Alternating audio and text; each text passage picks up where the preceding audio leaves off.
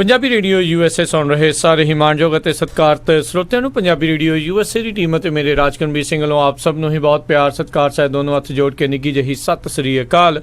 ਸਭ ਨੂੰ ਜੀਆਂ ਨੂੰ ਆਖਦੇ ਹਾਂ। ਸਰੋਤੇ ਪ੍ਰੋਗਰਾਮ ਲੈ ਕੇ ਹਾਜ਼ਰ ਹੋ ਚੁੱਕੇ ਹਾਂ। ਪ੍ਰੋਗਰਾਮ ਕੁਝ ਗੱਲਾਂ ਕੁਝ ਗੀਤ ਜਿਹੜਾ ਜੀ ਪ੍ਰੋਗਰਾਮ ਆ ਤੁਹਾਡੇ ਲਈ ਆਪਾਂ ਸੋਮਵਾਰ ਤੋਂ ਸ਼ੁੱਕਰਵਾਰ ਤੱਕ ਬਾਅਦ ਦੁਪਹਿਰ 12 ਵਜੇ ਤੋਂ ਜਿਹੜੇ ਜੀ 2 ਵਜੇ ਤੱਕ ਇਹ ਪ੍ਰੋਗਰਾਮ ਲੈ ਕੇ ਹਾਜ਼ਰ ਹੁੰਦੇ ਹਾਂ। ਅਤੇ ਮੇਰੇ ਨਾਲ ਜਿਹੜੇ ਜੀ ਇਸ ਪ੍ਰੋਗਰਾਮ ਦੇ ਮੇਜ਼ਬਾਨ ਜਿਹੜੇ ਜੀ ਉਹ ਵੀ ਇਸ ਟਾਈਮ ਜੁੜ ਚੁੱਕੇ ਨੇ।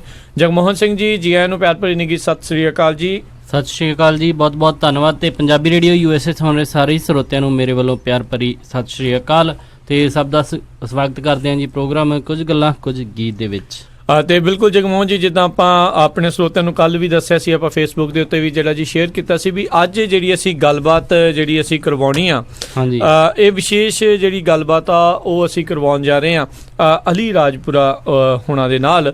ਸੋ ਉਹਨਾਂ ਦੇ ਬਾਰੇ ਜੇ ਆਪਾਂ ਦੱਸ ਜਾਈਏ ਵੀ ਇਹਨਾਂ ਨੇ ਇਸ ਤੋਂ ਪਹਿਲਾਂ ਇੱਕ ਗਾਇਕ ਤਾਂ ਚਲੋ ਆਪਾਂ ਕਹਿ ਸਕਦੇ ਵੀ, ਕਿਉਂਕਿ ਇੱਕ ਅੱਧਾ ਗੀਤ ਉਹਨਾਂ ਦਾ ਜ਼ਰੂਰ ਆਇਆ, ਪਰ ਉਹਨਾਂ ਦਾ ਜਿਹੜਾ ਮੇਨ ਕਹਿ ਲਓ ਵੀ ਕਿੱਤਾ, ਮੇਨ ਪੇਸ਼ਾ ਅਤੇ ਮੇਨ ਜਿਹੜਾ ਉਹਨਾਂ ਦਾ ਜਜ਼ਬਾ ਆ ਉਹ ਕਿਤਾਬਾਂ ਲਿਖਣ ਦੇ ਵੱਲ ਨੂੰ ਜਿਹੜਾ ਜੀ ਉਹ ਹੈਗਾ ਆ। ਅਤੇ ਉਹਨਾਂ ਨੇ ਇੱਕ ਬੜੀ ਹੀ ਜਿਹੜੀ ਕਹਿ ਲਓ ਵੀ ਸਫਲ ਕਿਤਾਬ ਵੱਡਾ ਘੱਲੂਘਾਰਾ 1762 ਸ਼ਹੀਦੀ ਸਾਕਾ ਜਿਹੜੇ ਆ ਜੀ ਉਹ ਜਿਹੜੇ ਜੀ ਆਪਣੀ ਕੌਮ ਦੇ ਨਾਮ ਜਿਹੜੀ ਜੀ ਕੀਤੀ ਹੋਈ ਆ।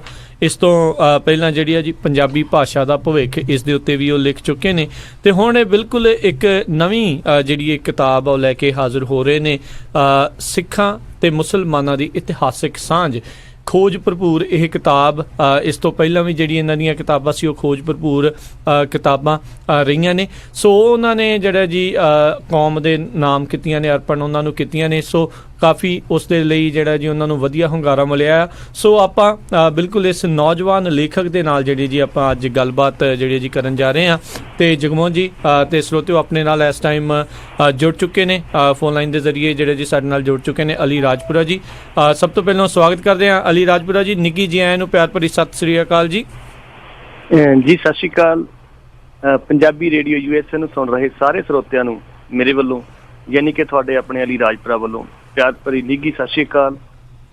ਹਾਂਜੀ ਜੀ ਅਲੀ ਜੀ, ਜੇ ਆਪਾਂ ਗੱਲਬਾਤ ਦਾ ਆਪਾਂ ਜੋ ਸਿਲਸਿਲਾ ਹੀ ਸ਼ੁਰੂ ਕਰੀਏ, ਅਕਸਰ ਆਪਾਂ ਜਗਮੋਹਨ ਜੀ ਆਪਾਂ ਜਿੱਦਾਂ ਦੇਖਦੇ ਹਾਂ ਵੀ ਲਿਖਣ ਦੇ ਵੱਲ ਨੂੰ ਆਪਣੇ ਕਹਿ ਲਓ ਵੀ ਨੌਜਵਾਨਾਂ ਦਾ ਜਿਹੜਾ ਆ ਉਹ ਸ਼ੌਂਕ ਥੋੜ੍ਹਾ ਘੱਟਦਾ ਵੀ ਜਾ ਰਿਹਾ ਹੈ। ਕਿਤੇ ਨਾ ਕਿਤੇ ਪੜ੍ਹਦੇ ਵੀ ਜਿਹੜੀਆਂ ਕਿਤਾਬਾਂ ਨੂੰ ਪੜ੍ਹਨ ਦਾ ਸ਼ੌਂਕ ਵੀ ਘੱਟ ਰਿਹਾ ਆ। ਪਰ ਤੁਹਾਡੀ ਉਮਰ ਵੀ ਅਜੇ ਕੁਛ ਖਾਸ ਨਹੀਂ, ਛੋਟੀ ਉਮਰ ਦੇ ਹੋ ਤੁਸੀਂ। ਅਤੇ ਤੁਹਾਡਾ ਜਿਹੜਾ ਇਹ ਜਜ਼ਬਾ ਕਦੋਂ ਤੁਹਾਨੂੰ ਲੱਗਾ ਵੀ ਹਾਂ ਮੈਂ ਕਿਤਾਬਾਂ ਲਿਖਣ ਦੇ ਵੱਲ ਨੂੰ ਇੱਕ ਲੇਖਕ ਦੇ ਤੌਰ ਦੇ ਵਜੋਂ ਇੱਕ ਆਪਣਾ ਕਰੀਅਰ ਜਿਹੜਾ ਆ ਉਹ ਬਣਾਉਣਾ ਆ? ਇਹ ਅਸਲ ਦੇ ਵਿੱਚ ਕੀ ਸੀ, ਜਦੋਂ ਮੈਂ 5ਵੀਂ 6ਵੀਂ ਦੇ ਵਿੱਚ ਪੜ੍ਹਦਾ ਸੀਗਾ, ਉਸ ਮੌਕੇ ਦੇ ਵਿੱਚ ਮੈਨੂੰ ਕੁਝ ਕਿਤਾਬਾਂ ਪੜ੍ਹਨ ਦਾ ਮੌਕਾ ਮਿਲਿਆ। ਇੱਕ ਮੈਨੂੰ ਉਹ ਸ਼ੁਰੂ ਤੋਂ ਹੀ ਸੀਗਾ ਆਦਤ ਜੀ, ਜਿਵੇਂ ਬੰਦੇ ਨੂੰ ਹੁੰਦੀ ਆ ਅਖਬਾਰ ਪੜ੍ਹਨ ਦੀ, ਜਾਂ ਕੋਈ ਚੀਜ਼ ਜਿਵੇਂ ਕੋਈ ਚੀਜ਼ ਹੱਥ ਲੱਗ ਗਈ ਬੰਦੇ ਨੇ ਪੜ੍ਹ ਲਈ ਜੀ, ਤਾਂ ਉੱਥੋਂ ਇੱਕ ਜਨੂਨ ਜਿਹਾ ਪੈਦਾ ਹੋ ਗਿਆ ਕਿ ਜਿਹੜੇ ਕਿਤਾਬਾਂ ਲਿਖਦੇ ਉਹ ਕਿੱਦਾਂ ਦੇ ਬੰਦੇ ਹੋਣਗੇ। ਇਹ ਮੇਰੀ ਆਪਦੀ ਸੀਗੀ। ਮੈਂ ਕਪਬੋਰਡ ਦੇ ਵਿੱਚ ਕਿਤਾਬ ਪਈ ਦੇਖੀ ਤਾਂ ਮੈਂ ਹੱਥ 'ਚ ਚੱਕ ਕੇ ਦੇਖ ਰਿਹਾ ਕਿ ਜਿਸ ਬੰਦੇ ਨੇ ਕਿਤਾਬ ਲਿਖੀ ਉਹ ਕਿੱਦਾਂ ਦਾ ਹੋਊਗਾ ਜੀ। ਤਾਂ ਮੈਨੂੰ ਨਹੀਂ ਸੀ ਪਤਾ ਕਿ ਮੇਰੀ ਜ਼ਿੰਦਗੀ ਨੇ ਜਾਂ ਮੇਰੇ ਖਿਆਲਾਂ ਨੇ ਜਾਂ ਮੇਰੀ ਸੋਚ ਨੇ ਇੱਧਰ ਨੂੰ ਪ੍ਰਵਾਜ਼ ਭਰਨੀ ਆ ਜੀ ਜੀ। ਤਾਂ ਉਸ ਮੌਕੇ ਦੇ ਉੱਤੇ ਜਦੋਂ ਮੈਂ ਥੋੜਾ ਜਿਹਾ ਅੱਗੇ ਗੁਜ਼ਰਿਆ, ਥੋੜੀ ਸੁਰਤ ਸੰਭਾਲੀ, ਉਸ ਮੌਕੇ ਦੇ ਉੱਤੇ ਮੈਨੂੰ ਤੁਕਬੰਦੀ ਕਰਨੀ ਮੇਰੇ ਅੰਦਰੋਂ ਨਿਕਲੀ, ਸ਼ਬਦ ਨਿਕਲੇ, ਉਹਨਾਂ ਨੇ ਕਵਿਤਾ ਦਾ ਰੂਪ ਲਿਆ। ਠੀਕ ਹੈ ਜੀ। ਕਵਿਤਾ ਦਾ ਰੂਪ ਲੈਣ ਦੇ ਨਾਲ ਇੱਕ ਬਿਲਕੁਲ ਉਸੇ ਸਮੇਂ ਦੌਰਾਨ ਮੇਰੇ ਅੰਦਰ ਸੀਗਾ ਕਿ ਯਾਰ ਮੈਂ ਗਾਇਕ ਬਣਨਾ। ਅੱਛਾ ਜੀ। ਕਵਿਤਾ ਸੀ, ਕਵਿਤਾ ਨੂੰ ਗੀਤ ਦੇ ਰੂਪ ਦੇ ਵਿੱਚ ਗਾਉਂਦਾ ਸੀ। ਮੇਰਾ ਇਹ ਹੋ ਗਿਆ ਕਿ ਮੈਂ ਗਾਇਕ ਬਣ ਜਾਣਾ। ਠੀਕ ਹੈ। ਤੇ ਜਦੋਂ ਅੱਗੇ ਵਕਤ ਨਿਕਲਦਾ ਚਲਿਆ ਗਿਆ, ਜਦੋਂ ਮੈਟ੍ਰਿਕ ਕਰਕੇ ਹਟਿਆ ਮੈਂ, ਉਸ ਸਮੇਂ ਦੇ ਦੌਰਾਨ ਮਤਲਬ ਮੇਰਾ ਸੀਗਾ ਜਨੂਨ ਕਿ ਮੈਂ ਲੇਖਕ ਬਣਨਾ, ਗਾਉਣ ਵਾਲਾ ਬਣਨਾ। ਤੇ ਮੇਰੇ ਫਾਦਰ ਸਾਹਿਬ ਸੀ ਜਿਹੜੇ, ਉਹ ਚਾਹੁੰਦੇ ਸੀ ਕਿ ਮੈਂ ਇਸ ਪਾਸੇ ਨਾ ਜਾਵਾਂ, ਮੈਂ ਕੋਈ ਏਦਾਂ ਦਾ ਸਾਧਨ ਕਰਾਂ, ਏਦਾਂ ਦਾ ਕੰਮ ਧੰਦਾ ਕਰਾਂ ਜਿਹਦੇ ਜ਼ਰੀਏ ਮੈਂ ਪਰਿਵਾਰ ਨੂੰ ਪਾਲ ਸਕਾਂ, ਆਪਦੀ ਜ਼ਿੰਦਗੀ ਨੂੰ, ਆਪਦੇ ਹਾਲਾਤਾਂ ਨੂੰ ਸੁਧਾਰ ਸਕਾਂ ਜੀ ਜੀ। ਘਰੇ ਵੀ ਕੋਈ ਏਦਾਂ ਦਾ ਮਾਹੌਲ ਨਹੀਂ ਸੀ। ਮੇਰੇ ਦਾਦਕੇ ਜਾਂ ਨਾਨਕੇ ਪਿੰਡ ਦੇ ਵਿੱਚ ਜਾਂ ਨੇੜੇ ਤੇੜੇ ਗੁਆਂਢ ਦੇ ਵਿੱਚ ਕਿ ਕੋਈ ਲੇਖ ਹੁੰਦਾ ਜਿਹਦੋਂ ਮੈਨੂੰ ਸੇਧ ਮਿਲਦੀ ਜਾਂ ਮੈਂ ਸਿੱਖਦਾ ਕੁਛ ਜੀ। ਪਰ ਉਹਨਾਂ ਸਮੇਂ ਦੇ ਦੌਰਾਨ ਮੇਰਾ ਪੰਜਾਬੀ ਸੱਭਿਆਚਾਰ ਦੇ ਬਾਬਾ ਬੋੜ ਸਰਦਾਰ ਜਗਦੇਵ ਸਿੰਘ ਜੱਸੋਵਾਲ ਸਾਹਿਬ ਦੇ ਨਾਲ ਖਤੋ ਖਤਾਬਤ ਮੇਰਾ ਰਾਬਤਾ ਹੋ ਗਿਆ, ਕਿਉਂਕਿ ਅਖਬਾਰਾਂ ਦੇ ਜ਼ਰੀਏ ਮੈਂ ਪੜ੍ਹਦਾ ਹੁੰਦਾ ਸੀ। ਮੇਰੀ ਉਹਨਾਂ ਦੇ ਨਾਲ ਵਾਕਫੀਅਤ ਹੋ ਗਈ। ਠੀਕ ਹੈ। ਉਸੇ ਜਦੋਂ ਮੈਟ੍ਰਿਕ ਕਰਕੇ ਹਟਿਆ, ਮੇਰੇ ਫਾਦਰ ਸਾਹਿਬ ਨੇ ਮੈਨੂੰ ਇੱਕ ਕਰਿਆਨੇ ਦੀ ਸ਼ਾਪ ਤੇ ਕੰਮ ਕਰਨ ਲਾਤਾ। ਅੱਛਾ ਜੀ। ਤੂੰ ਕੰਮ ਸਿੱਖ ਲੈ, ਤੈਨੂੰ ਕਦੇ ਦੁਕਾਨ ਕਰਾ ਦਾਂਗੇ, ਸ਼ਾਪ ਤੈਨੂੰ ਕਰਾ ਦਾਂਗੇ, ਤੂੰ ਆਪਦਾ ਕੰਮ ਰੋਟੀ ਕਰਦਾ ਹੋ ਜਾਏਗਾ, ਕਮਾਉਂਦਾ ਹੋ ਜਾਏਗਾ, ਪਰਿਵਾਰ ਪਾਲਦਾ ਹੋ ਜਾਏਗਾ। ਠੀਕ ਹੈ। ਮੈਂ ਫਾਦਰ ਸਾਹਿਬ ਦੀ ਗੱਲ ਤਾਂ ਮੰਨਣੀ ਏਦਾਂ ਸੀਗੀ ਕਿਉਂਕਿ ਮੇਰੇ ਅੰਦਰ ਜਨੂੰਨ ਸੀ ਕਿ ਮੈਂ ਕੁਝ ਪੜ੍ਹਨਾ ਤੇ ਪੜ੍ਹਨਾ। ਹਾਂਜੀ। ਤੇ ਮੈਂ ਫਾਦਰ ਸਾਹਿਬ ਦੇ ਤਰਲੇ ਕੱਢੇ, ਮੈਂ ਕਿਹਾ ਜੀ ਮੈਂ ਪੜ੍ਹਨਾ ਚਾਹੁੰਦਾ, ਕਿਉਂਕਿ ਮੇਥੋਂ ਪਹਿਲਾਂ ਮੇਰੇ ਵੱਡੇ ਭਾਈ ਸਾਹਿਬ ਸੀਗੇ ਜਿਹੜੇ ਉਹ ਪੜ੍ਹ ਹਟੇ ਸੀ। ਠੀਕ ਹੈ। ਮੇਰੇ ਫਾਦਰ ਸਾਹਿਬ ਕਹਿੰਦੇ ਵੀ ਦੇਖ ਉਹਨੂੰ ਪੜ੍ਹ ਕੇ ਨੌਕਰੀ ਨਹੀਂ ਲੱਭੀ, ਉਹਨੂੰ ਮਿਲੀ ਨਹੀਂ ਨੌਕਰੀ, ਦਰ ਦੀਆਂ ਠੋਕਰਾਂ ਖਾਂਦਾ ਵੀ ਤੂੰ ਕਿਉਂ ਚੱਕਰਾਂ 'ਚ ਪੈਣਾ, ਇਹ ਚੱਕਰ 'ਚ ਨਾ ਪੈ, ਤੂੰ ਏਦਾਂ ਕਰ, ਕੰਮ ਸਿੱਖ ਲੈ, ਕੰਮ ਸਿੱਖੇਂਗਾ ਕਿਤੇ ਤੈਨੂੰ ਕਰਾ ਦਾਂਗੇ। ਠੀਕ ਹੈ। ਮੇਰੇ ਅੰਦਰੋਂ ਇੱਕ ਜਿਵੇਂ ਬਾਲ ਮਾਨਸਿਕਤਾ ਸੀਗੀ, ਇੱਕ ਸਵਾਲ ਨਮੋ ਫੇਰ ਅੰਦਰੋਂ ਖੜਾ ਹੋਇਆ ਕਿ ਮਨਾ ਜਿਹੜਾ ਫਾਦਰ ਮੈਨੂੰ ਮੈਟ੍ਰਿਕ +2 ਨਹੀਂ ਕਰਾਉਂਦਾ, ਉਹ ਮੇਰਾ ਫਾਦਰ ਮੈਨੂੰ ਦੁਕਾਨ ਕਿਵੇਂ ਕਰਾ ਦੂ। ਜੀ ਜੀ ਜੀ ਠੀਕ ਹੈ। ਸਵਾਲ ਖੜੇ ਹੋ ਗਏ ਮਨ ਦੇ ਵਿੱਚ। ਮੈਂ ਫਾਦਰ ਸਾਹਿਬ ਮੈਨੂੰ ਇੱਕ ਸ਼ਾਪ ਤੇ ਲੈ ਕੇ, ਜਿੱਥੋਂ ਅਸੀਂ ਘਰ ਲਈ ਸਮਾਨ ਲੈ ਕੇ ਆਉਂਦੇ ਸੀਗੇ, ਕਹਿੰਦੇ ਸੇਠ ਜੀ ਸਾਡਾ ਮੁੰਡਾ, ਇਹਨੂੰ ਹਾਲੀ ਪਾ ਲਓ। ਅੱਛਾ ਜੀ। ਉਹ ਮੈਨੂੰ ਅੱਖਾਂ ਨਾਲ ਮੇਰੇ ਪੈਰਾਂ ਤੋਂ ਲੈ ਕੇ ਮੱਥੇ ਤੱਕ ਝਾਕ ਕੇ ਕਹਿੰਦੇ ਕੋਈ ਨਾ ਕਹਿੰਦੇ ਛੱਡ ਜਾ ਮੁੰਡੇ ਨੂੰ, ਕਹਿੰਦਾ ਮੈਂ ਗਿਣਵੇਂ ਦਿਨਾਂ 'ਚ ਟ੍ਰੈਂਡ ਕਰ ਦੂੰ। ਅੱਛਾ ਜੀ। ਠੀਕ ਹੈ। ਏਦਾਂ ਦਾ ਮਾਹੌਲ ਸੀ ਕਿਉਂਕਿ ਮੇਰੀਆਂ ਭਰੀਆਂ ਅੱਖਾਂ ਏਦਾਂ ਸੀ ਵੀ ਹੁਣ ਔਖਾ ਹੋ ਗਿਆ, ਏਦਾਂ ਮਹਿਸੂਸ ਹੋਣ ਲੱਗਿਆ। ਮੈਂ ਉੱਥੇ ਮੇਰੀ ਜਿਹੜੀ ਨੌਕਰੀ ਜਿਹੜੀ ਉੱਥੇ ਸੈੱਟ ਕੀਤੀ ਗਈ ਉਹ 400 ਰੁਪਈਆਂ ਦੇ ਵਿੱਚ ਸੈੱਟ ਹੋਈ ਕਿ 400 ਰੁਪਈਆ ਮਹੀਨਾ ਤੈਨੂੰ ਦਊਂਗਾ, ਪਰ ਜੇ ਤੂੰ ਕੰਮ ਵਧੀਆ ਕੀਤਾ, ਜੇ ਤੂੰ ਟਿਕ ਕੇ ਕੰਮ ਕਰੇਗਾ, ਠੀਕ ਹੈ ਜੀ, ਤੇਰੀ ਤਨਖਾਹ ਮੈਂ ਵਧਾ ਵੀ ਦਊਂਗਾ। ਠੀਕ ਹੈ ਜੀ। ਉਹਨੇ 5-7 ਦਿਨ ਤਾਂ ਮੈਨੂੰ ਸੋਹਣਾ ਮੋਹ ਜਾ ਕੀਤਾ, ਪਿਆਰ ਜਾ ਮੇਰੇ ਨਾਲ ਕੀਤਾ। ਜੀ ਜੀ। ਉਹਨੇ ਨੇੜੇ ਜੇ ਲਾ ਲਿਆ ਮੈਨੂੰ। ਠੀਕ ਹੈ। ਜਦੋਂ ਨੇੜੇ ਜੇ ਲੱਗਿਆ ਮੈਨੂੰ ਵੀ ਲੱਗਿਆ ਕਿ ਮੈਨੂੰ ਮੋਹ ਕਰਦਾ ਸੇਠ ਵਿਚਾਰਾ। ਮੈਂ ਜਦੋਂ ਕੋਈ ਚੀਜ਼ ਜਦੋਂ ਕੋਈ ਰਚਨਾ ਕਰਨੀ, ਕੋਈ ਚੀਜ਼ ਕਰਨੀ, ਲਿਖਣੀ, ਉਹਨਾਂ ਨਾਲ ਸਾਂਝੀ ਕਰਨੀ। ਅੱਛਾ ਜੀ। ਮੈਨੂੰ ਪੈਂਦੇ ਨੇ ਸਵਾਲ ਕਰਨਾ ਕਿ ਇਹਦਾ ਉਹੀ, ਕਿਉਂਕਿ ਅਗਲਾ ਉਹ ਬਿਜ਼ਨਸ ਮਾਈਂਡਡ, ਉਹਨਾਂ ਨੇ ਮੈਨੂੰ ਸਿੱਧਾ ਹੀ ਸਵਾਲ ਕਰਨਾ, ਇਹਦਾ ਕੀ ਮਿਲੂਗਾ। ਮੇਰੇ ਕੋਲੇ ਕੋਈ ਜਵਾਬ ਨਹੀਂ ਹੁੰਦਾ ਕਿਉਂਕਿ ਅਸੀਂ ਸਾਹਿਤ ਸਭਾਵਾਂ ਦੇ ਵਿੱਚ ਮੈਂ ਜਾਂਦਾ ਆਂਦਾ ਹੁੰਦਾ ਸੀ। ਸਾਹਿਤ ਸਭਾਵਾਂ ਦੇ ਵਿੱਚ ਚਾਹ ਵੀ ਪੱਲਿਓਂ ਪੀਣ ਵਾਲਾ ਮਾਹੌਲ ਹੁੰਦਾ ਜੀ। ਬਿਲਕੁਲ ਸਹੀ ਗੱਲ ਆ ਜੀ ਜੀ, ਸਹੀ ਗੱਲ ਆ। ਉਹਨਾਂ ਨੇ ਦੇਣਾ ਲੈਣਾ ਕੀ ਹੁੰਦਾ, ਅਗਲਾ ਕਹਿੰਦਾ ਮੇਰੀ ਕਵਿਤਾ ਸੁਣ ਲਓ, ਤੁਹਾਡੀ ਵਾਰੀ ਮੈਂ ਚੱਲਿਆ। ਜੀ ਜੀ ਜੀ ਜੀ। ਉੱਥੋਂ ਦਾ ਕੀ ਕੱਢਣ ਪਾਉਣ ਨੂੰ ਸੀਗਾ। ਜੀ ਜੀ। ਤੇ ਜਦੋਂ ਕੋਈ ਰਚਨਾ ਕਰਨੀ, ਮੈਨੂੰ ਏਦਾਂ ਹੀ ਸਵਾਲ ਕਰਨਾ। ਉੱਥੇ ਕਈ ਵਾਰੀ ਝਿੜਕਾਂ ਵੀ ਪੈਂਦੀਆਂ ਰਹੀਆਂ। ਰੀਜ਼ਨ ਇਹ ਹੁੰਦਾ ਸੀਗਾ ਕਿ ਜਦੋਂ ਅਖਬਾਰ ਦੇ ਜਿਹੜੇ ਸਮਾਨ ਪਾਉਂਦੇ ਹੁੰਦੇ ਸੀ ਅਸੀਂ, ਤੇ ਜੇ ਕੋਈ ਚੀਜ਼ ਉੱਥੇ ਪੜ੍ਹਨ ਵਾਲੀ ਲੱਗਣੀ, ਮੈਂ ਉਹਨੂੰ ਗ੍ਰਾਹਕ ਸੀ ਜਿਹੜਾ ਉਹ ਖੜਿਆ ਦੇਖ ਰਿਹਾ ਵੀ ਇਹ ਤੋਲ ਕੇ ਕੰਡੇ ਚੋਂ ਪਾ ਕੇ ਦਊਗਾ ਮੈਨੂੰ, ਮੈਂ ਅਖਬਾਰ ਦੇ ਵੱਲ ਧਿਆਨ ਹੁੰਦਾ ਮੇਰਾ, ਸੇਠ ਮੇਰੇ ਮੂੰਹ ਨਹੀਂ ਦਿਖਦਾ। 1-2 ਵਾਰੀ ਝਿੜਕਾਂ ਵੀ ਪਈਆਂ, ਉਹਨੇ ਥੱਪੜ ਵੀ ਮਾਰੇ ਮੇਰੇ ਵਿਚਾਰੇ ਨੇ। ਅੱਛਾ ਜੀ। ਹੈ ਨਾ, ਮਾਹੌਲ ਸੀ। ਚਲੋ ਮੈਂ ਉਹਨਾਂ ਕੋਲ ਸਿੱਖ ਰਿਹਾ ਸੀ, ਉਹਨਾਂ ਦਾ ਗੁਰ ਦੇਣਾ ਫਰਜ਼ ਸੀ, ਫਰਜ਼ ਸੀ ਉਹਨਾਂ ਦਾ, ਮੇਰਾ ਖਾਣਾ ਫਰਜ਼ ਬਣ ਗਿਆ। ਤੇ ਜਦੋਂ ਏਦਾਂ ਮਾਹੌਲ ਹੁੰਦਾ ਚਲੇਗਾ, 2-3 ਮਹੀਨੇ ਕੱਟਣ ਤੋਂ ਬਾਅਦ ਜਦੋਂ ਮੈਨੂੰ ਤਨਖਾਹ ਮਿਲਣੀ, ਉਹ ਮੇਰੇ ਫਾਦਰ ਸਾਹਿਬ ਨੇ ਫੜ ਲੈਣੀ। ਜਿਹੜੀ ਡੱਬੀ 'ਚ ਮੈਂ ਰੋਟੀ ਲੈ ਕੇ ਆਉਂਦਾ ਸੀ, ਉਹ ਖਾਲੀ ਡੱਬੀ ਮੇਰੇ ਹੱਥ ਹੁੰਦੀ ਸੀ ਸ਼ਾਮ ਨੂੰ ਮੁੜਦੇ ਦੇ ਵਾਪਸੀ ਤੇ। ਠੀਕ ਹੈ। ਤਾਂ ਉਦੋਂ ਜਦੋਂ ਮੈਂ ਲੱਗਣ ਲੱਗਿਆ, ਮੈਨੂੰ ਸੇਠ ਵੀ ਝਿੜਕਾਂ ਪੈਂਦੀਆਂ ਉੱਥੇ, ਉਹਦੀ ਨਿੱਕੀ ਗੱਲ ਤੇ ਟੋਕਾ ਟਾਕੀ ਹੋਣੀ ਸ਼ੁਰੂ ਹੋ ਗਈ। ਮੈਨੂੰ ਲੱਗਿਆ ਕਿ ਮਨਾ ਮੇਰਿਆ, ਜੇ ਲੇਖ ਤੇ ਗਾਉਣ ਵਾਲਾ ਬਣਨਾ, ਇਹ 4 ਦੀਵਾਰੀ ਦੇ ਵਿੱਚ ਰਹਿ ਕੇ ਤਾਂ ਬਣਿਆ ਨਹੀਂ ਜਾਣਾ, ਤੇ ਇਧਰ ਹੀ ਤਾਂ ਤੈਨੂੰ ਪੰਛੀ ਬਣਨਾ ਪੈਣਾ, ਪਹਿਲਾਂ ਉਡਾਰੀ ਮਾਰਨੀ ਪੈਣੀ ਆ, ਕਿਉਂਕਿ ਖੁੱਲਾ ਅਸਮਾਨ ਚਾਹੀਦਾ ਤੈਨੂੰ ਉਡਣ ਲਈ। ਮੈਂ ਕੀ ਕੀਤਾ, ਜਦੋਂ ਮੈਨੂੰ 8-9 ਮਹੀਨੇ ਔਖੇ ਸੌਖੇ ਮੈਂ ਕੱਢੇ, ਜਦੋਂ 9ਵਾਂ ਮਹੀਨਾ ਜਾ ਰਿਹਾ ਸੀ, ਮੇਰੇ ਮਨ 'ਚ ਉਦਾਂ ਹੀ ਮੈਂ ਜਸਵਾਲ ਸਾਹਿਬ ਨੂੰ ਚਿੱਠੀ ਲਿਖੀ। ਮੈਂ ਕਿਹਾ ਜੀ ਮੈਂ ਤੁਹਾਡੇ ਕੋਲੇ ਆਉਣਾ ਚਾਹੁੰਦਾ। ਅੱਛਾ ਜੀ। ਚਿੱਠੀ ਤਾਂ ਮੈਂ ਲਿਖਤੀ ਉਹਨਾਂ ਨੂੰ ਜੀ। ਚਿੱਠੀ ਲਿਖਣ ਦੇ ਨਾਲ ਮੈਂ ਸੇਠ ਨੂੰ ਕਿਹਾ, ਮੈਂ ਕਿਹਾ ਜੀ ਸਾਡੇ ਹੋ ਗਈ ਮਰਗ, ਮੈਨੂੰ 50 ਰੁਪਏ ਆਧਾਰੇ ਦੇ ਦਿਓ, ਬਾਪੂ ਨੇ ਘਰੇ ਮੰਗਾਇਆ। ਅੱਛਾ ਜੀ। ਠੀਕ ਹੈ। ਉਹਨਾਂ ਤੋਂ 50 ਰੁਪਏ ਫੜੇ ਵੇ, 16 ਰੁਪਏ ਦੀਆਂ ਚੱਪਲਾਂ ਲਈਆਂ ਵੀ ਜੀ ਜੀ। 34 ਰੁਪਏ ਜੇਬ 'ਚ ਪਾ ਕੇ ਰਾਜਪੁਰੇ ਗਗਨ ਚੌਂਕ ਤੋਂ ਸਿੱਧਾ ਲੁਧਿਆਣੇ ਵੜ ਗਿਆ। ਘਰੇ ਵੀ ਨਹੀਂ ਦੱਸਿਆ। ਅੱਛਾ ਜੀ। ਕੋਲੇ ਵੀ ਝੂਠ ਬੋਲ ਕੇ ਗਿਆ। ਠੀਕ ਹੈ। ਜਦੋਂ ਜਸਵਾਲ ਸਾਹਿਬ ਕੋਲੇ ਪਹੁੰਚਿਆ, ਉਹਨਾਂ ਨੇ ਮੈਨੂੰ ਪੈਂਦਿਆਂ ਨੇ ਪੁੱਛਿਆ, ਕਾਕਾ ਕਰਨ ਕੀ ਆਇਆ? ਮੈਂ ਕਿਹਾ ਜੀ ਕੁਛ ਬਣਨਾ ਆ। ਅੱਛਾ ਜੀ। ਕਹਿੰਦੇ ਬਣ ਤਾਂ ਠੀਕ ਹੈ ਤੇਰੀ ਗੱਲ, ਪਰ ਬਣਨ ਦੇ ਲਈ ਬੰਦੇ ਨੂੰ ਜਨੂਨੀ ਹੋਣਾ ਪੈਂਦਾ। ਜਨੂਨ ਤਾਂ ਦਿਖਾਤਾ।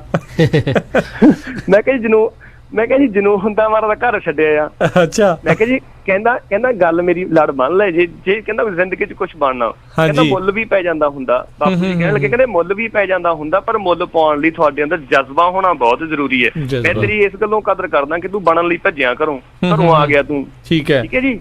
ਪਰ ਇਹ ਨਾ ਹੋਵੇ ਤੂੰ 2-4 ਸਾਲ 5-7 ਸਾਲ ਗਾਲ ਕੇ ਵਾਪਸ ਮੁੜੇ, ਜਦੋਂ ਤੇਰੇ ਜਿਹੜਾ ਗੋਲਡਨ ਪੀਰੀਅਡ ਆ ਤੇਰੇ ਹੱਥੋਂ ਉਹ ਵੀ ਲੰਘ ਜਾਵੇ, ਤੇ ਇੱਥੋਂ ਵੀ ਤੇਰੇ ਹੱਥ ਪੱਲੇ ਨਾ ਕੁਛ ਪਵੇ। ਠੀਕ ਹੈ। ਵੀ ਮੂਹਰੇ ਹੁਣ ਤੇਰੀ ਕੰਡੀਸ਼ਨ ਉਹ ਹੋਈ ਆ, ਮੂਹਰੇ ਖੂਹ ਤੇ ਪਿੱਛੇ ਖਾਈ ਹੈ, ਦੇਖ ਲੈ ਕੀ ਕਰਨਾ ਕਿੱਧਰ ਨੂੰ ਜਾਣਾ, ਪਿੱਛੇ ਮੁੜੇਗਾ ਤਾਂ ਵੀ ਖਤਮ ਹੈ, ਅੱਗੇ ਨਹੀਂ ਮਿਹਨਤ ਕਰੇਗਾ ਅੱਗੇ ਖਾਈ ਹੈ। ਤੇ ਫਿਰ ਤੁਸੀਂ ਕੀ ਉਦੋਂ ਸੋਚਿਆ, ਕੀ ਕੀਤਾ ਫਿਰ ਤੁਸੀਂ? ਉਦੋਂ ਮੈਂ ਕਿਹਾ ਬਾਪੂ ਜੀ ਕੁਛ ਵੀ ਹੋ ਜੇ, ਮੈਂ ਕੁਛ ਨਾ ਕੁਛ ਬਣਨਾ ਚਾਹੁੰਦਾ, ਤੁਸੀਂ ਮੇਰੀ ਹੈਲਪ ਕਰੋ, ਮੇਰਾ ਤਰਲਾ ਤੁਹਾਡੇ ਅੱਗੇ।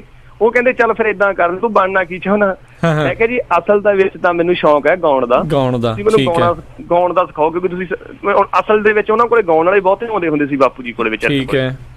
ਉਹਨਾਂ ਨੇ ਮੈਨੂੰ ਸ਼੍ਰੋਮਣੀ ਕਮਿਸ਼ਨਰ ਕਰਨੈਲ ਸਿੰਘ ਪਾਰਸਰਾਮੜੀਆ ਸਾਹਿਬ ਦੇ ਲੜ ਲਾਤਾ, ਉਹਨਾਂ ਦਾ ਚੇਲਾ ਪਾਇਆ ਮੈਨੂੰ ਵਿਚਾਰਿਆਂ ਨੇ। ਉੱਥੇ ਚੇਲਾ ਪੈ ਕੇ ਜਦੋਂ ਮੈਂ ਸੁਣਨਾ, ਉੱਥੇ ਗੱਲਾਂ ਹੋਣੀਆਂ, ਮਿਊਜ਼ਿਕ ਦੀਆਂ ਗੱਲਾਂ ਹੋਣੀਆਂ, ਵੀਡੀਓਜ਼ ਦੀਆਂ ਗੱਲਾਂ ਹੋਣੀਆਂ, ਲੱਖਾਂ 'ਚ ਕੰਮ ਹੈ। ਮੈਨੂੰ ਲੱਗਿਆ ਮਨਾ ਮੇਰੇ ਆਹ ਤਾਂ ਕੰਮ ਬਹੁਤ ਔਖਾ ਭਾਰਾ ਜਾ, ਇਹਦੇ ਤੇ ਪੈਸੇ ਚਾਹੀਦੇ ਨੇ, ਪੈਸੇ ਮੇਰੇ ਕੋਲ ਤਾਂ ਕੱਪੜੇ ਲੈਣ ਨੂੰ ਨਹੀਂ, ਚੱਪਲਾਂ ਲੈਣ ਨੂੰ ਨਹੀਂ ਹੈਗੇ। ਮੈਂ ਕਿਹਾ ਮਨਾ ਆਹ ਤਾਂ ਔਖਾ ਕੰਮ ਹੈ, ਆਹ ਨਹੀਂ ਮੇਰੇ ਤੋਂ, ਹੁਣ ਆਪਾਂ ਲਿਖਣ ਵਾਲਾ ਕੰਮ ਫੜਦੇ ਹਾਂ। ਪਹਿਲੀ ਕਿਤਾਬ ਛਪਾਈ ਪੋਇਟਰੀ ਦੀ। ਉਸ ਤੋਂ ਪਹਿਲਾਂ ਮੇਰੇ ਲਘੂ ਨਾਵਲ ਸੀ, ਨਿੱਕੇ ਨਿੱਕੇ ਜੇ ਸੈਂਪਲਰ ਟਾਈਪ ਜੇ ਸੀ, ਛੋਟੇ। ਉਸ ਤੋਂ ਬਾਅਦ ਜਦੋਂ ਮੈਂ ਪੋਇਟਰੀ ਦੀ ਕਿਤਾਬ ਛਪਾਈ, ਮੈਂ ਪੋਇਟਰੀ ਦੀ ਕਿਤਾਬ ਦੀ ਭੂਮਿਕਾ ਲਿਖਾਉਣ ਦੇ ਲਈ ਬਹੁਤ ਵੱਡੇ ਵੱਡੇ ਲੇਖਕਾਂ ਕੋਲੇ ਗਿਆ। ਕੋਈ ਲੇਖਕ ਨਹੀਂ ਸੀ ਰਾਜੀ ਹੋਇਆ, ਕਿਉਂਕਿ ਉਦੋਂ ਏਦਾਂ ਸੀਗਾ, ਕਿਉਂਕਿ ਤਾਂ ਉਮਰ ਦੇ ਹਿਸਾਬ ਦੇ ਨਾਲ ਛੋਟਾ ਸੀ, ਅਗਲਾ ਕਹਿੰਦਾ ਕੀ ਲਿਖਿਆ ਹੋਵੇ। ਕਿੰਨੀ ਕੁ ਉਮਰ ਸੀਗੀ ਉਸ ਟਾਈਮ ਜਦੋਂ ਪਹਿਲੀ ਤੁਸੀਂ ਆਪਣੀ ਕਵਿਤਾਵਾਂ ਦੀ ਪੇਸ਼ ਕੀਤੀ? 16 ਸਾਲ ਸੀ ਜੀ ਉਦੋਂ, ਸਿਰਫ ਮੈਂ 16 ਸਾਲ ਜੀ। ਠੀਕ ਹੈ। ਉਸ ਮੌਕੇ ਦੇ ਵਿੱਚ ਕੀ ਹੋਇਆ, ਜਦੋਂ ਮੈਂ ਲੇਖਕਾਂ ਕੋਲੇ ਜਾਣਾ, ਮੈਨੂੰ ਕਿਸੇ ਨੇ ਪੱਲਾ ਨਹੀਂ ਫੜਾਉਣਾ, 4 ਦਿਨ ਅਗਲੇ ਨੇ ਕੰਮ ਕਰਾਉਣਾ, 5ਵੇਂ ਦਿਨ ਕਹਿਣਾ ਵੀ ਨਾ ਕਾਕਾ ਵਿਚਾਰ ਕਰਦੇ ਆ, ਤੂੰ ਰੱਖ ਜਾ ਖਰੜੇ ਨੂੰ। ਦੋਵਾਂ ਕੋਲੇ ਮੇਰਾ ਫੋਟੋ ਸਟੇਟ ਖਰੜਾ ਪਿਆ ਰਿਹਾ। ਤੇ ਅੰਤ ਨੂੰ ਤੰਤ ਕੀ ਹੋਇਆ, ਔਖਾ ਜਿਹਾ ਕੁੱਟ ਭਰ ਕੇ ਮੈਂ ਡਾਕਟਰ ਸਤੀਸ਼ ਕੁਮਾਰ ਵਰਮਾ ਜੀ ਨਾਲ ਗੱਲ ਕੀਤੀ। ਅੱਛਾ ਜੀ। ਉਹਨਾਂ ਨੇ ਵਿਚਾਰਿਆਂ ਨੇ ਮੇਰੇ ਸਿਰ ਤੇ ਹੱਥ ਧਰਿਆ, ਹਾਮੀ ਭਰੀ। ਡਾਕਟਰ ਭਗਵੰਤ ਸਿੰਘ ਮੰਗਵਾਲ ਜੀ ਉਹਨਾਂ ਨੇ, ਡਾਕਟਰ ਹਰਜੀਤ ਸਿੰਘ ਸੱਧਰ ਜੀ ਉਹਨਾਂ ਨੇ ਕੀ ਕੀਤਾ, ਕਿਤਾਬ ਦੀ ਭੂਮਿਕਾ ਲਿਖੀ, ਕਿਤਾਬ ਛਪ ਗਈ।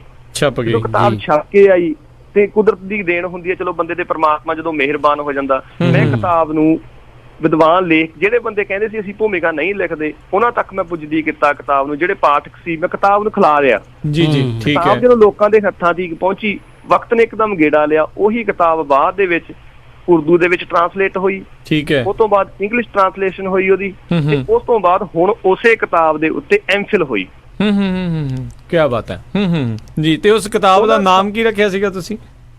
ਹਿਜਰ ਤੈਨੜਾ। ਪੋਇਟਰੀ ਸੀ, ਜਿਵੇਂ ਬਿਰਹਾ ਦੇ ਨਾਲ ਸੰਬੰਧਿਤ ਸੀ ਕਿਤਾਬ, ਹਿਜਰ ਦੇ ਨਾਲ ਸੰਬੰਧਿਤ ਸੀ। ਤੇ ਜਦੋਂ ਉਹਨਾਂ ਦਿਨਾਂ ਦੇ ਵਿੱਚ ਹੀ ਆਪਣੇ ਕਲੀਆਂ ਦੇ ਬਾਦਸ਼ਾਹ, ਲੋਕ ਕਥਾਵਾਂ ਦੇ ਬਾਦਸ਼ਾਹ ਜਨਾਬ ਸ਼੍ਰੀ ਕੁਲਦੀਪ ਮਾਣਕ ਸਾਹਿਬ ਦਾ ਆਪਣੇ ਬਾਪੂ ਪਾਰ ਸਾਹਿਬ ਕੋਲੇ ਬਹੁਤ ਆਣ ਜਾਣ ਸੀ। ਜਦੋਂ ਮੈਂ ਨੇੜੇ ਤੇੜੇ ਉਹ ਬਾਪੂ ਜੀ ਕੋਲੇ ਜਦੋਂ ਵੀ ਉਹਨਾਂ ਨੇ ਆਉਣਾ, ਮੈਂ ਬੜੇ ਨੇੜਿਓਂ ਦੇਖਣ ਦਾ ਮੌਕਾ ਮਿਲਿਆ ਮੈਨੂੰ ਉਹਨਾਂ ਨੂੰ, ਮਾਣਕ ਹੋਣਾ ਨੂੰ। ਮੈਨੂੰ ਲੱਗਿਆ ਕਿ ਇਹ ਜਿਹੜਾ ਸ਼ਖਸ ਹੈ, ਇਹ ਬਹੁਤ ਵੱਡਾ ਇੱਕ ਆਪਣੇ ਆਪ ਦੇ ਵਿੱਚ ਸੰਗੀਤਕ ਲਾਇਬ੍ਰੇਰੀ ਹੈ। ਕਿ ਇਸ ਬੰਦੇ ਬਾਰੇ ਜੇਕਰ ਮੈਂ ਕੰਮ ਕੀਤਾ, ਉਹੀ ਬਾਣੀਆਂ ਮੱਤ ਦਿਮਾਗ 'ਚ ਆ ਗਈ।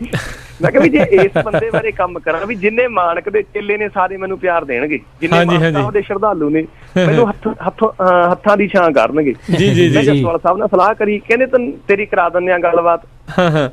ਮੈਂ ਕਿਹਾ ਜੀ ਮੈਂ ਕੰਮ ਕਰਨਾ ਚਾਹੁੰਦਾ, ਵੀ ਮੈਂ ਇਹਨਾਂ ਦੀ ਜੀਵਨੀ ਲਿਖਣਾ ਚਾਹੁੰਦਾ। ਠੀਕ ਹੈ। ਮੈਂ ਪਹਿਲਾਂ 2-4 ਦਿਨ ਤੱਕ ਇਕੱਲਾ ਹੀ ਗੇੜੇ ਜੇ ਮਾਰੇ, ਕਿਸੇ ਨੇ ਪੱਲਾ ਨਹੀਂ ਫੜਾਇਆ। ਉੱਥੇ ਤੁਹਾਨੂੰ ਪਤਾ ਹੀ ਹੈ ਜੀ, ਮੁਰਲੇ ਬੰਦੇ ਨਹੀਂ ਲੱਗਣ ਦਿੰਦੇ ਹੁੰਦੇ ਨੇੜੇ। ਉੱਥੇ ਵੀ ਉਹੀ ਥੋੜਾ ਜਿਹਾ ਚਲੋ ਬੰਦੇ ਅੰਦਰ ਹੁੰਦਾ ਸੀ, ਜਨੂਨ ਸੀ।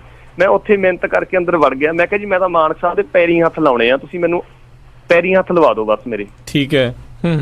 ਜਦੋਂ ਮੇਰੇ ਕੋਲ ਆਏ ਮਾਨਕ ਸਾਹਿਬ, ਮੈਂ ਬੇਨਤੀ ਕੀਤੀ, ਮੈਂ ਕਿਹਾ ਜੀ ਮੈਂ ਤੁਹਾਡੇ ਜੀਵਨ ਤੇ ਕਿਤਾਬ ਲਿਖਣੀ ਚਾਹੁੰਦਾ, ਤੁਸੀਂ ਮੈਨੂੰ ਮੌਕਾ ਦਿਓ। ਠੀਕ ਹੈ ਜੀ, ਮੈਂ ਤੁਹਾਤੋਂ ਕੁਛ ਨਹੀਂ ਲੈਣਾ, ਕੁਛ ਨਹੀਂ ਦੇਣਾ ਤੁਹਾਨੂੰ। ਉਹ ਕਹਿੰਦੇ ਮੈਨੂੰ ਕੀ ਫਾਇਦਾ ਹੋਊਗਾ? ਮੈਂ ਕਿਹਾ ਜੀ ਤੁਹਾਨੂੰ, ਮੈਂ ਕਿਹਾ ਸ਼੍ਰੋਮਣੀ ਅਵਾਰਡ ਮਿਲੂਗਾ ਜਿਹਦੇ ਚ 5 ਲੱਖ ਰੁਪਈਆ ਹੁੰਦਾ। ਅੱਛਾ ਜੀ। ਉਹ ਕਹਿੰਦੇ ਮੈਨੂੰ ਹੱਸਣ ਲੱਗੇ ਮੇਰੇ ਨਾਲ ਪਹਿਲਾਂ, ਕਿਉਂਕਿ ਉਹਨਾਂ ਦਾ ਪਹਿਲਾ ਸਵਾਲ ਇਹ ਸੀ ਨਾ ਕਿ ਮੈਨੂੰ ਦੱਸ ਕੀ ਫਾਇਦਾ ਹੋਊਗਾ ਕਿਤਾਬ ਲਿਖਣ ਦਾ। ਮੈਂ ਕਿਹਾ ਜੀ ਫਾਇਦਾ ਤੁਹਾਡਾ 5 ਲੱਖ ਦਾ। ਅੱਛਾ ਜੀ। ਕਹਿੰਦੇ ਫੇਰ ਠੀਕ ਹੈ, ਕਹਿੰਦੇ ਫਿਰ ਲਿਖ ਲੈ। ਮੈਂ ਕਿਤਾਬ ਲਿਖਣ ਦਾ ਸੋ ਇਹ ਕਈ ਵਾਰੀ ਏਦਾਂ ਦੇ ਤਰੀਕੇ ਹੈ ਵਰਤਣੇ ਪੈਂਦੇ ਰਹਿੰਦੇ ਨੇ ਜੀ। ਕਿਉਂਕਿ ਅਸਲ ਦੇ ਸੁਪਨਾ ਸੀ ਵੀ ਜ਼ਿੰਦਗੀ ਚ ਬਣਨਾ ਕੁਛ। ਉਹ ਜਦੋਂ ਮਾਨਕ ਸਾਹਿਬ ਦੇ ਨੇੜੇ ਹੋਇਆ, ਕਿਤੇ ਤਾਂ ਉਹ ਮਾਹੌਲ ਸੀ ਕਿ ਮੈਨੂੰ ਗੇਟ ਐਂਟਰੀ ਨਹੀਂ ਸੀ ਹੋਣ ਦਿੱਤੀ ਜਾ ਰਹੀ। ਏਦਾਂ ਦਾ ਵਕਤ ਹੈ ਜਦੋਂ ਮਾਨਕ ਸਾਹਿਬ ਨੇ ਮੈਨੂੰ ਪੁੱਤ ਦੇ ਬਰਾਬਰ ਸਮਝਿਆ। ਉਸ ਪਰਿਵਾਰ ਨੇ ਮੇਰੀ ਇੰਨੀ ਇੱਜ਼ਤ ਦਿੱਤੀ, ਮੈਨੂੰ ਮੇਰੇ ਸਿਰ ਤੇ ਹੱਥ ਧਰਿਆ।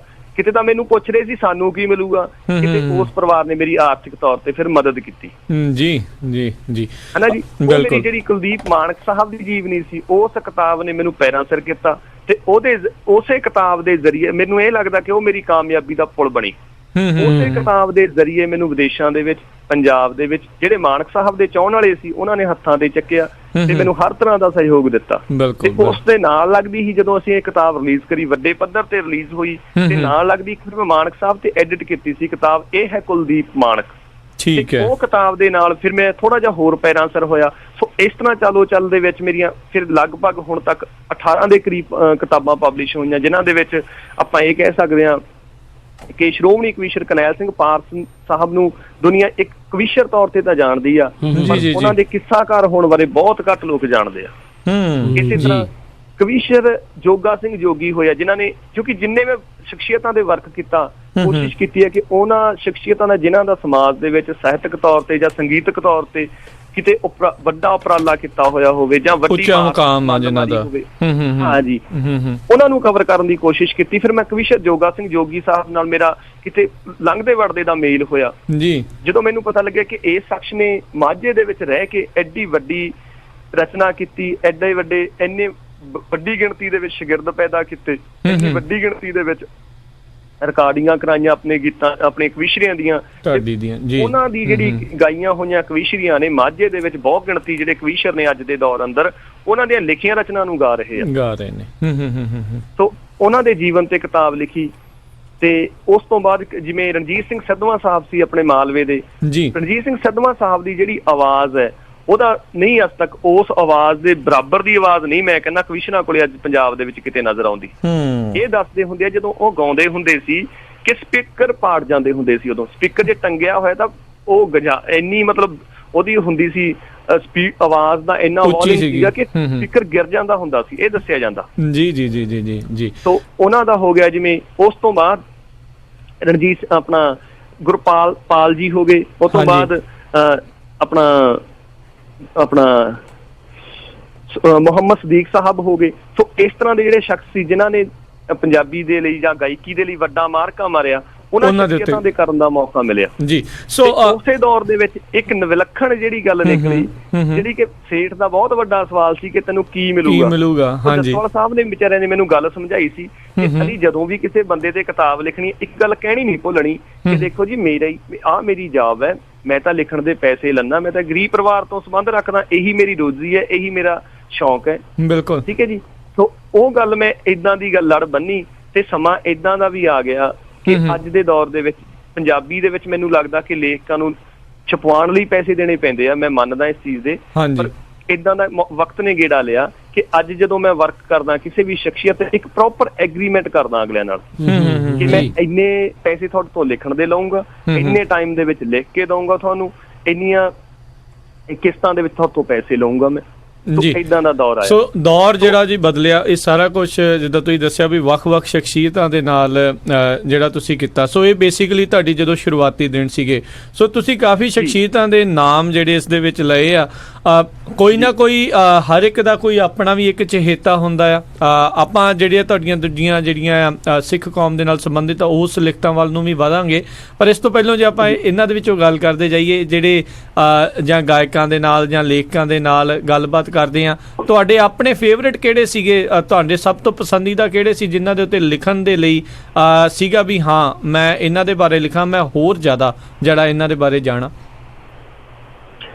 ਅਸਲ ਦੇ ਵਿੱਚ ਅਸੀਂ ਛੋਟੇ ਜਿਹੇ ਹੁੰਦੇ ਮੈਂ ਕਹਿੰਦਾ ਸੁਰਤ ਸੰਭਾਲੀ ਤੋਂ ਹੀ ਮੈਂ ਮਾਨਕ ਸਾਹਿਬ ਨੂੰ ਬਹੁਤ ਲਾਈਕ ਕਰਦਾ ਆ। ਠੀਕ ਹੈ। ਕਿਉਂਕਿ ਉਹਨਾਂ ਦੀ ਜਿਹੜੀ ਗਾਇਕੀ ਸੀ ਸਿੱਧੀ ਗਾਇਕੀ ਦੇ ਨਾਲ ਭਾਵ ਅਰਥ ਸੀ ਗਾਇਕੀ ਦੇ ਵਿੱਚ, ਕਿਉਂਕਿ ਅਜੋਕੇ ਦੌਰ ਦੇ ਵਿੱਚ ਜਿਹੜੇ ਗਾਇਕੀ ਦੇ ਵਿੱਚ ਆਪਾਂ ਦੇਖ ਰਹੇ ਹਾਂ ਇਹਦੇ ਵਿੱਚ ਹਰ ਤਰ੍ਹਾਂ ਦੀ ਅਸ਼ਲੀਲਤਾ ਮਿਲਦੀ ਆ ਤੁਹਾਨੂੰ, ਸਰੀਰਕ ਤੌਰ ਤੇ ਵੀ, ਸ਼ਬਦਾਈ ਵੀ। ਜਿਹੜੀ ਉਦੋਂ ਦੀ ਗਾਇਕੀ ਸੀ ਉਹ ਇਹ ਮੰਨਦੇ ਆ ਕਿ ਹਨਾ ਕਿਤੇ ਨਾ ਕਿਤੇ ਚਲੋ ਹਰ ਇੱਕ ਸਮੇਂ ਦੀ ਭੀੜ ਦੇ ਵਿੱਚ ਬੰਦਾ ਉਲਝ ਜਾਂਦਾ। ਸਾਡੇ ਪੁਰਾਤਨ ਗਾਇਕਾਂ ਤੋਂ ਵੀ ਕੁਛ ਇਸ ਤਰ੍ਹਾਂ ਦੀਆਂ ਭੁੱਲਾਂ ਹੋਈਆਂ ਨੇ, ਪਰ ਜਿੱਥੇ ਉਹਨਾਂ ਦੇ ਗੀਤ ਬਹੁ ਗਿਣਤੀ ਦੇ ਵਿੱਚ ਜਿਹੜੇ ਗੀਤ ਹੁੰਦੇ ਸੀ ਉਹ ਸਾਡੇ ਸਮਾਜ ਨੂੰ, ਸਾਡੇ ਆਲੇ ਦੁਆਲੇ ਨੂੰ ਇੱਕ ਸੇਧ ਦਿੰਦੇ ਸੀ, ਇੱਕ ਨਿਸ਼ਾਨਾ ਬਿੰਨਦੇ ਸੀ ਉਸ ਚੀਜ਼ ਜੀ, ਕਿਸੇ ਨਾ ਕਿਸੇ ਰੂਪ ਦੇ ਵਿੱਚ ਸਾਨੂੰ ਸਮਝਾਉਣ ਦੀ ਕੋਸ਼ਿਸ਼ ਕਰਦੇ ਸੀ ਉਹ ਗੀਤਾਂ ਦੇ ਜ਼ਰੀਏ, ਸਾਨੂੰ ਅਖਾਣਾਂ ਦੇ ਜ਼ਰੀਏ। ਜਿਵੇਂ ਹੁਣ ਚਮਕੀਲਾ ਸਾਹਿਬ ਬਾਰੇ ਆਪਾਂ ਗੱਲ ਕਰਦੇ ਹਾਂ, ਜਦੋਂ ਪੰਜਾਬੀ ਲੋਕ ਗਾਇਕੀ ਦੇ ਵਿੱਚ ਜੇ ਇਸ ਗੱਲ ਤੇ ਗੱਲ ਆਉਂਦੀ ਆ, ਪੰਜਾਬੀ ਲੋਕ ਗੀਤਕਾਰੀ ਦੇ ਵਿੱਚ ਗਾਇਕੀ ਦੇ ਵਿੱਚ ਦੋ ਏਦਾਂ ਦੇ ਸ਼ਖਸ ਆ ਜਿਨ੍ਹਾਂ ਨੇ ਪੰਜਾਬੀ ਲੋਕ ਗੀਤਾਂ, ਅਖਾਣਾਂ ਨੂੰ, ਮੁਹਾਵਰਿਆਂ ਨੂੰ ਗੀਤਾਂ ਦੇ ਰੂਪ ਦੇ ਵਿੱਚ ਵਰਤਿਆ। ਇੱਕ ਦਦਾਰ ਸੰਧੂ ਸਾਹਿਬ ਹੋ ਗਏ, ਉਹਨਾਂ ਤੋਂ ਬਾਅਦ ਅਮਰ ਸਿੰਘ ਚਮਕੀਲਾ, ਦੋ ਏਦਾਂ ਦੇ ਗੀਤਕਾਰ ਤੇ ਗਾਇਕ ਨੇ ਜਿਨ੍ਹਾਂ ਨੇ ਪੰਜਾਬੀ ਦੇ ਵਿੱਚ ਮੁਹਾਵਰਿਆਂ ਤੇ ਅਖਾਣਾਂ ਨੂੰ ਵਰਤਿਆ, ਗੁੱਟ ਕੇ ਵਰਤਿਆ। ਉਹਨਾਂ ਦਾ ਬੜਪਣ ਸੀ ਆਪਣੇ ਆਪ ਦੇ ਵਿੱਚ। ਬਿਲਕੁਲ ਬਿਲਕੁਲ। ਚਮਕੀਲਾ ਸਾਹਿਬ ਦੀ ਤਾਂ ਕਹਿਣਾ ਹੀ ਕੁਛ ਨਹੀਂ, ਕਿਉਂਕਿ ਉਹ ਆਪਦੇ ਆਪ ਦੇ ਵਿੱਚ ਵਧੀਆ ਗੀਤਕਾਰ ਸੀ, ਵਧੀਆ ਗਾਉਂਦੇ ਸੀ, ਠੀਕ ਹੈ ਜੀ, ਵਧੀਆ ਕੰਪੋਜ਼ਰ ਸੀ, ਵਧੀਆ ਇੱਕ ਇਹ ਕਹਿ ਸਕਦੇ ਹਾਂ ਕਿ ਉਹ ਪੂਰਾ ਪਰਫੈਕਟ ਸੀ ਹਰ ਪੱਖ ਤੋਂ ਗਾਇਕੀ ਦੇ ਜਿਹੜੇ ਮਾਪ ਤੋਲ ਹੁੰਦਾ। ਕਿਉਂਕਿ ਬਾਕੀ ਜਿਹੜੀ ਉਹਨਾਂ ਦੀ ਨਿੱਜੀ ਜ਼ਿੰਦਗੀ ਹੈ ਮੈਂ ਉਹਦੇ ਬਾਰੇ ਝਾਕਣਾ ਮੁਨਾਸਿਬ ਨਹੀਂ ਸਮਝਦਾ, ਕਿਉਂਕਿ ਮੈਂ ਇੱਕ ਕਲਾ ਦੇ ਨਾਲ ਜੁੜਿਆ ਹੋਇਆ ਹੈਗਾ। ਜੀ ਜੀ ਬਿਲਕੁਲ। ਤੇ ਬਿਲਕੁਲ ਜਿਹੜੀ ਤੁਸੀਂ ਗੱਲ ਆਖੀ ਆ ਵੀ ਕਾਫੀ ਜਿਹੜੇ ਉਸਦੇ ਜਿਹੜੇ ਚੰਗੇ ਗੀਤ ਵੀ ਸੀਗੇ, ਤੇ ਜਿੱਦਾਂ ਤੁਸੀਂ ਕਿਹਾ ਵੀ ਉਹ ਸਮੇਂ ਦੇ ਦੌਰ ਦੇ ਵਿੱਚ ਇਦਾਂ ਦੇ ਗੀਤਾਂ ਦੀ ਵੀ ਭਰਮਾਰ ਨਾਲ ਦੇ ਨਾਲ ਸੀਗੀ, ਜਿਹੜੇ ਜਿਨ੍ਹਾਂ ਦੇ ਵਿੱਚ ਅਸ਼ਲੀਲਤਾ ਜਿਹੜੀ ਉਹ ਝਲਕਦੀ ਸੀਗੀ। ਸ਼ਾਇਦ ਉਹੀ ਜਿਹੜੇ ਜੀ ਕਾਰਨ ਰਹੇ ਆ ਵੀ ਵਿਵਾਦਗ੍ਰਸਤ ਨਾਮ ਜਿਹੜਾ ਕਿਤੇ ਨਾ ਕਿਤੇ ਅਮਰ ਸਿੰਘ ਚਮਕੀਲੇ ਦਾ ਇਸ ਜਿਹੜਾ ਜੀ ਕਹਿ ਲਓ ਵੀ ਪੰਜਾਬੀ ਗਾਇਕੀ ਦਾ ਦੇ ਵਿੱਚ ਜਿਹੜਾ ਉਹ ਰਹਿ ਗਿਆ ਆ। ਅਤੇ ਆਪਾਂ ਜੇ ਅਲੀ ਰਾਜਪੁਰਾ ਜੀ ਹੁਣ ਆਪਾਂ ਜੇ ਅਗਲੀ ਗੱਲ ਕਰੀਏ, ਤੁਸੀਂ ਸ਼ੁਰੂਆਤ ਕੀਤੀ ਜੱਸੋਵਾਲ ਹੁਣਾਂ ਕੋਲ ਪਹੁੰਚੇ, ਸੇਠ ਦੀ ਗੱਲ ਜਿਹੜੀ ਹੈ ਜੀ ਉਹ ਲੜਪਨ ਨੇ ਬੰਨ ਲਈ ਵੀ ਤੈਨੂੰ ਮਿਲੂਗਾ ਕੀ। ਸੋ ਇਹ ਸਾਰਾ ਕੁਝ ਤੁਸੀਂ ਕਰ ਲਿਆ, ਕਾਫੀ ਸ਼ਖਸੀਅਤਾਂ ਦੇ ਉੱਤੇ ਤੁਸੀਂ ਕਿਤਾਬਾਂ ਲਿਖ ਛੱਡੀਆਂ। ਫਿਰ ਤੁਹਾਡੀ ਜਿਹੜੀ ਕਿਤਾਬ ਪੰਜਾਬੀ ਭਾਸ਼ਾ ਦੇ ਉੱਤੇ ਵੀ ਆਈ। ਫਿਰ ਵੱਡਾ ਘੱਲੂਘਾਰਾ ਜਿਹੜਾ 1762 ਦਾ ਆ, ਸ਼ਹੀਦੀ ਸਾਕਾ, ਇਸ ਦਾ ਤੁਹਾਡੇ ਅੰਦਰ ਤੁਹਾਨੂੰ ਕੀ ਲੱਗਾ ਵੀ ਹਾਂ ਇਹ ਕਿਉਂ ਤੁਹਾਨੂੰ ਲਿਖਣਾ ਚਾਹੀਦਾ ਆ? ਕਈ ਤਰੀਕੇ ਦੇ ਰੈਫਰੈਂਸ, ਕਈ ਤਰੀਕੇ ਦੀਆਂ ਹੋਰ ਕਿਤਾਬਾਂ ਜਾਂ ਕਈ ਤਰੀਕੇ ਦੇ ਜਿਹੜੇ ਇਤਿਹਾਸਿਕ ਤੱਥ ਨੇ ਇਸ ਦੇ ਉੱਤੇ ਮੌਜੂਦ ਸੀਗੇ, ਪਰ ਤੁਸੀਂ ਇਸ ਨੂੰ ਕਿਤਾਬ ਬੰਦ ਕਰਨ ਦੀ ਜਿਹੜੀ ਕੋਸ਼ਿਸ਼ ਕੀਤੀ। ਕੀ ਤੁਹਾਡੇ ਮਨ ਦੇ ਵਿੱਚ ਉਦੋਂ ਚੱਲ ਰਿਹਾ ਸੀਗਾ? ਇਹ ਵੀ ਇੱਕ ਬਹੁਤ ਇਸ ਤਰ੍ਹਾਂ ਦੀ ਘਟਨਾ ਸ਼ਬਦ ਇਸ ਲਈ ਯੂਜ਼ ਕਰ ਰਹੇ ਹਾਂ ਕਿਉਂਕਿ ਪੰਜਾਬੀਆਂ ਦਾ ਇੱਕ ਬਹੁਤ ਵੱਡਾ ਇਸ ਗੱਲ ਤੇ ਮੈਂ ਕਹਿੰਦਾ ਮੁਹਾਵਰਾ ਹੀ ਬਣ ਚੁੱਕਿਆ ਕਿ ਪੰਜਾਬੀ ਇਤਿਹਾਸ ਸਿਰਜਦੇ ਆ ਪਰ ਸਾਂਭਦੇ ਨਹੀਂ। ਜੀ ਸਾਡਾ ਦੁਖਾਂਤ ਹੈ ਪੰਜਾਬੀਆਂ ਦਾ ਕਿ ਅਸੀਂ ਇਤਿਹਾਸ ਬਹੁਤ ਵੱਡੀਆਂ ਮੱਲਾਂ ਮਾਰੀਆਂ ਨੇ, ਜਿਸ ਚੀਜ਼ ਦੇ ਮੈਨੂੰ ਕਿ ਲੱਗਦਾ ਨਹੀਂ ਕਿ ਪ੍ਰਮਾਣ ਦੇਣ ਦੀ ਲੋੜ ਹੈ। ਬਹੁਤ ਵੱਡੀਆਂ ਮੱਲਾਂ ਨੇ ਪੰਜਾਬੀਆਂ ਦੀਆਂ, ਪਰ ਇਤਿਹਾਸ ਸਿਰਜਿਆ ਸਾਂਭਿਆ ਨਹੀਂ ਗਿਆ ਸਾਡੇ ਤੋਂ ਇਤਿਹਾਸ। ਬਿਲਕੁਲ ਇਸੇ ਚੀਜ਼ ਦੇ ਨਾਲ ਜੁੜਦੀ ਮੈਂ ਬਖਤਗੜ੍ਹ ਬਰਨਾਲੇ ਜ਼ਿਲ੍ਹੇ ਦੇ ਵਿੱਚ ਪਿੰਡ ਪੈਂਦਾ, ਉੱਥੇ ਇੱਕ ਵਿਸ਼ਰੀ ਕਰਨ ਗਿਆ। ਅੱਛਾ ਜੀ। ਮੇਰੇ ਨਾਲ ਸਰਦਾਰ ਜਗਦੇਵ ਸਿੰਘ ਜੱਸੋਵਾਲ ਸਾਹਿਬ ਸੀਗੇ, ਰਵੀ ਰਵਿੰਦਰ ਹੋਣੀ ਸੀਗੇ, ਇੱਕ ਦੋ ਸ਼ਖਸ ਹੋਰ ਸੀ। ਸਾਨੂੰ ਉੱਥੇ ਇੱਕ ਸੰਤ ਸਾਹਿਬ ਨਾਲ ਸਾਡਾ ਮੇਲ ਹੋਇਆ, ਉਹ ਸਾਨੂੰ ਆਪਣੇ ਗੁਰੂ ਘਰ ਲੈ ਗਏ।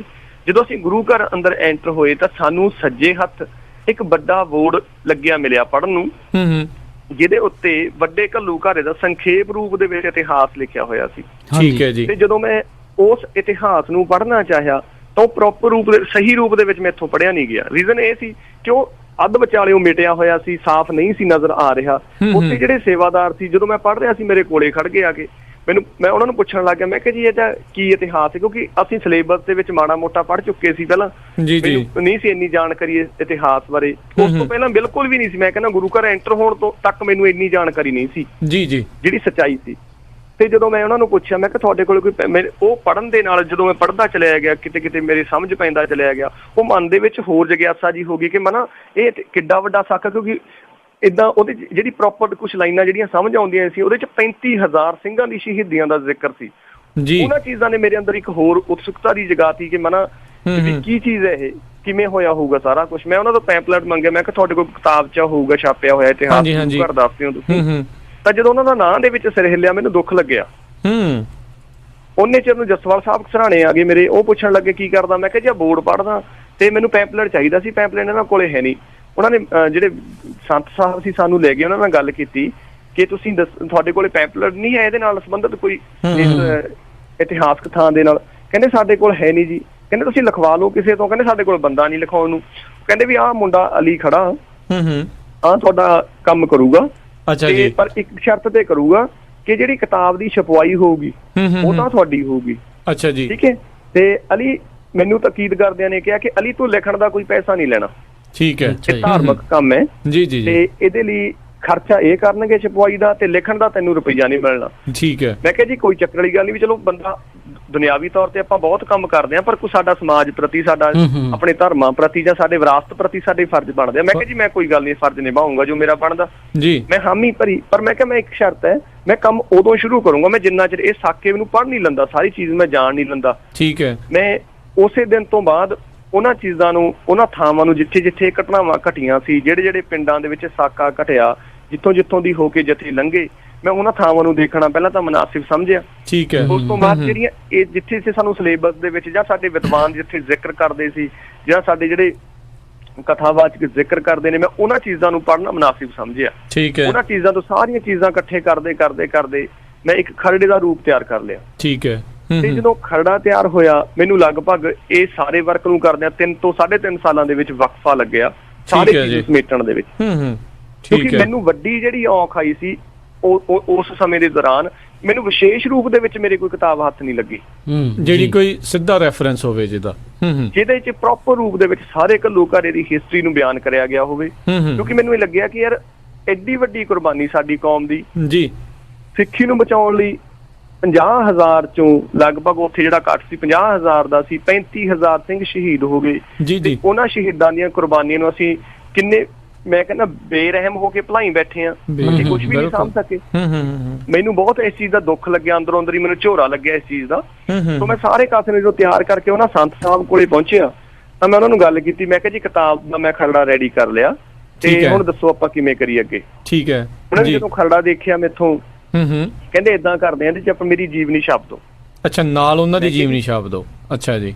ਹਾਂਜੀ, ਕਹਿੰਦੇ ਜੀ ਆਪਾਂ ਇਹਦੇ ਚ ਆਪਣੀ ਮੇਰੀ ਜੀਵਨੀ ਵੀ ਛਾਪਣੀ ਆਪਾਂ ਨੇ। ਮੈਂ ਕਿਹਾ ਬਾਬਾ ਜੀ ਜੀਵਨੀ, ਮੈਂ ਕਿਹਾ ਜੀ ਜੀਵਨੀ ਦਾ ਤਾਂ ਕੋਈ ਮਕਸਦ ਨਹੀਂ ਬਣਦਾ, ਇਹਦੇ ਨਾਲ ਤਾਂ ਕਿਸੇ ਤਰ੍ਹਾਂ ਦਾ ਜੋੜੇ ਨਹੀਂ ਜੀਵਨੀ ਦਾ। ਤਾਂ ਇਹ ਗੱਲ ਆਪਾਂ ਸ਼ਹੀਦਾਂ ਦੀ ਕਰ ਰਹੇ ਹਾਂ, ਕੌਮ ਦੀ ਗੱਲ ਹੋ ਰਹੀ ਹੈ। ਤੇ ਸਭ ਤੋਂ ਜਿਹੜੀ ਵੱਡੀ ਗੱਲ ਸੀ ਕਿਤਾਬ ਦੇ ਵਿੱਚ, ਮੈਂ ਗੁਰਬਾਣੀ ਦੇ ਆਧਾਰ ਤੇ ਕਿਤਾਬ ਨੂੰ ਲਿਖਿਆ ਤੇ ਬਾਣੀ ਦੇ ਆਧਾਰ ਤੇ ਕਿਤਾਬ ਦੇ ਵਿੱਚ ਮੈਂ ਤੁਹਾਡਾ ਜੀਵਨ ਨਹੀਂ ਛਾਪ ਸਕਦਾ, ਮੈਂ ਮਾਫੀ ਚਾਹੁੰਦਾ। ਕਿਉਂਕਿ ਉਸ ਤੋਂ ਪਹਿਲਾਂ ਜਿਹੜੀਆਂ ਵੱਡੀਆਂ ਔਕੜਾਂ ਸੀ ਮੈਂ ਸਾਹਮਣਾ ਕਰ ਚੁੱਕਿਆ ਸੀ। ਜਦੋਂ ਮੈਂ ਕਿਸੇ ਗੁਰੂ ਘਰ ਦੇ ਵਿੱਚ ਜਾਣਾ ਜਾਂ ਕਿਸੇ ਪਿੰਡ ਦੇ ਵਿੱਚ ਪਹੁੰਚਣਾ, ਦੇਖਣਾ, ਉੱਥੇ ਮੈਨੂੰ ਪੈਂਦੇ ਨੇ ਅਗਲੇ ਨੇ ਜਦੋਂ ਮੇਰਾ ਨਾਂ ਪੁੱਛਣਾ, ਮੈਂ ਜਾਂ ਆਪਦਾ ਕਾਰਡ ਦਿਖਾਉਣਾ,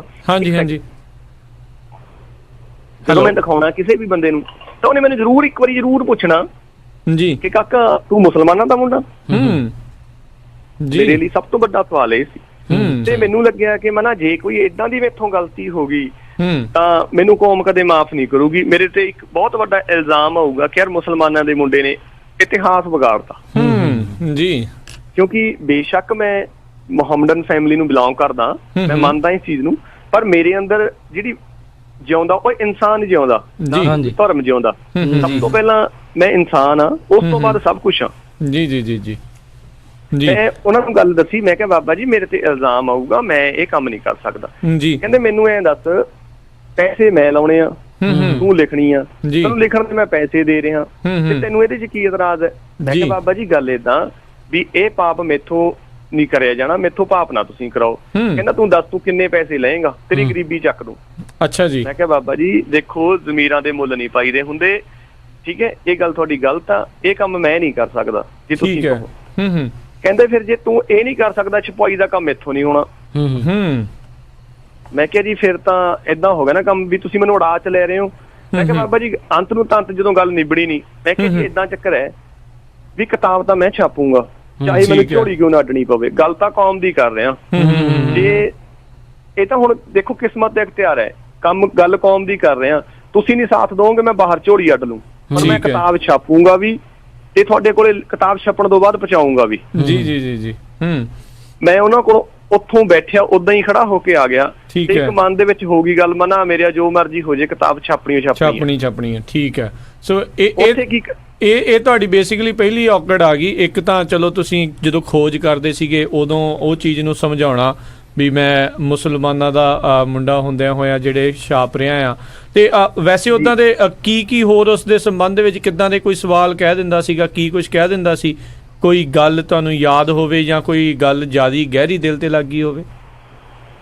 ਇੱਕ ਵੱਡੀ ਗੱਲ ਸੀ ਮੈਨੂੰ, ਜਦੋਂ ਮੈਂ ਕਿਸੇ ਮੁਸਲਮਾਨ ਦੇ ਕੋਲੇ ਵੀ ਗੱਲ ਕਰਨੀ, ਉਹਨਾਂ ਨੇ ਮੈਨੂੰ ਕਹਿਣਾ ਯਾਰ ਤੁਹਾਨੂੰ ਪਤਾ ਹੀ ਹੈ ਨਾ ਜਿੱਦਾਂ ਦੀ ਇਹਨਾਂ ਲੋਕਾਂ ਦੀ ਸੌੜੀ ਮਾਨਸਿਕਤਾ ਹੁੰਦੀ ਆ, ਉਹ ਪਹਿਲਾਂ ਹੀ ਕਹਿਣਾ ਯਾਰ ਤੂੰ ਮੁਸਲਮਾਨਾਂ ਦਾ ਮੁੰਡਾ ਹੋ ਕੇ ਸਿੱਖਾਂ ਬਾਰੇ ਲਿਖ ਰਿਹਾ, ਤੈਨੂੰ ਸਿੱਖ ਕੀ ਦੇਣਗੇ, ਕੀ ਕਰਨਗੇ ਤੇਰੇ ਲਈ ਸਿੱਖ?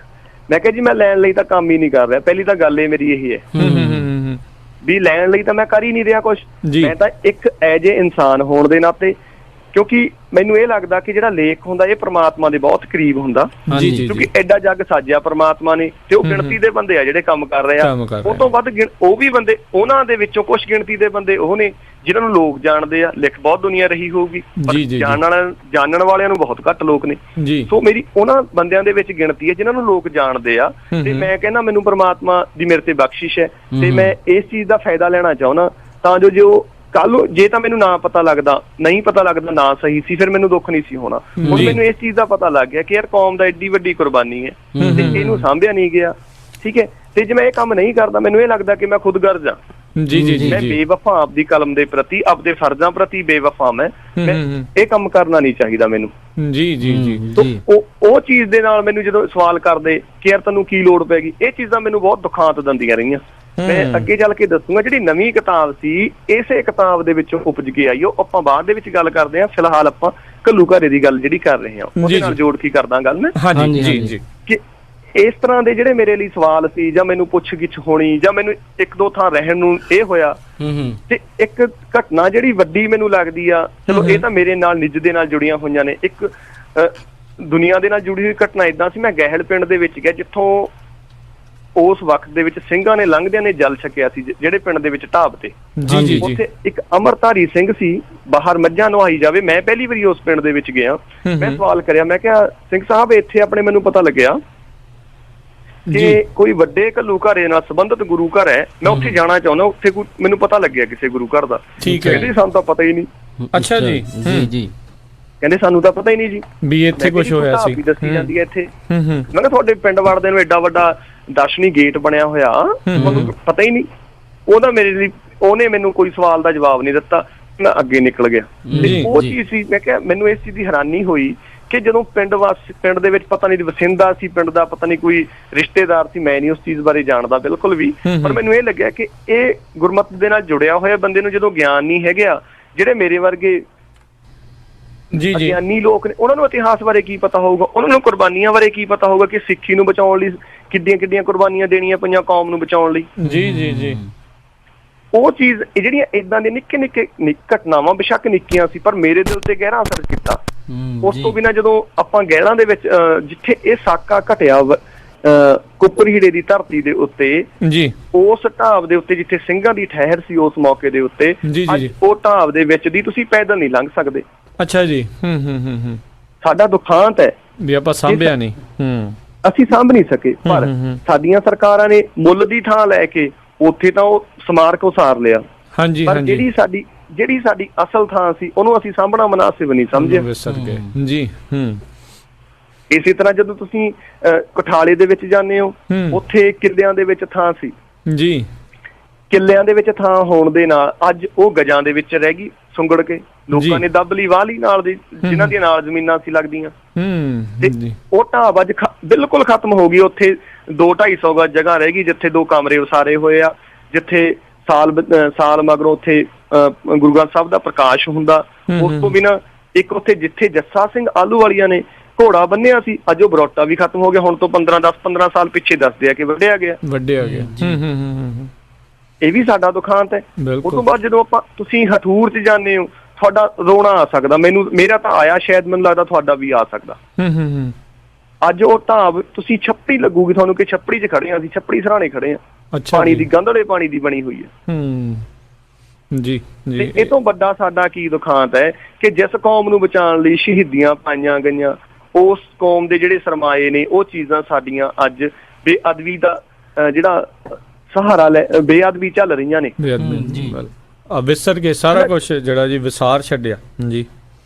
ਹਾਂ ਜੀ, ਜਿਹੜੀਆਂ ਏਦਾਂ ਦੀਆਂ ਚੀਜ਼ਾਂ ਨੇ, ਇਹਨਾਂ ਨੇ ਮੇਰੇ ਮਨ ਨੂੰ ਇਹ ਕਹਿ ਲਓ ਠੇਸ ਪਹੁੰਚਾਈ, ਗਹਿਰੀ ਸੱਟ ਮਾਰੀ।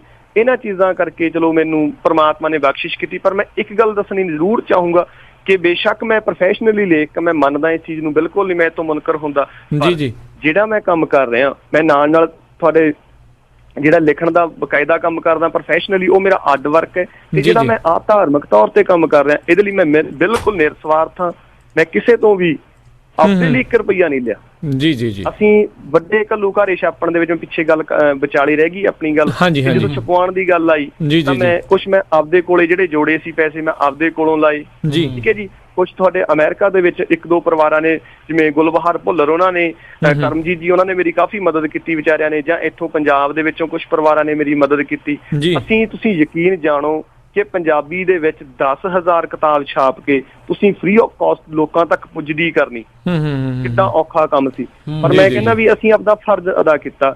ਹਰ ਇੱਕ ਮੇਰੇ ਨਾਲ ਜਿੰਨੇ ਜੁੜੇ ਹੋਏ ਸ਼ਖਸ ਨੇ, ਹਰ ਇੱਕ ਨੇ ਮੇਰੇ ਨਾਲ ਸਹਿਯੋਗ ਦਿੱਤਾ, ਤਾਂ ਜੋ ਜਿਹੜੀ ਕਿਤਾਬ ਸੀ ਅਸੀਂ ਇਤਿਹਾਸਕ ਗੁਰੂ ਘਰਾਂ ਦੀ ਜਾਂ ਜਿਹੜੇ ਗੁਰਬਾਣੀ ਨੂੰ ਮੁਹੱਬਤ ਕਰਦੇ ਸੀ, ਇਸ ਕੌਮ ਨੂੰ ਪਿਆਰ ਕਰਦੇ ਸੀ, ਅਸੀਂ ਉਹਨਾਂ ਤੱਕ ਪੁੱਜਦੀ ਕੀਤਾ ਕਿਤਾਬ ਨੂੰ। ਤੇ ਅਸੀਂ ਕਿਤਾਬ ਦੇਣ ਬਦਲੇ ਇਸ ਚੀਜ਼ ਦਾ ਰਿਕਾਰਡ ਆ ਕਿ ਇੱਕ ਵੀ ਬੰਦਾ ਜੇ ਇਹ ਕਹਿ ਦੇਵੇ ਕਿ ਅਲੀ ਉਹਨਾਂ ਨੇ ਇੱਕ ਕਿਤਾਬ ਦੇਣ ਦੇ ਬਦਲੇ ਸਾਡੇ ਤੋਂ 10 ਰੁਪਏ ਵੀ ਵਸੂਲੇ ਆ, ਤਾਂ ਮੈਂ ਗੁਨਾਹਗਾਰ ਸਮਝੂੰਗਾ ਆਪਣੇ ਆਪ ਨੂੰ। ਜੀ ਬਿਲਕੁਲ। ਦੇਖੋ ਅਲੀ ਜੀ, ਤੁਸੀਂ ਤੁਹਾਡੇ ਜਿਹੜੇ ਨਾਲ ਜਿਹੜੇ ਸਹਿਯੋਗੀ ਸੀ ਉਹਨਾਂ ਨੇ ਆਪਣਾ ਫਰਜ਼ ਜਿਹੜਾ ਜੀ ਬਿਲਕੁਲ ਅਦਾ ਕੀਤਾ। ਤੁਸੀਂ ਉਹ ਕਿਤਾਬ ਦੇ ਲਈ ਘਾਲਣਾ ਘਾਲੀ, ਖੋਜ ਜਿਹੜੀ ਹੈ ਜੀ ਕੀਤੀ, 3-4 ਸਾਲ ਜਿੱਦਾਂ ਇਹਨਾਂ ਨੇ ਦੱਸਿਆ ਉਹਨਾਂ ਨੂੰ ਉਹ ਲੱਗੇ ਉਹ ਕਰਨ ਦੇ ਵਿੱਚ। ਤੇ ਉਹ ਫਿਰ ਉਸ ਤੋਂ ਬਾਅਦ ਦੇ ਵਿੱਚ ਜਿਨ੍ਹਾਂ ਨੇ ਜਗਮੋਹਨ ਜੀ ਛਪਵਾਉਣੀ ਸੀ ਫਿਰ ਉਹ ਮਨਾ ਕਰ ਗਏ ਤੇ ਉਹ ਕਹਿੰਦੇ ਵੀ ਮੇਰੀ ਜੀਵਨੀ ਛਾਪੋ। ਦੇਖੋ ਕਿੱਡੀ ਇੱਕ ਸੌੜੀ ਸੋਚ ਜਿਹੜੀ ਆਪਾਂ ਕਹਿ ਸਕਦੇ ਹਾਂ। ਆਪਾਂ ਵਕਤ ਤੇ ਦੇਖਦੇ ਹਾਂ ਜੀ, ਕੌਮ ਦੀ ਜਦੋਂ ਵੀ ਕੋਈ ਗੱਲ ਆਉਂਦੀ ਹੈ ਇਹ ਇਸੇ ਕਰਕੇ ਸਰ ਜੀ ਨਿੱਜ ਸਵਾਰਥ ਜਿਹੜਾ ਵਿੱਚ ਲੈ ਆਉਂਦੇ ਜੀ ਜੀ। ਤੇ ਸੋ ਇਹਨਾਂ ਨੇ ਦੇਖੋ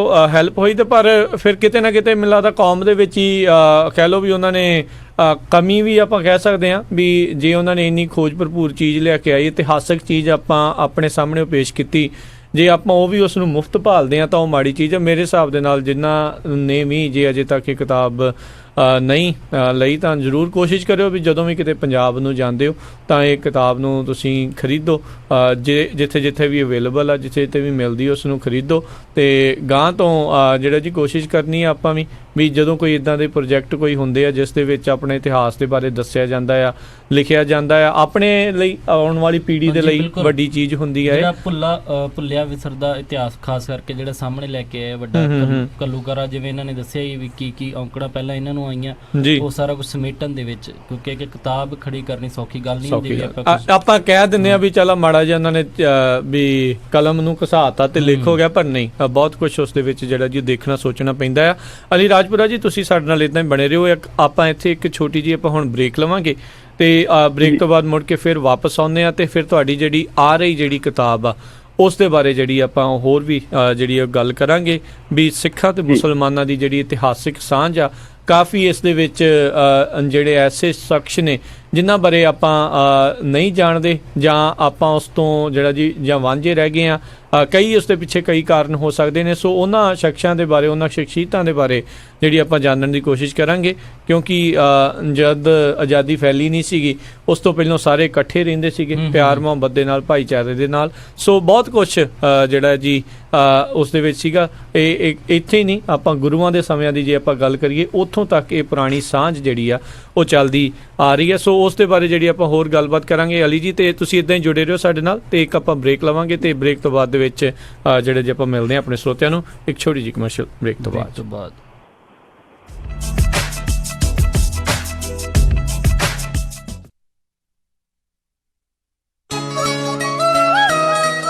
ਮੈਂ ਹਾਂ ਇੰਦਰਪ੍ਰੀਤ ਕੌਰ ਤੇ ਮੈਂ ਹਾਂ ਹਰਜੋਤ ਸਿੰਘ ਤੇ ਮੈਂ ਹਾਂ ਅਮਰਪਾਲ ਕੌਰ। ਤੁਸੀਂ ਸੁਣ ਰਹੇ ਹੋ ਸਾਰੇ ਬੱਚਿਆਂ ਦੇ ਦਿਲਾਂ ਦੀ ਧੜਕਣ ਪੰਜਾਬੀ ਰੇਡੀਓ USA। ਹਾਂਜੀ, ਕੀ ਗੱਲ ਇਮਾਨਦਾਰ ਤਸੱਲੀ ਬਖਸ਼ ਟਰੱਕ ਸਿਖਾਉਣ ਵਾਲਾ ਨਹੀਂ ਮਿਲ ਰਿਹਾ? ਫਿਕਰ ਨਾਟ, ਮੇਰਾ ਵੀ ਇਹੀ ਹਾਲ ਸੀ, ਪਰ ਹੁਣ ਮੈਂ north West truck driving school ਵੱਲੋਂ ਦਵਾਇਆ ਹੋਇਆ ਕਮਰਸ਼ੀਅਲ ਡਰਾਈਵਿੰਗ ਲਾਇਸੈਂਸ ਲੈ ਕੇ ਪੂਰਾ ਅਮਰੀਕਾ ਹੀ ਗਾ ਲਿਆ। ਤੁਸੀਂ ਵੀ ਟਰੱਕ ਸਿੱਖਣ ਦੇ ਲਈ ਅੱਜ ਹੀ ਕਾਲ ਕਰੋ north West truck driving school ਵਾਲਿਆਂ ਨੂੰ 530 777 6737। ਇਹ ਬਹੁਤ ਹੀ ਵਧੀਆ ਤਰੀਕੇ ਨਾਲ ਤੁਹਾਨੂੰ 6 ਤੋਂ 10 ਸਪੀਡ ਵਾਲਾ ਟਰੱਕ ਚਲਾਉਣਾ ਸਿਖਾਉਂਦੇ ਨੇ, ਉਹ ਵੀ ਸਿਰਫ $1000 ਦੇ ਵਿੱਚ, ਤੇ ਨਾਲ ਹੀ ਜੌਬ ਪਲੇਸਮੈਂਟ ਦੀ ਪੂਰੀ ਗਾਰੰਟੀ ਵੀ ਦਿੰਦੇ ਹਨ। ਬਾਹਰਲੀ ਸਟੇਟ ਤੋਂ ਆਏ ਵਿਦਿਆਰਥੀਆਂ ਨੂੰ 에ਅਰਪੋਰਟ ਤੋਂ ਪਿਕਅਪ ਵੀ ਕਰਦੇ ਹਨ ਤੇ ਟਰੱਕ ਚਲਾਉਣ ਵੇਲੇ ਰਿਪੇਅਰ ਅਤੇ ਮੇਨਟੇਨੈਂਸ ਦੇ ਵਿੱਚ ਵੀ ਤੁਹਾਡੀ ਹੈਲਪ ਕਰਦੇ ਹਨ। 24/7 ਟੋਇੰਗ ਸਰਵਿਸ ਅਵੇਲੇਬਲ। ਨੰਬਰ 530 323 56 530 300 2356। ਇਸ ਮੌਕੇ ਦੇ ਉੱਤੇ ਟਰੱਕ ਡਰਾਈਵਰ ਵੀ ਹਾਇਰ ਕਰ ਰਹੇ ਹਨ ਜਿਨ੍ਹਾਂ ਨੂੰ 40 ਸੈਂਟ ਪਰ ਮਾਈਲ ਮਿਲਣਗੇ। ਸੋ ਟਰੱਕ ਸਿੱਖਣ ਦੇ ਲਈ, ਜੌਬ ਦੇ ਲਈ ਅੱਜ ਹੀ ਕਾਲ ਕਰੋ north West truck driving school 530 751 51 15 530 751 5115 north West truck driving school. ਇੰਨੀ ਜ਼ੋਰ ਦੀ ਧੱਕ ਬੇਬੇ, ਕੀ ਗੱਲ ਦਵਾਈ ਨਹੀਂ ਖਾਧੀ ਅੱਜ? ਵੇ ਕਿੱਥੇ ਪੁੱਤ, ਦਵਾਈ ਤਾਂ ਪੁੱਤਿਆਂ ਦੀ ਪਰਸੋਂ ਦੀ ਮੁੱਕੀ ਆ। ਓ ਸ਼ਾਨਿਆ, ਉਹ ਦਵਾਈ ਨਹੀਂ ਲਿਆ ਕੇ ਦਿੱਤੀ ਬੇਬੇ ਨੂੰ? ਮੈਂ ਗਿਆ ਸੀ ਡੈਡ, ਉੱਥੇ ਲਾਈਨ ਬਹੁਤ ਲੰਬੀ ਸੀ। ਚਾਚਾ ਫੇਰ ਤਾਂ ਆਪਾਂ ਨੂੰ ਹੀ ਜਾਣਾ ਪੈਣਾ। ਉਹ ਕਿੱਥੇ ਖੱਜਲ ਹੁੰਦੇ ਫਿਰਾਂਗੇ ਭਤੀਜ। ਨਟੋਮਸ ਫਾਰਮੇਸੀ ਨਵੀਂ ਖੁੱਲੀ ਆਪਣੇ ਸ਼ਹਿਰ 'ਚ। ਫੋਨ ਖੜਕਾ, ਦਵਾਈ ਅਗਲਿਆਂ ਘਰ ਦੇ ਜਾਣੀ ਆ।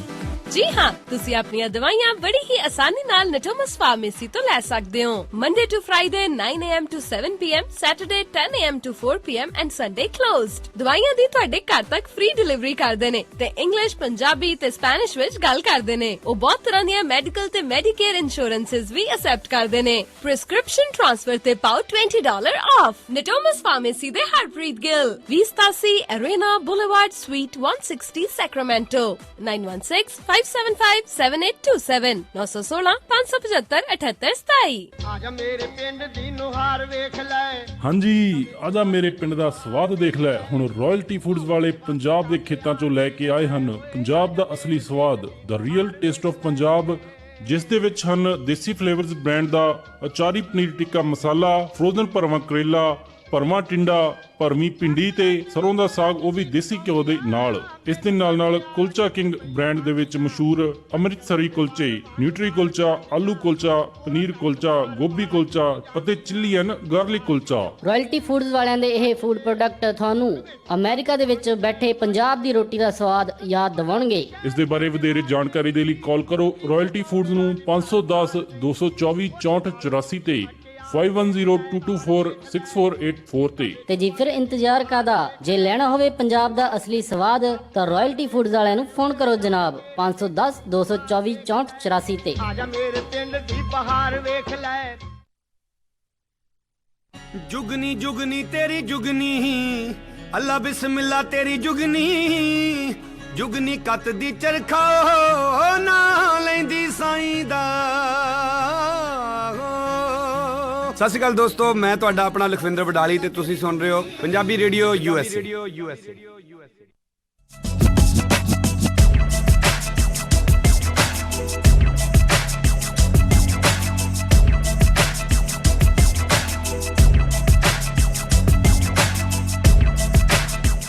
ਪੰਜਾਬੀ ਰੇਡੀਓ USA ਸੁਣ ਰਹੇ ਸਾਰੇ ਹੀ ਮਾਣਯੋਗ ਅਤੇ ਸਤਿਕਾਰਤ ਸਰੋਤਿਆਂ ਨੂੰ ਪੰਜਾਬੀ ਰੇਡੀਓ USA ਦੀ ਟੀਮ ਅਤੇ ਮੇਰੇ ਰਾਜਕਨਵੀਰ ਸਿੰਘ ਨੂੰ ਆਪ ਜੀ ਨੂੰ ਨਿੱਘੀ ਜੀ ਆਇਆਂ ਨੂੰ, ਸਭ ਨੂੰ ਪਿਆਰ ਸਤਿਕਾਰ ਸਹਿਤ ਸਤਿ ਸ਼੍ਰੀ ਅਕਾਲ। ਪ੍ਰੋਗਰਾਮ ਤਾਂ ਵੈਸੇ ਜਿਹੜਾ ਜੀ ਕਹਿ ਲਓ ਵੀ ਕੁਝ ਗੱਲਾਂ ਕੁਝ ਗੀਤ, ਪਰ ਅੱਜ ਆਪਣੀਆਂ ਜਿਹੜੀਆਂ ਗੱਲਾਂ ਬਾਤਾਂ ਆਪਾਂ ਕਹਿ ਸਕਦੇ ਹਾਂ ਵੀ ਜ਼ਿਆਦੀਆਂ ਕਰ ਰਹੇ ਹਾਂ। ਇੱਕ ਖਾਸ ਮੁਲਾਕਾਤ ਹੀ ਆਪਾਂ ਕਹਿ ਸਕਦੇ ਹਾਂ ਜੀ ਆਪਣੀ ਚੱਲ ਰਹੀ ਆ ਜਿਹੜੇ ਨੌਜਵਾਨ ਲੇਖਕ ਅਲੀ ਰਾਜਪੁਰਾ ਹੁਣਾਂ ਦੇ ਨਾਲ। ਸੋ ਅਲੀ ਜੀ, ਇੱਕ ਵਾਰੀ ਫੇਰ ਆਪ ਨੂੰ ਨਿੱਘੀ ਜੀ ਆਇਆਂ ਨੂੰ ਪਿਆਰ ਭਰੀ ਸਤਿ ਸ਼੍ਰੀ ਅਕਾਲ ਜੀ। ਜੀ ਸਤਿ ਸ਼੍ਰੀ ਅਕਾਲ। ਪੰਜਾਬੀ ਰੇਡੀਓ USA ਨੂੰ ਸੁਣ ਰਹੇ ਸਾਰੇ ਸਰੋਤਿਆਂ ਨੂੰ ਇੱਕ ਵਾਰੀ ਫੇਰ ਮੇਰੇ ਵੱਲੋਂ, ਯਾਨੀ ਕਿ ਤੁਹਾਡੇ ਆਪਣੇ ਅਲੀ ਰਾਜਪੁਰਾ ਵੱਲੋਂ ਪਿਆਰ ਭਰੀ ਨਿੱਘੀ ਸਤਿ ਸ਼੍ਰੀ ਅਕਾਲ। ਤੇ ਜਗਮੋਹਨ ਜੀ, ਤੁਹਾਨੂੰ ਵੀ ਜੀ ਆਇਆਂ ਨੂੰ ਸਤਿ ਸ਼੍ਰੀ ਅਕਾਲ ਜੀ। ਸਤਿ ਸ਼੍ਰੀ ਅਕਾਲ ਜੀ, ਬਹੁਤ ਬਹੁਤ ਧੰਨਵਾਦ ਤੇ ਅਲੀ ਜੀ ਦਾ ਵੀ ਸਵਾਗਤ ਕਰਦੇ ਹਾਂ ਜੀ ਇੱਕ ਵਾਰੀ ਫਿਰ। ਤੇ ਅਲੀ ਜੀ ਸਤਿ ਸ਼੍ਰੀ ਅਕਾਲ ਮੇਰੇ ਵੱਲੋਂ ਵੀ ਤੁਹਾਨੂੰ। ਥੈਂਕ ਯੂ ਭਾਜੀ, ਥੈਂਕ ਯੂ ਜੀ। ਤੇ ਕਾਫੀ ਜਿਹੜੇ ਆਪਣੇ ਸਰੋਤੇ ਆਪਣੇ ਨਾਲ ਜੁੜ ਚੁੱਕੇ ਨੇ, ਉਹ ਵੀ ਤੁਹਾਡੇ ਨਾਲ ਗੱਲਬਾਤ ਵੀ ਕਰਨਾ ਚਾਹੁੰਦੇ ਨੇ। ਤੇ ਜੀ ਸਰੋਤਿਓ, ਬਿਲਕੁਲ ਜਿਹੜੀ ਇਹਨਾਂ ਦੀ ਹੁਣ ਨਵੀਂ ਕਿਤਾਬ ਆ ਰਹੀ ਹੈ, ਨਵਾਂ ਪ੍ਰੋਜੈਕਟ ਜਿਹੜਾ ਇਹਨਾਂ ਦਾ ਚੱਲ ਰਿਹਾ, ਉਸ ਦੇ ਬਾਰੇ ਵੀ ਆਪਾਂ ਗੱਲਬਾਤ ਕਰਾਂਗੇ। ਪਰ ਜੇ ਕੁਝ ਤੁਸੀਂ ਪਹਿਲਾਂ ਹੀ ਆਪਣੀ ਗੱਲਬਾਤ ਕਰਨਾ ਚਾਹੁੰਦੇ ਹੋ ਉਹਨਾਂ ਦੇ ਨਾਲ, ਜ਼ਰੂਰ ਤੁਸੀਂ ਕਾਲ ਕਰ ਸਕਦੇ ਹੋ ਸਾਡੇ ਸਟੂਡੀਓ 'ਚ 408 272 5200 4082725200 ਦੇ ਉੱਤੇ। ਤੇ ਕਾਫੀ ਜਿਹੜੇ ਫੇਸਬੁੱਕ ਦੇ ਉੱਤੇ ਸਾਨੂੰ ਸਰੋਤੇ ਜਿਹੜਾ ਜੀ ਪੁੱਛ ਰਹੇ ਨੇ ਵੀ ਕਿਤਾਬ ਦਾ ਨਾਮ ਕਿਹੜਾ ਸੀਗਾ, ਜਿਹੜਾ ਆਪਣਾ ਵੱਡਾ ਘੱਲੂ ਘਾਰੇ ਦੇ ਉੱਤੇ ਜਿਹੜੀ ਕਿਤਾਬ ਸੀਗੀ। ਸੋ ਉਸ ਦਾ ਕਿਤਾਬ ਦਾ ਨਾਮ ਹੀ ਵੱਡਾ ਘੱਲੂ ਘਾਰਾ ਆ, 1762 ਸ਼ਹੀਦੀ ਸਾਕਾ। ਸੋ ਇਹ ਅਲੀ ਰਾਜਪੁਰਾ ਹੋਣਾ ਦੀ ਜਿਹੜੀ ਇਹ ਲਿਖਤ ਆ, ਤੇ ਇਸ ਨੂੰ ਤੁਸੀਂ ਜਿਹੜਾ ਜੀ ਵੱਖ-ਵੱਖ ਪਬਲੀਕੇਸ਼ਨਸ ਤੋਂ ਜਿਹੜਾ ਜੀ ਲੈ ਸਕਦੇ ਹੋ।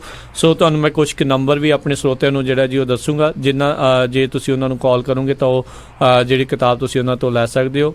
ਜਿਹੜੀਆਂ ਪਬਲੀਕੇਸ਼ਨ ਦਾ ਨੰਬਰ ਆ 9814 71 219 9815471219 ਜਾਂ ਹਰੀਸ਼ ਜੈਨ ਨੇ 9815 00 873 9815 00873 ਇਹਨਾਂ ਨੂੰ ਕਾਲ ਕਰਕੇ ਤੁਸੀਂ ਜਿਹੜਾ ਜੀ ਪੁੱਛ ਸਕਦੇ ਹੋ।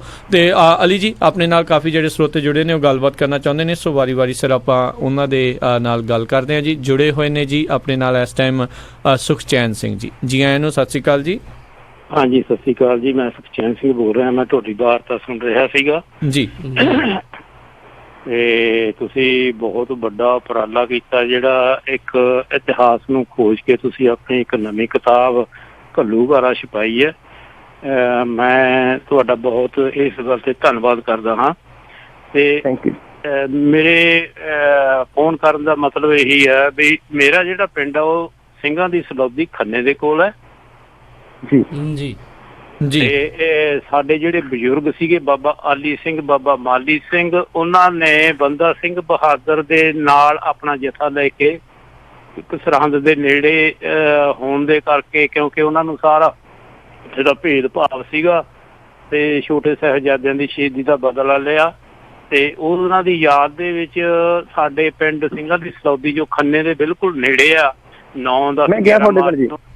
ਹਾਂਜੀ, ਤੁਹਾਡੇ ਪਿੰਡ ਗਿਆ ਜੀ ਮੈਂ। ਜਗਮੋਹਨ ਜੀ ਉਹਨੇ ਮੇਲਾ ਕਰਾਉਂਦੇ ਤੁਹਾਡੇ ਕਰਾਇਆ ਸੀ ਮੇਲਾ ਪੰਜਾਬੀ ਸੂਬੇ ਦੇ ਨਾਂ ਤੇ। ਹਾਂ, ਤੇ ਮੈਂ ਤਾਂ ਦੇਖ ਲਓ 18-19 ਸਾਲ ਆ ਗਿਆ ਸੀ ਉੱਥੋਂ। ਜੀ। ਹਾਂ, ਮੇਰੇ ਹੁੰਦੇ ਉੱਥੇ ਕਈ ਮਤਲਬ ਰਾਈਟਰ ਆਏ ਵੀ ਸੀਗੇ, ਸ਼੍ਰੋਮਣੀ ਕਮੇਟੀ ਵਾਲਿਆਂ ਨੇ ਵੀ ਭੇਜੇ ਸੀਗੇ। ਉਹ ਇਹ ਕਹਿੰਦੇ ਸੀਗੇ ਵੀ ਅਸੀਂ ਅਰਦਾਸ ਦੇ ਵਿੱਚ ਵੀ ਹੁੰਦਾ ਸੀ ਨਾ, ਜਿਹਨਾਂ ਸਿੰਘਾਂ ਦੀਆਂ ਪੁੱਠੀਆਂ ਖੱਲਾਂ ਲਾਈਆਂ ਗਈਆਂ। ਜੀ। ਉਹਦੇ ਬਾਰੇ ਸਾਨੂੰ ਕਿਤੇ ਰਿਕਾਰਡ ਨਹੀਂ ਮਿਲਿਆ ਹੈਗਾ, ਸਾਨੂੰ ਪਤਾ ਨਹੀਂ ਵੀ ਉਹ ਕਿੱਥੇ ਲਾਈਆਂ ਗਈਆਂ ਸੀਗੀਆਂ। ਸੋ ਉਹ ਜਿਹੜੇ ਪੁੱਠੀਆਂ ਖੱਲਾਂ ਲਾਈਆਂ ਗਈਆਂ ਸੀ ਉਹ ਬਾਬਾ ਬੱਲਾ ਸਿੰਘ ਤੇ ਬਾਬਾ ਜੋਗਾ ਸਿੰਘ ਸੀਗੇ, ਜਿਹੜੇ ਸਿੰਘਾਂ ਦੀ ਸਲੌਤੀ ਦੇ, ਤੇ ਉਹਨਾਂ ਦੀਆਂ ਪੁੱਠੀਆਂ ਖੱਲਾਂ ਲਾਈਆਂ ਸੀਆਂ। ਪਿੰਡ ਦੇ ਸੈਂਟਰ ਦੇ ਵਿੱਚ ਇੱਕ ਬੋਰਡ ਹੈ, ਅਜੇ ਵੀ ਕਾਇਮ ਹੈ।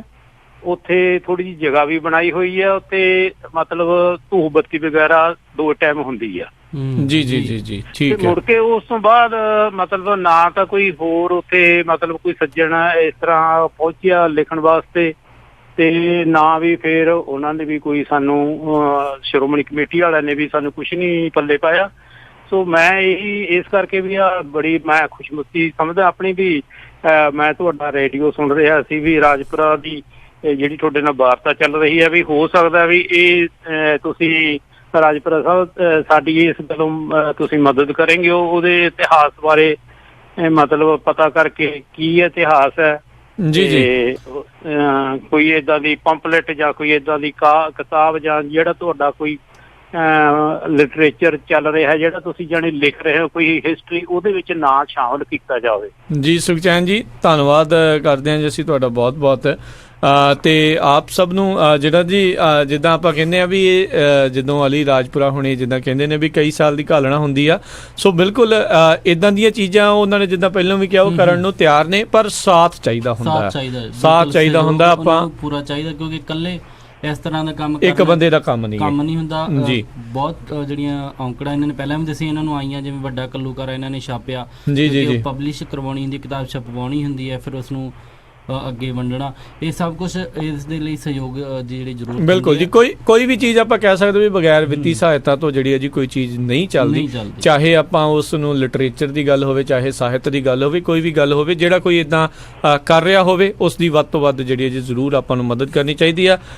ਅਗਲੇ ਆਪਾਂ ਕਾਲਰ ਲੈਂਦੇ ਆ ਜੀ, ਸਾਡੇ ਨਾਲ ਜੁੜੇ ਨੇ ਜਸਵੰਤ ਕੌਰ ਜੀ। ਜੀ ਆਇਆਂ ਨੂੰ ਸਤਿ ਸ਼੍ਰੀ ਅਕਾਲ ਜੀ। ਸਤਿ ਸ਼੍ਰੀ ਅਕਾਲ ਜੀ। ਜੀ ਜਸਵੰਤ ਜੀ, ਕੀ ਕਹਿਣਾ ਚਾਹੁੰਦੇ ਹੋ, ਪੁੱਛਣਾ ਚਾਹੁੰਦੇ ਹੋ ਇਹਨਾਂ ਨੂੰ?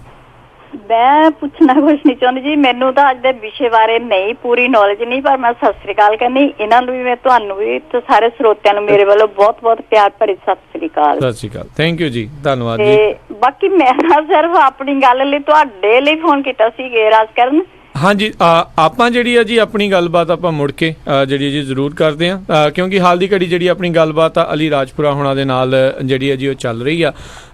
ਅਲੀ ਜੀ, ਆਪਾਂ ਜਿੱਦਾਂ ਗੱਲ ਕਰ ਰਹੇ ਸੀ ਇਸ ਤੋਂ ਪਹਿਲਾਂ ਜਿਹੜੀ ਹੈ ਜੀ ਆਪਣੀ ਕਿਤਾਬ ਵੱਡਾ ਘੱਲੂਘਾਰਾ 1762 ਸ਼ਹੀਦੀ ਸਾਕਾ, ਉਸ ਨੂੰ ਲੈ ਕੇ ਹੁਣੇ ਜਿਹੜੇ ਕਾਲਰ ਉਹਨਾਂ ਨੇ SGPC ਦੇ ਰੋਲ ਦੀ ਜਿਹੜੀ ਇਸ ਦੇ ਵਿੱਚ ਗੱਲ ਕੀਤੀ ਵੀ ਕਈ ਆਏ ਪਰ ਉਹਨਾਂ ਨੂੰ ਕੁਝ ਲੱਭਾ ਨਹੀਂ। ਜਦੋਂ ਤੁਸੀਂ ਇਹ ਕਿਤਾਬ ਛਪ ਗਈ, ਤੁਸੀਂ ਕਿਹਾ ਵੀ ਮੈਂ ਫਿਰ ਜਗ੍ਹਾ ਦੇ ਉੱਤੇ ਗਿਆ ਵੀ, ਫਿਰ ਬਾਹਰੋਂ ਕੁਛ ਲੋਕਾਂ ਨੇ ਕੁਛ ਉੱਥੋਂ ਜਿਹੜੀ ਆ ਜੀ ਮਦਦ ਕੀਤੀ, ਕੋਈ ਇੱਦਾਂ ਦੀ ਕਮੇਟੀ ਨੇ ਤੁਹਾਡੀ ਮਦਦ ਕੀਤੀ, ਜਾਂ ਉੱਥੇ ਬਹੁਤ ਸਾਰੇ ਜਿਹੜੇ ਧਾਰਮਿਕ ਜਿਹੜੀਆਂ ਸੰਸਥਾਵਾਂ ਨੇ ਉਹਨਾਂ ਦੇ ਵੱਲੋਂ ਕੋਈ ਤੁਹਾਨੂੰ ਮਦਦ ਮਿਲੀ ਉਸ ਕਿਤਾਬ ਨੂੰ ਉਦੋਂ ਛਾਪਣ ਦੇ ਲਈ? ਨਹੀਂ, ਮੈਨੂੰ ਇਸ ਤਰ੍ਹਾਂ ਦੀ ਵੈਸੇ ਕੋਈ ਮਦਦ ਨਹੀਂ ਮਿਲੀ, ਪਰ ਮੈਂ ਇੱਕ ਗੱਲ ਇਹਦੇ ਨਾਲ ਬਿਲਕੁਲ ਤੁਹਾਡੀ ਗੱਲ ਦਾ ਸਵਾਲ ਨਾਲ ਜੁੜਦਾ ਹੀ ਗੱਲ ਹੈ ਕਿ ਜਦੋਂ ਅਸੀਂ ਕਿਤਾਬ ਛਪ ਹਟੀ, ਅਸੀਂ ਦਰਬਾਰ ਸਾਹਿਬ ਕਿਤਾਬ ਭੇਜੀ ਅਕਾਲ ਤਖਤ ਸਾਹਿਬ, ਉੱਥੇ ਕੀ ਹੋਇਆ, ਕਿਤਾਬ ਨੂੰ ਸਾਨੂੰ ਪਹਿਲਾਂ ਤਾਂ ਕਿਸੇ ਰੇਡੀਓ ਦੇ ਜ਼ਰੀਏ ਮੇਰਾ ਸੰਪਰਕ ਸਾਧਿਆ ਗਿਆ, ਕਿਉਂਕਿ ਜਦੋਂ ਉਹਨਾਂ ਨੇ ਗੱਲ ਧਰੀ ਕਿ ਏਦਾਂ ਬੰਦੇ ਨੇ ਕੰਮ ਕੀਤਾ, ਤੁਹਾਨੂੰ ਨੋਟਿਸ ਨਹੀਂ ਤੁਸੀਂ ਲਿਆ, ਉਸ ਤੋਂ ਬਾਅਦ ਉਹਨਾਂ ਨੇ ਮੈਨੂੰ ਉੱਥੇ ਸੱਦ ਕੇ ਕਿਤਾਬ ਲਈ ਮੈਥੋਂ। ਕਿਤਾਬ ਲੈਣ ਤੋਂ ਬਾਅਦ ਮੈਨੂੰ 2 ਸਾਲਾਂ ਬਾਅਦ ਜਿਹੜਾ ਰਿਜ਼ਲਟ ਮਿਲਿਆ ਉਹ ਕਿਤਾਬ ਦੀ ਜਿਹੜੀ ਪੋਜ਼ਿਟਿਵ ਹੋਣ ਦਾ ਮਿਲਿਆ। ਉਹਨਾਂ ਨੇ ਪ੍ਰਵਾਨਗੀ ਦੇਤੀ, ਕਿਤਾਬ ਸਹੀ ਸਿੱਧ ਕੀਤਾ, ਤੇ ਸ਼੍ਰੋਮਣੀ ਕਮੇਟੀ ਦੀ ਜਿਹੜੀ ਇੱਕ ਸੰਸਥਾ ਕੰਮ ਕਰਦੀ ਹੈ, ਧਰਮ ਪ੍ਰਚਾਰ ਕਮੇਟੀ, ਹਾਂਜੀ, ਉਹਨਾਂ ਨੇ ਉਸ ਕਿਤਾਬ ਦੀਆਂ 10 ਕਾਪੀਆਂ ਖਰੀਦਣ ਦੀ ਹਾਮੀ ਭਰੀ। ਸਿਰਫ 10? ਜੀ ਜੀ, ਠੀਕ ਹੈ। ਸੋ ਇਹ ਇੱਥੇ ਦੇਖੋ ਜਗਮੋਹਨ ਜੀ, ਦਿਲ ਨੂੰ ਦੇਖੋ ਜੀ ਦੁੱਖ ਵੀ ਲੱਗਦਾ ਆ। ਤੁਸੀਂ ਇੱਕ ਧਰਮ ਪ੍ਰਚਾਰ ਕਮੇਟੀ ਦੇ ਵਿੱਚ ਜੇ ਕੋਈ ਤੁਸੀਂ ਹੈਗੇ ਆ ਤਾਂ ਜੇ ਤੁਸੀਂ ਕਹਿੰਦੇ ਵੀ ਉਸ ਕਿਤਾਬ ਨੂੰ ਮਾਨਤਾ ਦਿੰਦੇ ਹੋ, ਤੁਹਾਡੇ ਲਈ ਕਹਿ ਲਓ ਬੇਸਿਕਲੀ ਕਿਸੇ ਨੇ ਆਪਣੀ ਜ਼ਿੰਦਗੀ ਦੇ ਇੰਨੇ ਸਾਲ ਜਿਹੜੇ ਜੀ ਖੋਜਬੀਨ ਕੀਤੀ ਆ, ਉਹ ਸਾਰਾ ਕੁਝ ਕੀਤਾ ਹੈ, ਤੁਸੀਂ ਉਸ ਨੂੰ ਪ੍ਰਮਾਣਿਤ ਕਰਦੇ ਹੋ, ਤਾਂ ਫਿਰ ਇੱਕ 10 ਕਹਿ ਲਓ ਵੀ ਕਾਪੀਆਂ ਲੈ ਕੇ ਖਰੀਦ ਕੇ ਉਹ 10 ਕਾਪੀਆਂ ਨੂੰ ਕਿੱਥੋਂ ਪਹੁੰਚਾਉਣਗੇ? ਉਹ ਤਾਂ ਜਿੰਨੇ ਕੁ ਉੱਤੇ ਬੈਠੇ ਆ ਉਹਨਾਂ ਨੂੰ ਹੀ ਜਿਹੜਾ ਜੀ ਉਹਨਾਂ ਨੇ ਸਿਰਫ ਉਹਨੇ ਅੱਖ ਨੂੰ ਦੇ ਦੇਣਾ। ਇਹ ਤਾਂ ਮੈਨੂੰ ਇੱਦਾਂ ਲੱਗਦਾ ਵੀ ਇੱਕ ਕੋਝਾ ਮਜ਼ਾਕ ਸ਼ਾਇਦ ਅਲੀ ਰਾਜਪੁਰਾ ਹੋਣਾ ਦੇ ਨਾਲ ਜਿਹੜਾ ਉਹਨਾਂ ਨੇ ਕਰ ਦਿੱਤਾ। ਤੇ ਤੁਹਾਡੀ ਕਦੀ ਡਾਇਰੈਕਟ ਵੀ ਉਹਨਾਂ ਦੇ ਨਾਲ ਜਦੋਂ ਤੁਸੀਂ ਕਿਤਾਬ ਲੈ ਕੇ ਗਏ ਤਾਂ ਜਦੋਂ ਉਹਨਾਂ ਨੇ ਇੱਦਾਂ ਤੁਹਾਨੂੰ ਆਖਿਆ ਵੀ ਸਿਰਫ 10 ਕਿਤਾਬਾਂ ਲੈਣੀਆਂ ਨੇ ਤੁਹਾਡੇ ਕੋਲੋਂ, ਤੁਹਾਡਾ ਕੀ ਪ੍ਰਤੀਕਰਮ ਸੀ ਇਸ ਚੀਜ਼ ਦੇ ਉੱਤੇ? ਕੁਛ ਤੁਸੀਂ ਉਹਨਾਂ ਨੂੰ ਆਖਿਆ? ਜਦੋਂ ਮੈਂ ਫਸਟ ਟਾਈਮ ਗਿਆ ਬੁੱਕ ਦੇ ਕੇ ਆਇਆ, ਉਹਨਾਂ ਨੇ ਕਿਹਾ ਵੀ ਉਦੋਂ ਮੇਥੋਂ 4 ਕਾਪੀਆਂ ਲਈਆਂ। ਦੁਬਾਰੇ ਮੈਨੂੰ ਫਿਰ ਚਿੱਠੀ ਆਈ ਕਿ ਤੁਹਾਡੀਆਂ ਜਿਹੜੀਆਂ 4 ਕਾਪੀਆਂ ਸਾਨੂੰ ਮਿਲ ਗਈਆਂ, ਸਾਨੂੰ 4 ਕਾਪੀਆਂ ਹੋਰ ਭੇਜੀਆਂ ਜਾਣ। ਤੇ ਮੈਂ ਉਹ 4 ਕਾਪੀਆਂ ਦੁਬਾਰੇ ਫਿਰ ਸੈਂਡ ਕੀਤੀਆਂ ਉਹਨਾਂ ਨੂੰ। ਉਸ ਤੋਂ ਬਾਅਦ ਮੈਨੂੰ ਹੁਣ 2 ਸਾਲਾਂ ਦੇ ਬਾਅਦ, ਕਰੀਬ 2 ਸਾਲਾਂ ਤੋਂ ਬਾਅਦ ਮੈਨੂੰ ਚਿੱਠੀ ਆਈ ਕਿ ਅਸੀਂ ਤੁਹਾਡੀਆਂ 10 ਕਾਪੀਆਂ ਧਰਮ ਪ੍ਰਚਾਰ ਕਮੇਟੀ ਖਰੀਦਣੀ ਚਾਹੁੰਦੀ ਆ, ਸਾਨੂੰ ਬਿੱਲ ਸਮੇਤ ਇਹ 40% ਲੈਸ ਦੇ ਉੱਤੇ ਕਿਤਾਬਾਂ ਦਿੱਤੀਆਂ ਜਾਣ। ਬਸ ਇਹ ਹਾਂਜੀ ਜੀ। ਸੋ ਬਿਲਕੁਲ ਜਿੱਦਾਂ ਜਗਮੋਹਨ ਜੀ ਮੈਂ ਆਖਿਆ, ਅਲੀ ਜੀ ਜਿੱਦਾਂ ਆਪਾਂ ਕਹਿ ਰਹੇ ਹਾਂ ਵੀ ਇਸ ਚੀਜ਼ ਨੂੰ ਲੈ ਕੇ ਦੁੱਖ ਤਾਂ ਜਿਹੜਾ ਜੀ ਜ਼ਰੂਰ ਹੁੰਦਾ ਆ ਵੀ ਜਦੋਂ ਇੰਨੀ ਜਿਹੜੀ ਖੋਜ ਭਰਪੂਰ ਕੀਤਾ ਹੋਵੇ ਤਾਂ ਫਿਰ ਜਦੋਂ ਇੱਦਾਂ ਜਿਹੜਾ ਜੀ ਕੀਤਾ ਜਾਵੇ ਤਾਂ ਦੁੱਖ ਜਿਹੜਾ ਜੀ ਜ਼ਰੂਰ ਲੱਗਦਾ ਆ। ਚਲੋ ਉਮੀਦ ਕਰਦੇ ਹਾਂ ਵੀ ਚਲੋ ਜੇ ਇਹ ਨਹੀਂ ਤਾਂ ਬਾਕੀ ਜਿਹੜੇ ਹੋਰ ਇਸ ਸੋਚ ਦੇ ਧਾਰਨੀ ਨੇ ਵੀ ਹਾਂ ਇੱਦਾਂ ਦੀਆਂ ਚੀਜ਼ਾਂ ਨੂੰ ਅੱਗੇ ਵੱਧ ਤੋਂ ਵੱਧ ਵਧਣਾ ਚਾਹੀਦਾ ਆ, ਅੱਗੇ ਹਰ ਇੱਕ ਤੱਕ ਜਿਹੜਾ ਜੀ ਪਹੁੰਚਣਾ ਚਾਹੀਦਾ, ਨਵੀਆਂ ਪੀੜ੍ਹੀਆਂ ਦੇ ਵਿੱਚ, ਨੌਜਵਾਨ ਪੀੜ੍ਹੀਆਂ ਦੇ ਵਿੱਚ ਜਾਣਾ ਚਾਹੀਦਾ ਆ, ਤਾਂ ਜ਼ਰੂਰ ਜਿਹੜਾ ਜੀ ਇਹਨਾਂ ਦੀ ਜਿਹੜੀ ਆ ਜੀ ਖੁੱਲ੍ਹ ਕੇ ਜਿਹੜੀ ਆ ਜੀ ਮਦਦ ਜਿਹੜੀ ਆ ਉਹ ਆਪਾਂ ਨੂੰ ਕਰਨੀ ਚਾਹੀਦੀ ਆ, ਕਰਨੀ ਪੈਣੀ ਆ। ਦੇਖੋ ਆਪਾਂ ਇਹ ਕਹਿ ਸਕਦੇ ਵੀ ਆਪਣੇ ਸਾਰਿਆਂ ਦੇ ਲਈ ਇਹਨਾਂ ਨੇ ਕਾਫੀ ਖੋਜ ਕੀਤੀ ਤੇ ਆਪਣੇ ਲਈ ਇਤਿਹਾਸ ਇੱਕ ਕਿਤਾਬਬੰਦ ਕਰਕੇ ਦਿੱਤਾ ਤਾਂ ਜੋ ਤੁਹਾਨੂੰ ਉਹਨਾਂ ਟਿੱਬਿਆਂ 'ਤੇ ਜਾਣ ਦੀ ਤਾਂ ਚਲੋ ਨਹੀਂ ਜ਼ਰੂਰਤ ਪੈਣੀ, ਫਿਰ ਇਸ ਦੇ ਜ਼ਰੀਏ ਘੱਟੋ ਘੱਟ ਤੁਹਾਨੂੰ ਇਹ ਤਾਂ ਪਤਾ ਲੱਗ ਜੂਗਾ ਵੀ ਕਿਹੜੀ ਚੀਜ਼ ਕਿੱਥੇ ਸੀ, ਕਿੱਦਾਂ ਹੋਈ ਸੀ, ਕੀ ਵਾਪਰਿਆ ਸੀ। ਬਿਲਕੁਲ ਇੱਕ ਇਤਿਹਾਸ ਆਪਣੇ ਨਾਲ ਸਾਂਝਾ ਹੁੰਦਾ, ਆਉਣ ਵਾਲੀ ਜਨਰੇਸ਼ਨ ਨੂੰ ਜਿਵੇਂ ਦੱਸਣਾ ਸੌਖਾ ਹੁੰਦਾ। ਜਿਵੇਂ ਇਹਨਾਂ ਨੇ ਪਹਿਲਾਂ ਦੱਸਿਆ ਸਾਨੂੰ ਅਲੀ ਰਾਜਪੁਰਾ ਹੋਰਾਂ ਨੇ ਵੀ ਜਿਹੜੀ ਇਸ ਜਿਹੜੇ ਪੂਰਾ ਵੱਡਾ ਘੱਲੂਘਾਰਾ ਹੋਇਆ, ਇਹ ਜਿਹੜਾ ਸਾਕਾ ਬੀਤਿਆ, ਇਸ ਦੀ ਪਹਿਲਾਂ ਕੋਈ ਸਿੱਧੀ ਕਿਤਾਬ ਜਿਹੜੀ ਆਪਾਂ ਕਹਿ ਦਈਏ ਕੋਈ ਰੈਫਰੈਂਸ ਇਹਨਾਂ ਨੂੰ ਨਹੀਂ ਮਿਲੀ। ਸੋ ਇੱਕ ਇਹਨਾਂ ਨੇ ਪੂਰੀ ਰਿਸਰਚ ਕਰਕੇ ਇੱਕ ਖਾਕਾ ਤਿਆਰ ਕੀਤਾ, ਉਹਦੀ ਕਿਤਾਬ ਬਣਾਈ ਫਿਰ ਕੀਤੀ। ਤੇ ਹੁਣ ਉਹਨੂੰ ਆਪਾਂ ਪੜ੍ਹ ਕੇ ਉਸ ਇਤਿਹਾਸ ਦੇ ਨਾਲ ਹੋਰ ਜਾਣੂ ਹੋ ਸਕਦੇ ਹਾਂ। ਅਤੇ ਖਾਸ ਕਰਕੇ ਸਭ ਤੋਂ ਜਿਹੜੀ ਵੱਡੀ ਗੱਲ ਹੁੰਦੀ ਹੈ ਇਤਿਹਾਸ ਨੂੰ ਜਿਹੜਾ ਸਾਂਭ ਕੇ ਰੱਖਣ ਦੀ ਗੱਲ, ਤਾਂ ਕਿ ਆਪਣੇ ਆਉਣ ਵਾਲੀ ਜਨਰੇਸ਼ਨ ਤੱਕ, ਜਿਹੜੀ ਆਪਣੀ ਆਉਣ ਵਾਲੀਆਂ ਪੀੜ੍ਹੀਆਂ, ਉਹਨਾਂ ਤੱਕ ਪਹੁੰਚਾਇਆ ਜਾ ਸਕੇ ਵੀ ਆਹ ਜਿਹੜਾ ਆਪਣੀ ਕੌਮ ਦੇ ਵਿੱਚ ਆਪਣੀ ਕੌਮ ਦੇ ਬੰਦਿਆਂ ਨੇ ਕੀਤਾ, ਸ਼ਹੀਦੀ ਦਿੱਤੀ ਕੌਮ ਨੂੰ ਬਚਾਉਣ ਦੇ ਲਈ। ਜੀ, ਤੇ ਆਪਾਂ ਅਗਲੇ ਜਿਹੜੇ ਕਾਲਰ ਆ ਉਹਨਾਂ ਦੇ ਨਾਲ ਗੱਲ ਕਰਦੇ ਹਾਂ। ਅਲੀ ਜੀ ਤੁਹਾਡੇ ਨਾਲ ਗੱਲ ਕਰਨਾ ਚਾਹੁੰਦੇ ਨੇ ਹਰਵਿੰਦਰ ਸਿੰਘ ਜੀ। ਜੀ ਆਇਆਂ ਨੂੰ, ਸਤਿ ਸ਼੍ਰੀ ਅਕਾਲ ਜੀ। ਸਤਿ ਸ੍ਰੀ ਅਕਾਲ ਜਗਮੋਹਨ ਜੀ ਐਂਡ ਅਲੀ ਰਾਜਪੁਰਾ, ਤੁਹਾਡਾ ਬਹੁਤ ਧੰਨਵਾਦ। ਤੁਸੀਂ ਇਹ ਇੰਨੀ ਖੋਜ ਕਰਕੇ ਇਹ ਕਿਤਾਬ ਲਿਖੀ ਆ ਤੇ ਇਹ ਤੁਸੀਂ ਇਸ ਕਿਤਾਬ ਨੂੰ ਤੁਸੀਂ ਡਿਸਕਸ ਕਰ ਰਹੇ ਆ ਰੇਡੀਓ ਤੇ। ਸੋ ਇਹ ਮੈਂ ਤੇ ਕਹਿਣਾ ਸੀਗਾ ਆਈ ਵਾਂਟ ਟੂ ਹੀਅਰ ਮੋਰ। ਸਾਨੂੰ ਅਲੀ ਰਾਜਪੁਰਾ ਤੋਂ ਹੋਰ ਅਸੀਂ ਸੁਣਨਾ ਚਾਹੁੰਦੇ ਆ ਇਸ ਕਿਤਾਬ ਬਾਰੇ ਜਾਂ ਹੋਰ ਕਿਤਾਬ ਜਿਹੜੀ ਉਹਨਾਂ ਨੇ ਦੂਸਰੀ ਕਿਤਾਬ ਲਿਖ ਰਹੇ ਆ। ਪਰ ਐਟ ਦਾ ਸੇਮ ਟਾਈਮ ਇਹ ਕਿਤਾਬ ਕਿੱਥੋਂ ਮਿਲਦੀ ਆ ਉਹ ਜ਼ਰੂਰ ਤੁਸੀਂ ਦੱਸੋ ਸਰੋਤਿਆਂ ਨੂੰ, ਤਾਂ ਕਿ ਲੋਕੀ ਜਦੋਂ ਪੰਜਾਬ ਜਾਣ ਜਾਂ ਪਬਲਿਸ਼ਰ ਦਾ ਨਾਂ ਕੀ ਆ ਜੀ ਤੇ ਇਹ ਜਾਂ ਕੋਈ ਕਿੱਥੋਂ ਲੈ ਸਕਦੇ ਕਿਤਾਬ, ਇੱਥੇ ਜਿਹੜੇ ਵਿਦੇਸ਼ 'ਚ ਬੈਠੇ ਸੀ ਕਿੱਦਾਂ ਮੰਗਾ ਸਕਦੇ ਕਿਤਾਬ। ਠੀਕ ਹੈ, ਇਹਦੇ ਬਾਰੇ ਥੋੜੀ ਜਾਣਕਾਰੀ ਦਿਓ so that we can study it ourselves. ਠੀਕ ਹੈ ਹਰਵਿੰਦਰ ਜੀ, ਥੈਂਕ ਯੂ, ਬਹੁਤ ਬਹੁਤ ਧੰਨਵਾਦ, ਥੈਂਕ ਯੂ ਸੋ ਮਚ ਜੀ। ਤੇ ਬਿਲਕੁਲ ਜੀ, ਆਪਾਂ ਜਿੱਦਾਂ ਮੈਂ ਪਹਿਲਾਂ ਵੀ ਵਿੱਚ ਨੰਬਰ ਦੱਸਿਆ ਸੀ ਤੇ ਮੈਂ ਜਾਣ ਲੱਗਿਆ ਫਿਰ ਮੁੜ ਕੇ ਜਿਹੜਾ ਜੀ ਇਹ ਨੰਬਰ ਜ਼ਰੂਰ ਤੁਹਾਨੂੰ ਜਿਹੜਾ ਜੀ ਦੱਸਦੇ ਜਾਵਾਂਗੇ। ਤੇ ਹੁਣ ਆਪਾਂ ਅਲੀ ਜੀ ਜੇ ਆਪਾਂ ਤੁਹਾਡੇ ਆਪਣੇ ਨਵੇਂ ਜਿਹੜਾ ਪ੍ਰੋਜੈਕਟ ਆ ਜਾਂ ਅਗਲਾ ਪ੍ਰੋਜੈਕਟ ਆ ਉਸ ਦੀ ਜੇ ਆਪਾਂ ਗੱਲ ਕਰੀਏ, ਸਿੱਖਾਂ ਤੇ ਮੁਸਲਮਾਨਾਂ ਦੀ ਇਤਿਹਾਸਕ ਸਾਂਝ ਜਿਹੜੀ ਆ, ਇਹ ਜਿਹੜੀ ਹੁਣ ਤੁਸੀਂ ਇੱਕ ਨਵੀਂ ਕਿਤਾਬ ਤੁਸੀਂ ਲਿਖ ਰਹੇ ਹੋ, ਕਿੱਥੇ ਤੱਕ ਇਹ ਪ੍ਰੋਜੈਕਟ ਪਹੁੰਚ ਚੁੱਕਾ ਹੈ? ਕੀ ਜਿਹੜੀ ਲਿਖਤ ਆ ਉਹ ਪੂਰੀ ਹੋ ਚੁੱਕੀ ਆ?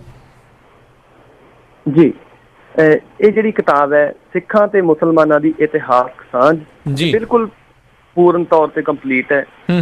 ਇਸ ਵਕਤ ਪੂਰੀ ਤਰ੍ਹਾਂ ਲਿਖੀ ਜਾ ਚੁੱਕੀ ਹੈ।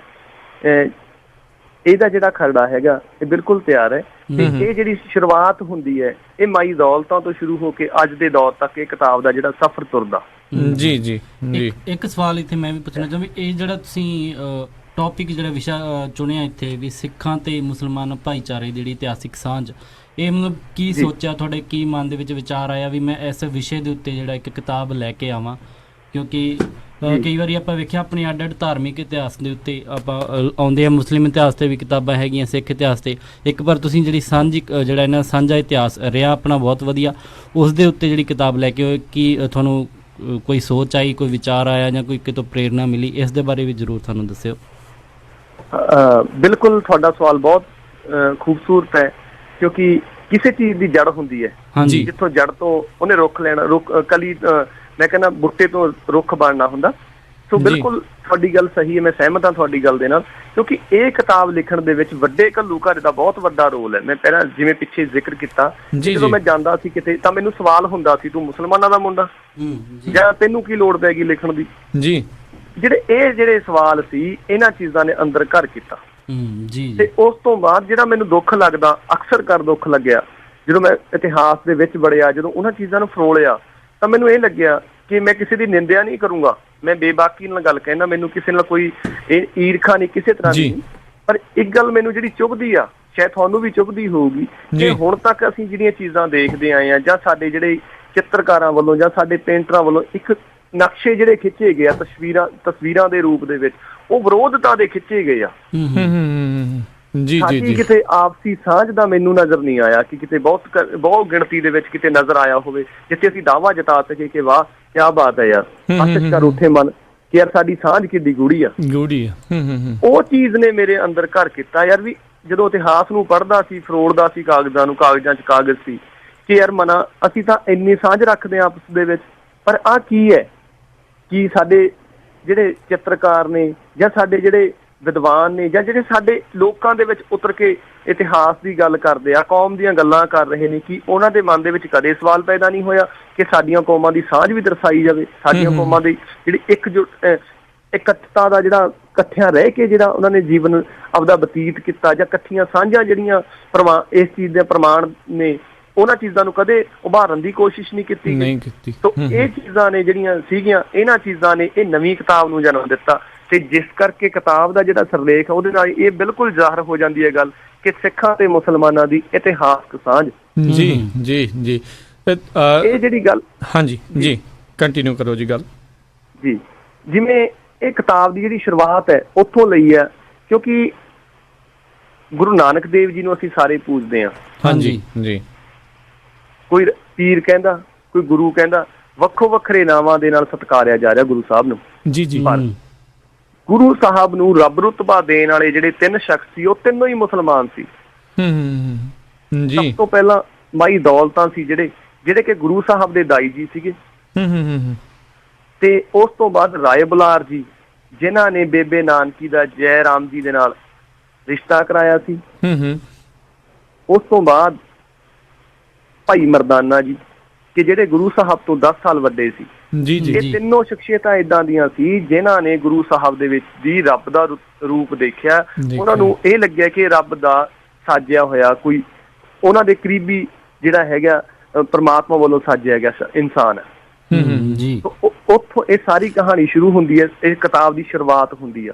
ਠੀਕ ਹੈ ਜੀ। ਤੇ ਇਸ ਕਿਤਾਬ ਦੇ ਵਿੱਚ ਕਰੀਬ ਮੇਰੇ ਕੋਲੇ 80 ਦੇ ਕਰੀਬ ਏਦਾਂ ਦੀਆਂ ਸ਼ਖਸੀਅਤਾਂ ਨੇ ਜਿਹੜੀਆਂ ਗੁਰੂ ਸਾਹਿਬ ਦੇ ਨਾਲ ਕਿਤੇ ਨਾ ਕਿਤੇ ਜੁੜੀਆਂ ਰਹੀਆਂ, ਕਿਸੇ ਨਾ ਕਿਸੇ ਰੂਪ ਦੇ ਵਿੱਚ ਸਾਥ ਨਿਭਾਇਆ।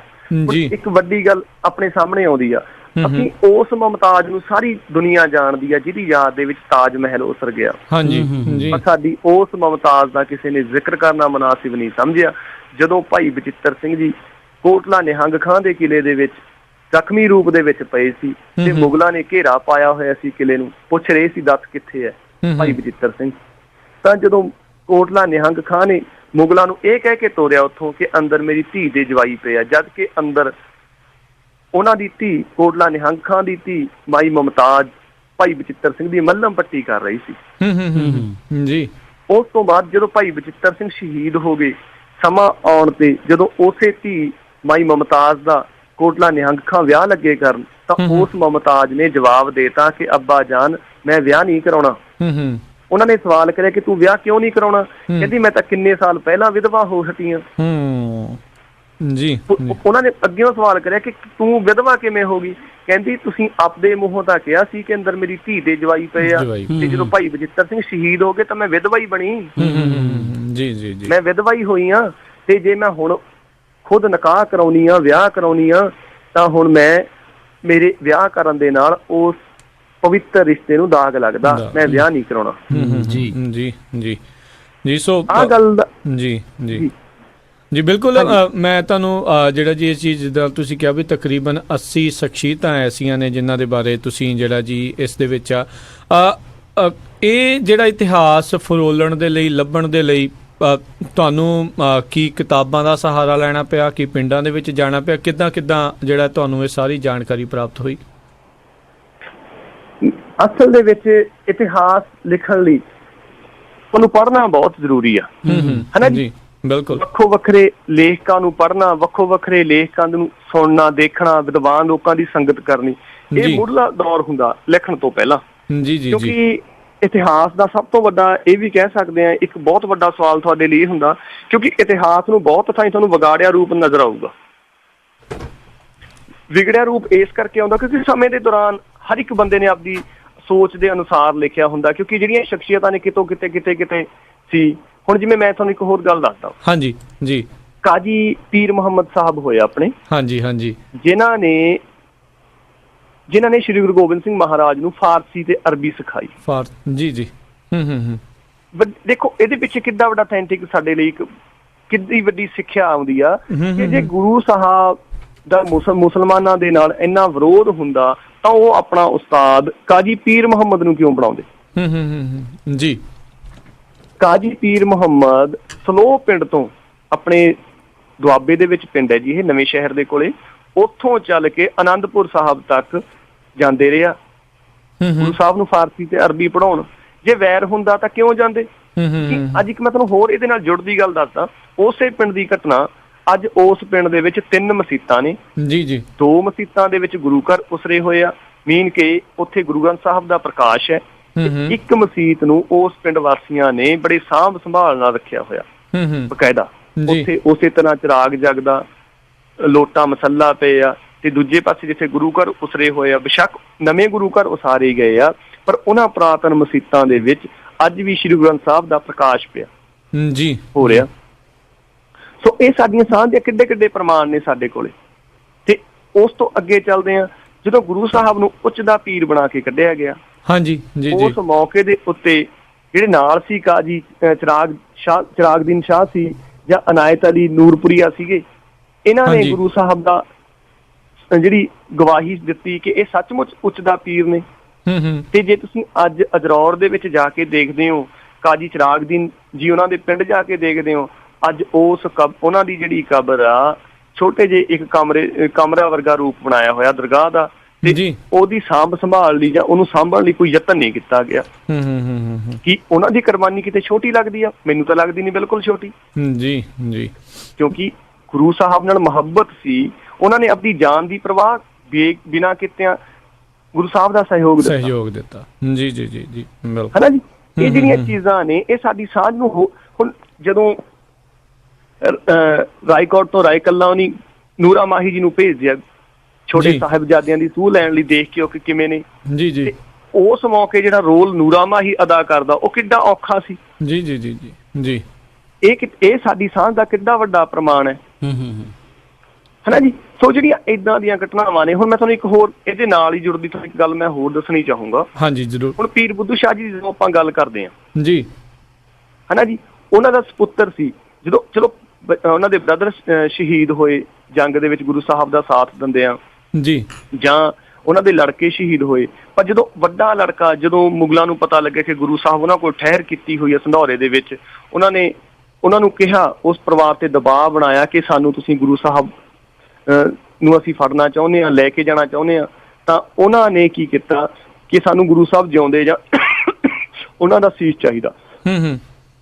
ਤਾਂ ਉਹਨਾਂ ਦਾ ਜਿਹੜਾ ਵੱਡਾ ਸਪੁੱਤਰ ਸੁਣ ਰਿਹਾ ਸੀ, ਉਹਨਾਂ ਨੇ ਕਿਹਾ ਅੱਬਾ ਜਾਨ ਨੂੰ, ਆਪਣੇ ਪੀਰ ਬੁੱਧੂ ਸ਼ਾਹ ਜੀ ਨੂੰ, ਕਿ ਅੱਬਾ ਜਾਨ ਤੁਸੀਂ ਮੇਰਾ ਗਲਾ ਵੱਢ ਕੇ ਖੂਨ ਤੁਸੀਂ ਉਹਨਾਂ ਨੂੰ ਦੇ ਦਿਓ, ਦੱਸ ਦਿਓ ਕਿ ਗੁਰੂ ਸਾਹਿਬ ਦਾ ਖੂਨ ਹੈ। ਜੀ ਜੀ ਜੀ, ਇਹ ਸਾਡੀ ਸਾਂਝ ਨੂੰ ਕਿੰਨਾ ਵੱਡਾ ਪ੍ਰਮਾਣ ਹੈ ਸਾਡੀ ਸਾਂਝ ਲਈ, ਖੂਨ ਦੇ ਨਾਲ ਪ੍ਰਮਾਣਿਤ ਕੀਤਾ ਜੀ, ਹਨਾ ਜੀ। ਜਿਹੜੀਆਂ ਏਦਾਂ ਦੀਆਂ ਸਾਡੀਆਂ ਸਾਂਝਾਂ ਨੇ, ਉਹਨਾਂ ਸਾਂਝਾਂ ਦੇ ਵਿੱਚ ਕਿੱਡੇ ਕਿੱਡੇ ਰੋਲ ਅਦਾ ਹੋਏ ਆ। ਜੇ ਅਸੀਂ ਇਹਨਾਂ ਚੀਜ਼ਾਂ ਵੱਲ ਦੇਖਦੇ ਹਾਂ, ਜਦੋਂ ਸਾਡੀਆਂ ਇਹ ਚੀਜ਼ਾਂ ਸਾਡੇ ਸਾਹਮਣੇ ਆਉਂਦੀਆਂ ਨੇ, ਤਾਂ ਸਾਨੂੰ ਕਿੱਦਾਂ ਇਹਨਾਂ ਚੀਜ਼ਾਂ ਦੇ ਸਾਨੂੰ ਮਾਣ ਹੋਣਾ ਸਾਡਾ ਸੁਭਾਵਿਕ ਹੈ। ਜੀ ਜੀ ਜੀ, ਕਿਉਂਕਿ ਅਸੀਂ ਉਦਾਂ ਚੱਲਦੇ ਹਾਂ, ਬੇਸ਼ੱਕ ਚੱਲੀ ਜਾਂਦੇ ਹਾਂ। ਹੁਣ ਉਸ ਤੋਂ ਬਾਅਦ ਜਦੋਂ ਆਪਾਂ ਗੱਲ ਚੱਲਦੀ ਹੈ ਅੱਗੇ ਜੀ, ਦਰਬਾਰ ਸਾਹਿਬ ਸਾਰੀ ਦੁਨੀਆ ਮੱਥਾ ਟੇਕਣ ਜਾ ਰਹੀ ਆ, ਅਸੀਂ ਸਾਰੇ ਸੀਸ ਝੁਕਾਉਣੇ ਆ ਦਰਬਾਰ ਸਾਹਿਬ ਜੀ। ਪਰ ਦਰਬਾਰ ਸਾਹਿਬ ਦੇ ਵਿੱਚ ਜਾ ਕੇ ਜਦੋਂ ਅਸੀਂ ਅੰਦਰ ਕੋਈ ਮੀਨਾਕਾਰੀ ਦੇਖਦੇ ਆ, ਉਹ ਜਿਹੜੀ ਸਾਰੀ ਮੀਨਾਕਾਰੀ ਹੈ ਉਹ ਭਾਈ ਕੇਰ ਸਿੰਘ ਉਹਨਾਂ ਦੀ ਕੀਤੀ ਹੋਈ ਆ। ਜੀ, ਨਾਲ ਜੁੜਦੀ ਗੱਲ ਹੋਰ ਆਉਂਦੀ ਆ ਸਾਹਮਣੇ ਜੀ, ਕਿ ਜਿਹੜਾ ਬਾਹਰ ਜਿੰਨਾ ਸੋਨੇ ਦੀ ਪਰਤ ਚੜੀ ਹੋਈ ਜੀ, ਉਹ ਕਾਜੀ ਉਹ ਆਪਣੀ ਮਿਸਤਰੀ ਯਾਰ ਮੁਹੰਮਦ ਖਾਂ ਉਹਨਾਂ ਦੀ ਚੜਾਈ ਹੋਈ ਹੈ। ਜੀ ਜੀ, ਇਹ ਕਿੱਡੀ ਵੱਡੀ ਸਾਡੀ ਇਸ ਚੀਜ਼ ਦੀ ਸਾਂਝ ਦਾ ਪ੍ਰਮਾਣ ਹੈ ਕਿ ਅਗਰ ਜੇ ਮੁਸਲਮਾਨਾਂ ਤੇ ਸਿੱਖਾਂ ਦਾ ਇੰਨਾ ਵੈਰ ਹੁੰਦਾ, ਜਿਹੜੀਆਂ ਸਾਡੀਆਂ ਪਵਿੱਤਰ ਥਾਵਾਂ ਨੇ, ਜਿਹੜੀਆਂ ਸਾਡੀਆਂ ਸਾਂਝਾਂ ਨੇ, ਉਹਨਾਂ ਨੂੰ ਜਿਉਂਦਾ ਰੱਖਣ ਦੀ ਇਹਨਾਂ ਚੀਜ਼ਾਂ ਨੂੰ ਇੱਕ ਸਬੂਤ ਦੇ ਤੌਰ ਤੇ ਕਹਿ ਲਈਏ, ਚਾਹੇ ਆਪਾਂ ਇਹ ਕਹਿ ਲਈਏ ਕਿ ਸਾਡੀ ਸਾਂਝ ਨੂੰ ਉਸ ਚੀਜ਼ ਦਾ ਪੱਕਾ ਇਹ ਕਹਿ ਲਈਏ ਥੰਮ ਬਣਾਇਆ ਗਿਆ ਕਿ ਇਹ ਸਾਡੀਆਂ ਸਾਂਝਾਂ ਨੇ। ਜੀ ਜੀ ਜੀ, ਬਿਲਕੁਲ ਬਿਲਕੁਲ, ਜਿਹੜੀਆਂ ਬਿਲਕੁਲ ਇਹਨਾਂ ਚੀਜ਼ਾਂ ਨੂੰ ਉਭਾਰ ਕੇ ਸਾਹਮਣੇ ਲਿਆਉਂਦਾ ਗਿਆ। ਹੁਣ ਉਸ ਦੇ ਨਾਲ ਇੱਕ ਗੱਲ ਹੋਰ ਜੁੜਦੀ ਆ ਜੀ, ਜਦੋਂ ਸ਼੍ਰੀ ਗੁਰੂ ਤੇਗ ਬਹਾਦਰ ਸਾਹਿਬ ਇੱਥੋਂ ਆਪਣੇ ਅਨੰਦਪੁਰ ਸਾਹਿਬ ਤੋਂ ਇੱਥੋਂ ਲੰਘੇ, ਕੋਟਲਾ ਆਪਣੇ ਰੋਪੜ ਤੋਂ ਹੁੰਦੇ ਹੋਏ ਲੰਘੇ, ਆਪਣੇ ਨੌਲੱਖੇ ਨੂੰ ਉਗਾਣਾ ਸਾਹਿਬ ਨੂੰ ਹੋ ਕੇ ਲੰਘੇ, ਤੋਂ ਉੱਥੇ ਆਪਣੇ ਸੈਫੂਦੀਨ ਜੀ ਹੋਏ ਆ। ਜੀ ਜੀ, ਸੈਫੂਦੀਨ ਜੀ ਤੋਂ ਗੁਰੂ ਸਾਹਿਬ ਬਾਰੇ ਬਹੁਤ ਘੱਟ ਜਾਣਦੇ ਸੀ, ਕਿਉਂਕਿ ਉਹ ਸੀ ਆਪਣੇ ਕਜ਼ਾਕਿਸਤਾਨ ਤੋਂ ਸੀ ਪਿਛੋਕੜ ਉਹਨਾਂ ਦਾ। ਤੇ ਉਹ ਜਦੋਂ ਪੰਜਾਬ ਆਏ, ਉਹਨਾਂ ਦੇ ਸਾਧੂ ਸਾਹਿਬ ਸੀ ਜਿਹੜੇ ਆਪਣੇ, ਉਹਨਾਂ ਦੇ ਜ਼ਰੀਏ ਉਹ ਪੰਜਾਬ ਆਏ। ਪੰਜਾਬ ਦੇ ਵਿੱਚ ਆਣ ਕੇ ਉਹਨਾਂ ਨੇ ਇੱਕ ਮੌਕੇ ਔਰੰਗਜ਼ੇਬ ਦਾ ਸਾਥ ਦਿੱਤਾ। ਔਰੰਗਜ਼ੇਬ ਦੇ ਸਾਥ ਦੇਣ ਦੇ ਨਾਲ ਉਹਨਾਂ ਨੂੰ 12 ਕਿੱਲੇ ਜ਼ਮੀਨ ਦੇ ਸੀ, 12 ਪਿੰਡ ਜ਼ਮੀਨ ਦੇ ਸੀ, ਉਹ ਬਖਸ਼ੇ ਦਿੱਤੇ ਗਏ। 12 ਕਿੱਲੇ 12 ਕਿੱਲੇ ਜ਼ਮੀਨ ਬਖਸ਼ੀ ਗਈ। ਉਹਨਾਂ ਨੇ 12 ਕਿੱਲੇ ਜਿਹੜੇ ਸੀਗੇ ਬਿਲਕੁਲ ਖੁਸ਼ਕ ਇਲਾਕੇ ਦੇ ਵਿੱਚ ਸੀ ਜੀ। ਉਸ ਮੌਕੇ ਦੇ ਉੱਤੇ ਇੱਕ ਮੁੱਸਾ ਰੋਪੜੀ ਹੋਇਆ। ਉਹਨਾਂ ਦੇ ਜ਼ਰੀਏ ਸ਼੍ਰੀ ਗੁਰੂ ਤੇਗ ਬਹਾਦਰ ਸਾਹਿਬ ਬਾਰੇ ਮਹਿਮਾ ਸੁਣ ਚੁੱਕੇ ਸੀ, ਜਾਣੂ ਸੀ ਉਹਨਾਂ ਦੇ ਨਾਮ ਬਾਰੇ। ਜਦੋਂ ਉਹਨਾਂ ਨੂੰ ਇਹ ਪਤਾ ਲੱਗਿਆ ਕਿ ਗੁਰੂ ਸਾਹਿਬ ਇੱਥੋਂ ਦੀ ਧਰਮ ਪ੍ਰਚਾਰ ਕਰਦੇ ਲੰਘ ਰਹੇ ਆ, ਤਾਂ ਉਹਨਾਂ ਨੇ ਗੁਰੂ ਸਾਹਿਬ ਨੂੰ ਮੂਹਰੇ ਹੋ ਕੇ ਸਤਿਕਾਰ ਦਿੱਤਾ। ਤੇ ਜਦੋਂ ਗੁਰੂ ਸਾਹਿਬ ਘੋੜੇ ਤੋਂ ਥੱਲੇ ਉਤਰਨ ਲੱਗੇ, ਤਾਂ ਉਹਨਾਂ ਨੇ ਕਿਹਾ ਗੁਰੂ ਸਾਹਿਬ ਨੂੰ ਕਿ ਤੁਸੀਂ ਘੋੜੇ ਤੋਂ ਥੱਲੇ ਨਾ ਉਤਰੋ, ਤੁਹਾਡੇ ਘੋੜੇ ਦੀ ਲਗਾਮ ਫੜ ਕੇ ਮੈਂ ਮੂਹਰੇ ਤੁਰੂੰਗਾ। ਜੀ ਜੀ, ਹਨਾ ਜੀ। ਸੋ ਜਿਹੜੀ ਆਹ ਚੀਜ਼ ਹੈ, ਜਦੋਂ ਇਸ ਤਰ੍ਹਾਂ ਤੁਰਨ ਦੀ ਗੱਲ ਕੀਤੀ ਉਹਨਾਂ ਨੇ, ਤਾਂ ਉਹ ਲਗਭਗ ਗੁਰੂ ਸਾਹਿਬ ਉਹਨਾਂ ਕੋਲੇ 4 ਵਾਰੀ ਆਏ ਆਪਣੇ ਜੀਵਨ ਸਫ਼ਰ ਦੌਰਾਨ। 4 ਵਾਰੀ ਉਹਨਾਂ ਕੋਲੇ ਆਏ। ਤੇ ਉਸ ਤੋਂ ਵੱਡੀ ਗੱਲ ਇਹ ਹੈ, ਤੇ ਜਦੋਂ ਗੁਰੂ ਸਾਹਿਬ ਦਿੱਲੀ ਸ਼ਹੀਦੀ ਪਾਉਣ ਲਈ ਗਏ, ਜਦੋਂ ਦਿੱਲੀ ਸ਼ਹੀਦੀ ਪਾਉਣ ਲਈ ਜਾ ਰਹੇ ਸੀ, ਤਾਂ ਉਸ ਮੌਕੇ ਮੁਗਲਾਂ ਨੂੰ ਪਤਾ ਲੱਗਿਆ ਕਿ ਗੁਰੂ ਸਾਹਿਬ ਇਹਨਾਂ ਕੋਲ ਠਹਿਰੇ ਹੋਏ ਆ, ਸੈਫੂਦੀਨ ਜੀ ਕੋਲੇ। ਜਦੋਂ ਇਸ ਚੀਜ਼ ਦਾ ਪਤਾ ਲੱਗਿਆ, ਤਾਂ ਸੈਫੂਦੀਨ ਜੀ ਨੇ ਮੁਗਲਾਂ ਨੂੰ ਦੂਜੇ ਰਾਹ ਤੋਰ ਕੇ ਗੁਰੂ ਸਾਹਿਬ ਜਿਸ ਰਾਹ ਗਏ ਸੀ ਉਸ ਤੋਂ ਉਲਟ ਰਾਹ ਤੋਰਿਆ। ਤੇ ਜਦੋਂ ਗੁਰੂ ਸਾਹਿਬ ਨੇ ਦਿੱਲੀ ਦੇ ਵਿੱਚ ਸ਼ਹੀਦੀ ਦਿੱਤੀ, ਤਾਂ ਉਸ ਮਹਾਨ ਸ਼ਖਸ ਨੇ 40 ਦਿਨ ਕਾਲੇ ਕੱਪੜੇ ਪਾ ਕੇ ਸੋਗ ਮਨਾਇਆ ਇਸ ਚੀਜ਼ ਦਾ। ਜੀ ਜੀ ਜੀ, ਹਨਾ ਜੀ। 40 ਦਿਨ ਕਾਲੇ ਕੱਪੜੇ ਪਾ ਕੇ ਸੋਗ ਮਨਾਇਆ। ਜੇ ਗੁਰੂ ਸਾਹਿਬ ਨਾਲ ਉਹਨਾਂ ਦੀ ਮੁਹੱਬਤ ਸੀ, ਸਾਂਝ ਸੀ, ਤਦੇ ਦੁੱਖ ਲੱਗਿਆ। ਬਿਲਕੁਲ ਬਿਲਕੁਲ, ਜੀ ਜੀ ਜੀ, ਹਨਾ ਜੀ।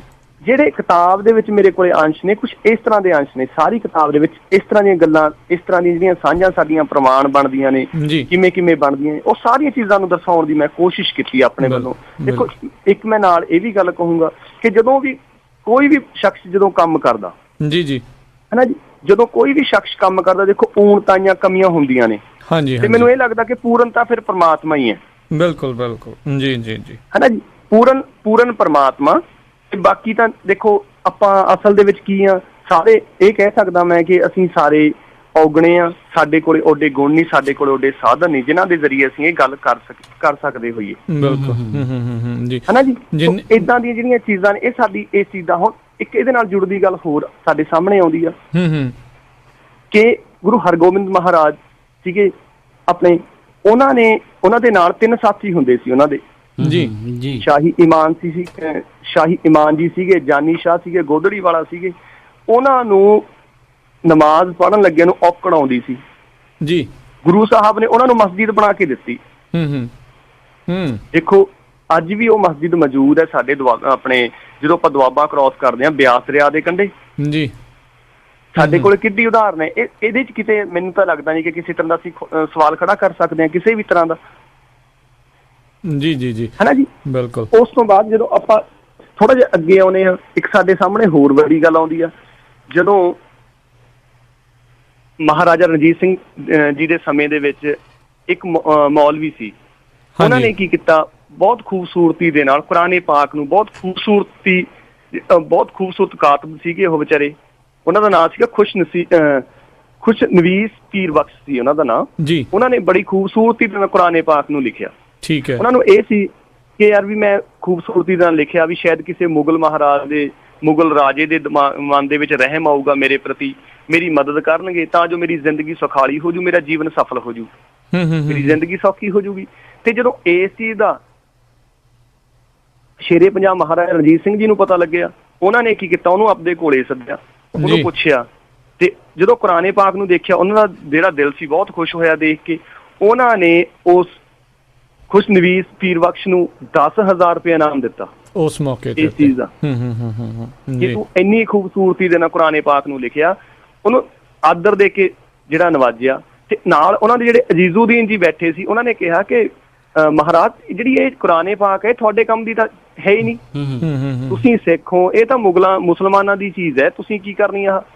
ਤਾਂ ਕਿੱਡਾ ਸਵਾਲ ਸੀ, ਦੇਖੋ ਕਿੱਡਾ ਆਨਸਰ ਸੀ ਉਹਨਾਂ ਦਾ ਜਿਹੜਾ ਜਵਾਬ ਦਿੱਤਾ ਮਹਾਰਾਜਾ ਰਣਜੀਤ ਸਿੰਘ ਜੀ। ਉਹਨਾਂ ਨੇ ਕਹਿੰਦੇ ਜੀ ਮੈਨੂੰ ਗੁਰੂ ਮਹਾਰਾਜ ਨੇ ਮੈਨੂੰ ਇੱਕ ਹੱਕ ਇਸ ਲਈ ਦਿੱਤੀ ਆ ਕਿ ਮੈਂ ਆਪਣੀ ਪ੍ਰਜਾ ਨੂੰ, ਆਪਣੀ ਜਿਹੜੀ ਸੰਗਤ ਹੈ ਜਾਂ ਆਪਣੇ ਜਿਹੜੇ ਮੇਰੇ ਦੇਸ਼ ਵਾਸੀ ਨੇ, ਮੈਂ ਉਹਨਾਂ ਨੂੰ ਇੱਕ ਅੱਖ ਨਾਲ ਦੇਖ ਸਕਾਂ, ਇੱਕ ਨਜ਼ਰ ਨਾਲ ਦੇਖ ਸਕਾਂ। ਪ੍ਰਮਾਤਮਾ ਨੇ ਮੈਨੂੰ ਅੱਖ ਇੱਕ ਤਾਂ ਦਿੱਤੀ ਆ ਜੀ। ਕਿੱਡਾ ਤਰਕ ਇਸ ਚੀਜ਼ ਦੇ ਵਿੱਚ। ਬਿਲਕੁਲ ਬਿਲਕੁਲ ਅਲੀ ਜੀ। ਸੋ ਅਸੀਂ ਜਿਹੜੇ ਜੀ ਇਹੀ ਉਮੀਦ ਲਾ ਕੇ ਜਿਹੜੇ ਜੀ ਹੁਣ ਸਾਰੇ ਜਾਣੇ ਬੈਠੇ ਆ ਵੀ ਜਦੋਂ ਇਹ ਕਿਤਾਬ ਹੁਣ ਆਵੇਗੀ ਤਾਂ ਜ਼ਰੂਰ ਇਸ ਦੇ ਵਿੱਚ ਹੋਰ ਵੀ ਬਹੁਤ ਸਾਰੀਆਂ ਸ਼ਖਸੀਅਤਾਂ ਦੇ ਬਾਰੇ ਸਾਨੂੰ ਜਿਹੜਾ ਜੀ ਉਹ ਪੜ੍ਹਨ ਨੂੰ ਜਿਹੜਾ ਜੀ ਮਿਲੇਗਾ, ਉਹਨਾਂ ਦੇ ਬਾਰੇ ਜਾਣਨ ਨੂੰ ਉਹਨਾਂ ਨੂੰ ਮਿਲੇਗਾ। ਸੋ ਕੁਝ ਸਰੋਤੇ ਨੇ ਉਹ ਜਿਹੜੇ ਪਹਿਲਾਂ ਤੁਹਾਡੇ ਨਾਲ ਗੱਲ ਕਰਨਾ ਚਾਹੁੰਦੇ ਨੇ, ਤੇ ਫਿਰ ਆਪਾਂ ਇਸ ਤੋਂ ਜਿਹੜਾ ਜੀ ਅੱਗੇ ਵਧਾਂਗੇ ਵੀ ਪਬਲੀਕੇਸ਼ਨ ਦੇ ਲਈ ਜਿਹੜਾ ਇਹਨੂੰ ਪ੍ਰਕਾਸ਼ਿਤ ਕਰਨ ਦੇ ਲਈ ਕੀ ਜਿਹੜੇ ਉੱਦਮ ਚੱਲ ਰਹੇ ਨੇ, ਕੀ ਤੁਹਾਨੂੰ ਹੋਰ ਸਹਾਇਤਾ ਜਿਹੜੀ ਇਸ ਚੀਜ਼ ਦੇ ਵਿੱਚ ਜਿਹੜੀ ਚਾਹੀਦੀ ਹੈ। ਸੋ ਉਸ ਦੇ ਬਾਰੇ ਆਪਾਂ ਗੱਲ ਕਰਾਂਗੇ, ਪਰ ਉਸ ਤੋਂ ਪਹਿਲਾਂ ਜਿਹੜੇ ਕੁਝ ਕਾਲਰ ਉਹ ਜੁੜੇ ਨੇ ਸਾਡੇ ਨਾਲ। ਸੰਜੀਤ ਕੌਰ ਜੀ, ਜੀ ਆਇਆਂ ਨੂੰ, ਸਤਿ ਸ਼੍ਰੀ ਅਕਾਲ ਜੀ। ਸਤਿ ਸ਼੍ਰੀ ਅਕਾਲ ਜੀ। ਸਤਿ ਸ਼੍ਰੀ ਅਕਾਲ ਜੀ। ਸਤਿ ਸ਼੍ਰੀ ਅਕਾਲ ਭਾਜੀ, ਜਿਹੜੇ ਤੁਹਾਡੇ ਗੈਸਟ ਆ ਇਹਨਾਂ ਨੂੰ, ਅਲੀ ਸਾਹਿਬ ਨੂੰ ਸਤਿ ਸ਼੍ਰੀ ਅਕਾਲ। ਤੇ ਮੇਰੇ ਕੋਲ ਥੋੜੇ ਜਿਹੇ ਸਵਾਲ ਆ ਜੋ ਮੇਰੇ ਦਿਮਾਗ 'ਚ ਅਟਕੇ ਆ। ਹਾਂਜੀ ਪੁੱਛੋ। ਮੈਨੂੰ ਬਹੁਤ ਜ਼ਰੂਰੀ ਸਮਝਦੀ ਆ, ਮੈਂ ਪੁੱਛਣਾ ਹੈ। ਪੁੱਛੋ ਜੀ। ਮੈਨੂੰ ਠੀਕ ਆ, ਮੈਨੂੰ ਕੋਈ ਜਾਤੀ ਤੌਰ ਤੇ ਨਾ ਸਿੱਖਾਂ ਹਿੰਦੂ ਮੁਸਲਮਾਨਾਂ ਨਾਲ ਕੋਈ ਦੁਸ਼ਮਣੀ ਨਹੀਂ ਕਿਸੇ ਨਾਲ, ਨਾ ਮੈਨੂੰ ਲੱਗਦਾ ਕਿ ਆਪਾਂ ਇੱਕ ਹੀ ਅੱਜ ਵੀ। ਪਰ ਉਹ ਲੋਕ ਆਪਾਂ ਇੱਕ ਆ ਜਿਨ੍ਹਾਂ ਦੇ ਅੰਦਰ ਦਇਆ, ਇੱਕ ਦੂਜੇ ਪ੍ਰਤੀ ਪਿਆਰ ਆ, ਦੇਣ ਲੈਣ ਦੀ ਭਾਵਨਾ ਆਪਣੇ। ਅੱਜ ਵੀ ਬਹੁਤ ਅੱਛੇ ਲੋਕ ਆਪਾਂ ਆਪਸ ਵਿੱਚ ਸਾਰੇ ਬੜੇ ਦੋਸਤ ਆ। ਪਰ ਅਫਸੋਸ ਕਿ ਜਦੋਂ ਕੋਈ ਇਨਸਾਨ ਆਪਣੀ ਜ਼ੁਬਾਨ ਤੇ ਨਹੀਂ ਅਟਕ, ਜਿਹੜਾ ਬੰਦੇ ਦੀ ਜ਼ੁਬਾਨ ਕਹਿਣੀ ਤੇ ਕਥਨੀ ਇੱਕ ਨਾ ਹੋਵੇ ਨਾ, ਉਹਦੇ ਉੱਤੇ ਨਾ ਸੋਚ ਸਮਝ ਕੇ ਵਿਸ਼ਵਾਸ ਕਰਨਾ ਚਾਹੀਦਾ। ਇਹ ਆਪਾਂ ਨੂੰ ਜਫਰਨਾਮਾ ਪੜ੍ਹੋ, ਪੜ੍ਹਨ ਵਾਲੀ ਚੀਜ਼ ਆ ਜਫਰਨਾਮਾ। ਪੜ੍ਹਨ ਵਾਲੇ ਭਾਈ ਗੁਰਦਾਸ ਜੀ ਦੀਆਂ ਵਾਰਾਂ ਸਮੇਂ ਦੀ ਤਬਦੀਲ ਕੀ ਕਹਿ ਰਹੀ ਆ, ਸਮੇਂ ਵਿੱਚ ਕੀ ਹੋਵੇਗਾ, ਕੀ ਹੋਣ ਵਾਲਾ ਵਾ, ਕਿਉਂਕਿ ਇਹ ਸਾਨੂੰ ਸੋਝ ਹੀ ਦੇਣਗੇ ਸਾਡੇ ਗ੍ਰੰਥ। ਅੱਜ ਲੋਕਾਂ ਦੇ ਤਰਕ ਜਾਂ ਲੋਕਾਂ ਦੀਆਂ ਬਣਾਈਆਂ ਹੋਈਆਂ ਕਿਤਾਬਾਂ ਸਾਨੂੰ ਸਾਥ ਨਹੀਂ ਦੇ ਸਕਦੀਆਂ, ਕਿਉਂਕਿ ਇਹ ਆਪ ਚੁਣੇ ਹੋਈਆਂ ਚੀਜ਼ਾਂ ਵਾ। ਮੈਂ ਵੀ ਇੱਕ ਤਰਫਾ ਕਹਿ ਸਕਦੀ ਹਾਂ, ਇੱਕ ਬਿਆਨਬਾਜ਼ੀ ਕਰ ਸਕਦੀ ਹਾਂ, ਨਹੀਂ ਇਹ ਦੈਟਸ ਨੋ ਗੁੱਡ। ਗੱਲ ਇਹ ਹੈ ਕਿ ਸਾਨੂੰ ਇਸ ਵੇਲੇ ਅਸੀਂ ਸਿੱਖ ਹਾਂ ਯਾਰ, ਸਾਨੂੰ ਸਮਝ ਹੋਣੀ ਚਾਹੀਦੀ ਆ ਕਿ ਅਸੀਂ ਕਿੰਨੇ ਬੁੱਧੀਵਾਨ ਸੀ। ਇਸ ਪਰਮਾਤਮਾ 10ਵੇਂ ਪਾਤਸ਼ਾਹ ਦੇ ਸਾਜੇ ਹੋਏ ਬੱਚੇ ਅੱਜ ਅਸੀਂ ਇੰਨੇ ਗਵਾਚ ਗਏ, ਅਸੀਂ ਕਮਰੇ ਹੋਏ ਫਿਰਦੇ ਹਾਂ, ਆਪਸ ਵਿੱਚ ਲੜਦੇ ਫਿਰਦੇ ਹਾਂ ਕਿ ਸਾਡੇ ਵਿੱਚ ਕੋਈ ਤੀਜਾ ਬੰਦਾ ਫਾਇਦਾ ਤਾਂ ਨਹੀਂ ਅੱਜ ਉਠਾ ਰਿਹਾ। ਸਾਡੇ 10ਵੇਂ ਪਾਤਸ਼ਾਹ ਨੂੰ 5 ਕਕਾਰ ਕਿਉਂ ਬਣਾਉਣੇ ਪਏ, ਅੱਜ ਇਸ ਚੀਜ਼ ਦਾ ਖਿਆਲ ਕਰੋ। ਮੇਰੇ ਵੀਰ ਗੁੱਸਾ ਨਾ ਕਰੀ ਅਲੀ ਵੀਰ, ਕਾਰਨ ਇਹ ਮੇਰੇ ਕਹਿਣ ਦਾ ਵਾ ਕਿ ਤੁਹਾਡੇ ਅੰਦਰ ਬੜੀ ਚੰਗੀ ਆਤਮਾ ਵਾ, ਜਿਨ੍ਹਾਂ ਨੇ ਵੇਖੋ ਕਿੰਨਾ ਕੁਛ ਸੰਜੋਗ ਕੇ ਰੱਖਿਆ ਇੱਕ ਪਿਆਰ ਦੀ ਭਾਵਨਾ ਪੈਦਾ ਕਰਨ ਲਈ। ਪਰ ਸਾਰੇ ਲੋਕ ਤੁਹਾਡੇ ਜੈਸੇ ਨਹੀਂ ਗੇ, ਤੁਹਾਡੇ ਵਰਗੇ ਸਾਰੇ ਨਹੀਂ ਗੇ। ਪਰ ਆਪਾਂ ਨੂੰ ਇਹ ਦੇਖਣਾ, ਆਪਾਂ ਆਪਣੀ ਅੱਖ ਤੋਂ ਦੇਖੀਏ ਕਿ ਇਹ ਤਾਂ ਨਹੀਂਗਾ ਕਿ ਕੋਈ ਇਹੋ ਜਿਹੇ ਚੰਦ ਲੋਕ ਜਿਹੜੇ ਅੱਜ ਉੱਠ ਕੇ ਬਿਆਨਬਾਜ਼ੀਆਂ ਸਾਡੇ ਪਿਆਰ ਦੀਆਂ ਉੱਠ ਗਈਆਂ। ਜਿੱਦਾਂ ਸਾਡੇ ਗੁਰੂ ਤੇਗ ਬਹਾਦਰ ਜੀ ਨੂੰ ਸ਼ਹੀਦ ਕੀਤਾ ਸੀ, ਉੱਥੇ ਕਿੱਥੇ ਸੀ ਉਦਣ ਅਸੀਂ, ਸਾਡੇ ਬੱਚੇ ਸ਼ਹੀਦ ਕਿੱਥੇ ਉਦਣ ਕਿੱਥੇ ਸੀ ਅਸੀਂ। ਜਦੋਂ ਸਾਡੇ ਬੱਚਿਆਂ ਨੂੰ ਝੋਲੀਆਂ 'ਚ ਕੱਟ ਕੇ ਸੁੱਟਿਆ ਜਾਂਦਾ, ਕਿੱਥੇ ਹੀ ਉਦੋਂ ਨਾ ਉਹ ਇਤਿਹਾਸ ਕਿਉਂ ਨਹੀਂ ਉੱਪਰ ਆਉਂਦੇ, ਕਿਉਂ ਸੁੱਟਿਆ ਜਾਂਦਾ ਹੈ, ਰੀਜ਼ਨ ਕੀ, ਵਾਏ? ਕਿਉਂਕਿ ਅੱਜ ਇਸ ਉਸ ਸਵਾਲ ਤੇ ਖੜੀ ਹਾਂ ਮੈਂ, ਅੱਜ ਵੀ ਅਰਦਾਸ ਕਰਦੀ ਹਾਂ, ਮੇਰਾ ਦਿਲ ਹਿਲ ਜਾਂਦਾ, ਮੈਂ ਅੱਖਾਂ ਬੰਦ ਕਰਦੀ ਵੀ ਮਾਲਕ ਪਲੀਜ਼ ਮੇਰੇ ਤੇ ਕਿਰਪਾ ਕਰੀ, ਮੈਂ ਨਹੀਂ ਸਹਿਣ ਕਰ ਸਕਦੀ ਕੁਛ ਵੀ, ਤੇ ਮੇਰੇ ਬੰਦਿਆਂ ਨੂੰ, ਮੇਰੇ ਸਾਰੀ ਦੁਨੀਆ ਦੀ ਬੁੱਧੀ ਦੇ, ਸਾਰੀ ਦੁਨੀਆ ਨੂੰ, ਸਾਰੇ ਲੋਕ ਸ਼ਾਂਤ ਹੋ ਜਾਣ, ਕਿਸੇ ਪ੍ਰਤੀ ਕਿਸੇ ਦੀ ਕੋਈ ਦੁਸ਼ਮਣੀ ਨਾ ਹੋਵੇ, ਕੋਈ ਬੁਰੀ ਸੋਚ ਨਾ ਹੋਵੇ, ਇਹੋ ਜਿਹੀਆਂ ਬੁੱਕਾਂ ਛਾਪੋ ਜਿਹਦੇ ਨਾਲ ਸਾਡੇ ਮਨ ਨੂੰ ਸ਼ਾਂਤੀ ਆਵੇ, ਅੱਜ ਦੇ ਹਾਲਾਤਾਂ ਤੇ ਕਾਬੂ ਪਾ ਸਕੀਏ, ਉਹ ਚੀਜ਼ਾਂ ਦੀ ਵੀਰੇ ਗੱਲ ਕਰੋ। Thank you. ਤੇ ਬਿਲਕੁਲ ਆਈ ਥਿੰਕ ਕਿਤੇ ਨਾ ਕਿਤੇ ਉਹੀ ਸਾਂਝ ਦੀ ਜਿਹੜੀ ਅਸੀਂ ਗੱਲ ਕਰ ਰਹੇ ਹਾਂ। ਦੇਖੋ ਹਰ ਇੱਕ ਕੌਮ, ਹਰ ਇੱਕ ਦੇਸ਼, ਹਰ ਇੱਕ ਧਰਮ ਦੇ ਵਿੱਚ ਜਿਹੜੇ ਮਾੜੇ ਬੰਦੇ ਜਿਹੜੇ ਜੀ ਹੈਗੇ ਨੇ, ਇਸ ਦੇ ਵਿੱਚ ਕੋਈ ਦੋ ਰਾਵਾਂ ਨਹੀਂ ਹੈਗੀਆਂ। ਦੇਖੋ ਇੱਕ ਦੂਜੇ ਦੇ ਪ੍ਰਤੀ ਨਫ਼ਰਤ ਆਪਾਂ ਜਿੰਨੀ ਮਰਜ਼ੀ ਪੈਦਾ ਕਰ ਸਕਦੇ ਹਾਂ, ਉਸ ਨੂੰ ਜਿੰਨਾ ਕਹਿੰਦੇ ਲੱਸੀ ਤੇ ਲੜਾਈ ਨੂੰ ਜਿੰਨਾ ਵਧਾ ਲਓ ਉਨੀ ਵਧੀ ਜਾਂਦੀ ਆ। ਪਰ ਜੇ ਆਪਾਂ ਕੋਈ ਕੋਸ਼ਿਸ਼ ਕਰ ਰਿਹਾ ਵੀ ਇੱਕ ਦੂਜੇ ਦੇ ਪ੍ਰਤੀ ਜਿਹੜਾ ਜੀ ਕੋਈ ਪਿਆਰ ਮੁਹੱਬਤ ਦੀ, ਜਿਹੜੀ ਉਹ ਆਪ ਗੱਲ ਕਹਿ ਰਹੇ ਸੀਗੇ ਤੱਥਾਂ ਦੇ ਨਾਲ ਗੱਲ, ਹਾਂਜੀ ਨਹੀਂ ਜਿਹੜੇ ਸਾਡੇ ਕਾਲਰ ਵੀ ਕਹਿ ਰਹੇ ਸੀਗੇ ਵੀ ਲੜਾਈ ਝਗੜੇ ਮੁੱਕਣ, ਸੋ ਇਹੋ ਜਿਹੀਆਂ ਚੀਜ਼ਾਂ ਦੇ ਨਾਲ ਜਿਹੜਾ ਆਈ ਥਿੰਕ ਕਿਤੇ ਨਾ ਕਿਤੇ ਲੜਾਈ ਝਗੜੇ ਮੁੱਕਣਗੇ। ਹਾਂ, ਇਸ ਦੇ ਵਿੱਚ ਕੋਈ ਦੋ ਰਾਵਾਂ ਨਹੀਂ ਵੀ ਜਿਹੜਾ ਉਸ ਟਾਈਮ ਦੇ ਉੱਤੇ ਮੁਗਲਾਂ ਨੇ ਜਿਹੜਾ ਅਤਿਆਚਾਰ ਕੀਤਾ ਸੀਗਾ ਕੌਮ ਦੇ ਉੱਤੇ, ਦੇਸ਼ ਦੇ ਉੱਤੇ, ਹਰ ਇੱਕ ਨੂੰ ਧੱਕੇ ਦੇ ਨਾਲ ਮੁਸਲਮਾਨ ਈਨ ਜਿਹੜਾ ਜੀ ਮੰਨਣ ਦੇ ਲਈ ਆਖਦੇ ਸੀ, ਉਹ ਗਲਤ ਸੀਗਾ। ਤੇ ਉਸੇ ਜਿਹੜੇ ਆ ਜੀ ਗਲਤ ਚੀਜ਼ ਦੇ ਖਿਲਾਫ ਗੁਰੂ ਸਾਹਿਬਾਂ ਨੇ ਜਿਹੜੀਆਂ ਲੜਾਈਆਂ ਲੜੀਆਂ, ਉਹਨਾਂ ਨੇ ਘਾਲਣਾ ਜਿਹੜੀਆਂ ਜੀ ਘਾੜ ਜ਼ੁਲਮ ਦੇ ਖਿਲਾਫ ਸੀ, ਬਿਲਕੁਲ ਕਿਸੇ ਕੌਮ ਦੇ ਖਿਲਾਫ। ਕਿਉਂਕਿ ਜੇ ਘੱਲੂਘਾਰਾ ਵਰਤਿਆ ਤਾਂ ਘੱਲੂਘਾਰੇ ਦੇ ਪਿੱਛੇ ਮੈਂ ਇੱਕ ਨਿੱਕੀ ਜਿਹੀ ਗੱਲ ਦੱਸਣੀ ਚਾਹੁੰਦਾ ਕਿ ਘੱਲੂਘਾਰਾ ਵਰਤਣ ਦੇ ਰੀਜ਼ਨ ਇਹ ਸੀ ਕਿ ਉਸ ਮੌਕੇ ਦੇ ਉੱਤੇ ਜਿਹੜੇ ਮੁਗਲ ਬਾਦਸ਼ਾਹ ਸੀ, ਉਹ ਜਿਵੇਂ ਮਹਾਰਾਸ਼ਟਰ ਤੋਂ, ਮਹਾਰਾਟਿਆਂ ਤੋਂ ਜਿਹੜੀਆਂ ਉੱਥੋਂ ਦੀਆਂ ਧੀਆਂ ਭੈਣਾਂ ਨੂੰ ਲੈ ਕੇ ਆਉਂਦੇ ਸੀ, ਉੱਥੋਂ ਦੇ ਜਿਹੜੇ ਕਬੀਲੇ ਸੀ ਲੁੱਟ ਕੇ ਲਿਆਉਂਦੇ ਸੀ। ਜਦੋਂ ਪੰਜਾਬ ਵਿੱਚ ਦੀ ਗੁਜ਼ਰਦੇ ਤਾਂ ਸਿੱਖ ਕੌਮ ਨੇ ਉਹਨਾਂ ਦਾ ਵਿਰੋਧ ਕੀਤਾ, ਤੇ ਉਸੇ ਵਿਰੋਧ ਦਾ ਬਦਲਾ ਲੈਣ ਦੇ ਲਈ ਇੱਕ ਘੱਲੂਘਾਰਾ ਵਾਪਰਿਆ। ਉਹਦਾ ਰੀਜ਼ਨ ਇਹ ਸੀ ਕਿਉਂਕਿ ਮੁਗਲਾਂ ਦੇ ਜ਼ਰੀਏ ਪਤਾ ਲੱਗਿਆ ਕਿ ਅੱਜ ਦੀ ਤਰੀਕ ਨੂੰ ਅੱਜ ਦੇ ਦਿਨ ਮੁਗਲ ਲੰਘਣਗੇ ਦੇ ਨੇੜੇ ਕੁਪਰੀੜਾ 'ਚ ਠਹਿਰੇ ਹੋਏ ਆ, ਤੇ ਜਿਹੜੇ ਉਸ ਮੌਕੇ ਦੇ ਉੱਤੇ ਜਿਹੜਾ ਮੁਗਲ ਬਾਦਸ਼ਾਹ ਸੀ ਸਿੱਖ ਠਹਿਰੇ ਹੋਏ ਆ, ਤੇ ਜਿਹੜਾ ਮੁਗਲ ਬਾਦਸ਼ਾਹ ਸੀ ਔਰੰਗਜ਼ੇਬ ਉਸ ਮੌਕੇ ਦੇ ਉੱਤੇ ਅਹਿਮਦ ਸ਼ਾਹ ਅਬਦਾਲੀ ਉਹ ਲਾਹੌਰ ਤੋਂ ਬੜੀ ਛੇਤੀ ਬੜੀ ਤੇਜ਼ੀ ਦੇ ਨਾਲ ਆਇਆ, 36 ਘੰਟਿਆਂ 'ਚ ਸਫ਼ਰ ਮੁਕਾ ਕੇ ਆਇਆ। ਉਹ ਮੁਕਾਉਣਾ ਚਾਹੁੰਦਾ ਸੀ, ਰੀਜ਼ਨ ਇਹ ਸੀ ਕਿਉਂਕਿ ਉਹਨੂੰ ਸਿੱਖ ਕੌਮ ਤੋਂ ਖਤਰਾ ਸੀ। ਠੀਕ ਹੈ ਜੀ, ਸਿੱਖ ਕੌਮ ਨੂੰ ਅਸਲ ਦੇ ਵਿੱਚ ਜਦ ਕਿ ਉਹਨਾਂ ਦਾ ਨਿੱਜੀ ਵੈਰ ਵਿਰੋਧ ਨਹੀਂ ਸੀ, ਧਾਰਮਿਕ ਤੌਰ ਤੇ ਨਹੀਂ ਵਿਰੋਧ ਸੀ, ਉਹ ਨਿੱਜੀ ਵਿਰੋਧ ਸੀ, ਉਹਨਾਂ ਦਾ ਆਪਸੀ ਉਹ ਵਿਰੋਧ ਸੀ ਜਿਹੜਾ ਜ਼ੁਲਮ ਦਾ ਵਿਰੋਧ ਸੀ। ਜੇ ਜ਼ੁਲਮ ਦੇ ਵਿਰੁੱਧ ਆਵਾਜ਼ ਉੱਠੀ ਤਾਂ ਸਾਰਾ ਕੁਛ ਇਹ ਹੋਇਆ। ਕਿਉਂਕਿ ਉਹਨੂੰ ਆਪਾਂ ਰੂਪ ਦੇਖੋ, ਆਪੋ ਆਪਣਾ ਨਜ਼ਰੀਆ। ਮੈਂ ਇੱਕ ਇਹਦੇ ਨਾਲ ਬਿਲਕੁਲ ਬੀਬੀ ਜੀ ਗੱਲ ਕਰਕੇ ਗਏ ਆ ਕਿ ਜਦੋਂ ਛੋਟੇ ਸਾਹਿਬਜ਼ਾਦਿਆਂ ਨੂੰ ਬੰਦੀ ਬਣਾ ਕੇ ਲਿਆਇਆ ਗਿਆ, ਠੰਡੇ ਬੁਰਜ ਦੇ ਵਿੱਚ ਲਿਆ ਕੇ ਠਹਿਰਾਇਆ ਗਿਆ, ਉਸ ਮੌਕੇ ਜਿਹੜੀ ਵਜ਼ੀਰ ਖਾਨ ਦੇ ਜਿਹੜੀ ਬੇਗਮ ਸੀ, ਉਹਨੇ ਕਿਹਾ ਕਿ ਤੂੰ ਆਹ ਜ਼ੁਲਮ ਨਾ ਕਮਾ, ਤੂੰ ਕਿਉਂ ਜ਼ੁਲਮ ਕਮਾਉਣਾ, ਸਾਡੇ ਦੇ ਵਿੱਚ ਕੀ ਫਰਕ ਹੁੰਦਾ, ਸਾਡੇ ਬੱਚੇ ਮਖਮਲੀ ਕੱਪੜਿਆਂ 'ਚ ਪਏ ਆ ਤੇ ਗੁਰੂ ਸਾਹਿਬ ਦੇ ਬੱਚੇ ਠੰਡੇ ਬੁਰਜ ਠੁਰ ਠੁਰ ਕਰਦੇ ਆ। ਤੇ ਪਹਿਲੀ ਰਾਤ ਟੋਕਿਆ, ਦੂਜੀ ਰਾਤ ਟੋਕਿਆ, ਤੀਜੀ ਰਾਤ ਉਸੇ ਜੈਨਾ ਖਾਨ ਨੇ ਉਹਨੂੰ ਲਾਹਨਤ ਪਾਈ ਕਿ ਤੂੰ ਜਿੱਦਾਂ ਤੂੰ ਜ਼ੁਲਮ ਕਮਾ ਰਿਹਾ, ਤੇਰੀ ਅੱਖਾਂ ਦੇ ਸਾਹਮਣੇ ਤੇਰੀ ਸਰਹੰਦ ਜਿਹੜੀ ਦਾ ਤੂੰ ਮਾਣ ਕਰਦਾ, ਤੇਰੀ ਅੱਖਾਂ ਦੇ ਸਾਹਮਣੇ ਢਹਿ ਢੇਰੀ ਹੋਊਗੀ। ਤੇ ਜਦੋਂ ਤੀਜੇ ਦਿਨ ਉਹਨਾਂ ਨੇ ਵਜ਼ੀਰ ਖਾਨ ਨੇ ਸਾਹਿਬਜ਼ਾਦਿਆਂ ਨੂੰ ਕੰਧਾਂ ਦੇ ਵਿੱਚ ਚਿਣਵਾਇਆ ਤਾਂ ਉਸ ਜੈਨਾ ਬੇਗਮ ਨੇ ਇਸ ਮਮਤਾ ਦੀ ਜਿਹੜੀ ਦੁਖਾਂਤ ਸੀ ਅੰਦਰਲਾ, ਉਹ ਉੱਭਰ ਕੇ ਇੱਕਦਮ ਬਾਹਰ ਆਇਆ। ਉਹਨੇ ਖੰਜਰ ਮਾਰ ਕੇ ਆਪਣੇ ਆਪ ਨੂੰ ਮੁਕਾ ਲਿਆ। ਉਹ ਇੱਕ ਮਮਤਾ ਸੀ, ਉਹਦੇ 'ਚ ਵਿਰੋਧ ਨਹੀਂ ਸੀ, ਉਹਦੀ ਮਮਤਾ ਸੀ, ਉਹਦੀ ਇੱਕ ਮੁਹੱਬਤ ਸੀ, ਬੱਚਿਆਂ ਪ੍ਰਤੀ ਪਿਆਰ ਸੀ। ਕਿਉਂਕਿ ਇਸੇ ਚੀਜ਼ ਦੇ ਨਾਲ ਜੁੜਦੀ ਗੱਲ ਮੈਂ ਹੋਰ ਦੱਸਣੀ ਚਾਹੁੰਦਾ ਕਿ ਜਦੋਂ ਸਾਹਿਬਜ਼ਾਦਿਆਂ ਨੂੰ ਲੈ ਕੇ ਫੜ ਕੇ ਲਿਆਉਂਦਾ ਗਿਆ ਤਾਂ ਜਿਹੜੇ ਮਲੇਰਕੋਟਲੇ ਵਾਲੇ ਨਵਾਬ ਸੀ ਸ਼ੇਰ ਮੁਹੰਮਦ ਖਾਂ, ਉਹਨਾਂ ਨੂੰ ਕਿਹਾ ਗਿਆ ਕਿ ਤੁਸੀਂ ਆਪਣਾ ਬਦਲਾ ਲੈ ਲਓ। ਤਾਂ ਉਹਨਾਂ ਨੇ ਬਿਲਕੁਲ ਜਵਾਬ ਦੇਤਾ ਕਿ ਇਸਲਾਮਿਕ ਸਰਾਹ ਦੇ ਅਨੁਸਾਰ ਮੈਂ ਬੱਚਿਆਂ ਤੋਂ ਬਦਲਾ, ਮੇਰੇ ਭਰਾ ਸੀ ਜਿਹੜਾ ਉਹ ਜੰਗ ਦੇ ਮੈਦਾਨ ਦੇ ਵਿੱਚ ਸ਼ਹੀਦ ਹੋਇਆ, ਮਾਰਿਆ ਗਿਆ, ਮੈਂ ਜੰਗ ਦੇ ਮੈਦਾਨ 'ਚ ਬਦਲਾ ਲਊਂਗਾ, ਬੇਸ਼ੱਕ ਤੁਸੀਂ ਗੁਰੂ ਸਾਹਿਬ ਨੂੰ ਫੜ ਕੇ ਲਿਆਓ, ਇਹ ਮੇਰੀ ਸਰਾਹ ਤੋਂ ਉਲਟ ਹੈ, ਮੈਂ ਜ਼ੁਲਮ ਨਹੀਂ ਕਮਾ ਸਕਦਾ। ਇਸੇ ਕਰਕੇ ਮੁਗਲ ਉਹਨਾਂ ਦੇ ਅੰਦਰੋਂ ਅੰਦਰੀ ਵੈਰ ਪਏ ਤੇ ਉਹਨਾਂ ਦੇ ਹੱਥ ਲਿਖਤ ਜਿਹੜੀ ਚਿੱਠੀ ਸੀ ਆਪਣੇ ਸ਼ੇਰ ਮੁਹੰਮਦ ਖਾਂ ਉਹਨਾਂ ਦੀ, ਉਹ ਵੀ ਇਸ ਕਿਤਾਬ ਦੇ ਵਿੱਚ ਦਰਜ ਹੈ। ਜਦੋਂ ਉਹਨਾਂ ਨੇ ਔਰੰਗਜ਼ੇਬ ਨੂੰ ਚਿੱਠੀ ਲਿਖੀ ਕਿ ਇਹ ਤੇਰੇ ਪੰਜਾਬ 'ਚ ਤੇਰਾ ਵਜ਼ੀਰ ਖਾਂ ਕਰ ਰਿਹਾ, ਇਹਨੂੰ ਰੋਕ। ਜੀ ਜੀ ਜੀ ਅਲੀ ਜੀ, ਅਗਲੇ ਜਿਹੜੇ ਕੁਛ ਹੋਰ ਕਾਲਰ ਗੱਲ ਕਰਨਾ ਚਾਹੁੰਦੇ ਨੇ, ਹਰਮਿੰਦਰ ਸਿੰਘ ਜੀ। ਜੀ ਆਇਆਂ ਨੂੰ, ਸਤਿ ਸ਼੍ਰੀ ਅਕਾਲ ਜੀ। ਸਤਿ ਸ਼੍ਰੀ ਅਕਾਲ ਜੀ। ਅਲੀ ਜੀ ਉਹਨਾਂ ਨੇ ਬੜਾ ਸੋਹਣਾ ਕਿਹਾ ਵੀ ਜਿਹੜੀ ਆਪਣੇ 10ਵੇਂ ਪਾਤਸ਼ਾਹ ਗੁਰੂ ਗੋਬਿੰਦ ਸਿੰਘ ਜੀ ਦੀ ਜਾਂ ਉਸ ਤੋਂ ਬਾਅਦ ਸਿੱਖ ਕੌਮ ਦੀ ਜਿਹੜੀ ਲੜਾਈ ਸੀ ਉਹ ਜ਼ੁਲਮ ਦੇ ਵਿਰੁੱਧ ਸੀ, ਕਿਸੇ ਕੌਮ ਦੇ ਵਿਰੁੱਧ ਨਹੀਂ ਸੀਗੀ। ਸਾਨੂੰ ਇਹ ਡਿਸਟਿੰਕਸ਼ਨ ਕਰਨੀ ਪਊਗੀ ਸੱਚ ਤੇ ਝੂਠ ਦਾ। ਲੜਾਈ ਚੱਲਦੀ ਆ, ਇਹ ਆਦਮ ਤੋਂ ਚੱਲਦੀ ਆਉਂਦੀ ਆ, ਹੁਣ ਵੀ ਚੱਲ ਰਹੀ ਆ ਲੜਾਈ। ਜਦੋਂ ਅਸੀਂ ਕਿਸੇ ਵੀ ਧਰਮ ਦੇ ਪੈਰੋਕਾਰ ਬਣ ਜਾਂਦੇ ਆ ਤੇ ਮੈਂ ਇਹੋ ਜਿਹਾ ਵੇਸ ਰੱਖ ਕੇ ਤੇ ਮੈਂ ਸਿੱਖ ਬਣ ਗਿਆ, ਉਹ ਸਿੱਖ ਨਹੀਂ ਹੈਗਾ। ਸੋ ਸੁਖਮਨੀ ਸਾਹਿਬ 'ਚ ਇੱਕ ਸ਼ਬਦ ਆਉਂਦਾ, ਮਨ ਆਪਣੇ ਤੇ ਬੁਰਾ ਮਿਟਾਨਾ, ਪੇਖੈ ਸਗਲ ਸ੍ਰਿਸ਼ਟ ਸਾਜਨਾ। ਪਹਿਲਾ ਕੰਮ ਸਾਡੇ ਆਪਣੇ ਵਾਸਤੇ ਆ, ਇਹ ਮੇਰੇ ਵਾਸਤੇ ਤੇ ਜਾਂ ਜਿਹੜਾ ਕੋਈ ਸੁਣਦਾ ਸਾਰਿਆਂ ਵਾਸਤੇ। ਅਸੀਂ ਆਪਣੇ ਮਨ ਚੋਂ ਬੁਰਾਈ ਖਤਮ ਕਰਨੀ ਆ, ਬਾਅਦ ਵਿੱਚ ਅਸੀਂ ਦੂਸਰੇ ਨੂੰ ਸਮਝਾਉਣਾ ਕਿਸੇ ਹੋਰ ਨੂੰ। ਸੋ ਅਲੀ ਜੀ ਬੜਾ ਵਧੀਆ ਕੰਮ ਕਰ ਰਹੇ ਆ। ਇੱਕ ਮੈਂ ਛੋਟਾ ਜਿਹਾ ਹੋਰ ਕਮੈਂਟ ਕਰਨਾ ਸੀਗਾ। ਜਿਹੜਾ ਕੋਈ ਵੀ ਇਤਿਹਾਸਕਾਰ ਆ, ਜਦੋਂ ਇਤਿਹਾਸ ਲਿਖਿਆ ਜਾਂਦਾ, ਜਿੱਦਾਂ ਬੀਬੀ ਜੀ ਨੇ ਪਹਿਲਾਂ ਕਾਲ ਕੀਤੀ ਸੀਗੀ ਵੀ ਸਾਨੂੰ ਸਿਰਫ ਗੁਰਬਾਣੀ ਜਾਂ ਭਾਈ ਗੁਰਦਾਸ ਦੀਆਂ ਵਾਰਾਂ ਤੇ ਹੀ ਟੇਕ ਰੱਖਣੀ ਚਾਹੀਦੀ ਹੈ, ਜਿਹੜੀਆਂ ਮਨੁੱਖੀ ਕਿਰਤਾਂ ਹੈਗੀਆਂ ਆ ਉਹ ਤੇ ਟੇਕ ਨਹੀਂ ਰੱਖਣੀ ਚਾਹੀਦੀ। ਉਹ ਕਿਸੇ ਹੱਦ ਤੱਕ ਮੈਂ ਇਸ ਚੀਜ਼ ਨਾਲ ਸਹਿਮਤ ਹਾਂ, ਪਰ ਐਟ ਦ ਸੇਮ ਟਾਈਮ ਜਿਹੜਾ ਕੋਈ ਇਤਿਹਾਸਕਾਰ ਆ, ਜੇ ਉਹ ਬਿਨਾਂ ਕਿਸੇ ਲੋਭ ਲਾਲਚ ਦੇ ਅਧੀਨ ਸਿਰਫ ਸੱਚਾਈ ਨੂੰ ਹੀ ਮੂਹਰੇ ਰੱਖ ਲਿਆਉਂਦਾ ਆ, ਇਤਿਹਾਸ ਨੂੰ, ਜਿਹੜੇ ਤੱਥ ਆ ਸਿਰਫ ਫੈਕਟਸ ਬੇਸ, ਤੇ ਉਹ ਸਰੋਤੇ ਗਾਹਾਂ ਆਪ ਸਮਝਦਾਰ ਹੁੰਦੇ ਆ, ਉਹ ਚੋਂ ਦੁੱਧ ਦਾ ਦੁੱਧ, ਪਾਣੀ ਦਾ ਪਾਣੀ ਖੁਦ ਕਰ ਸਕਦੇ ਆ।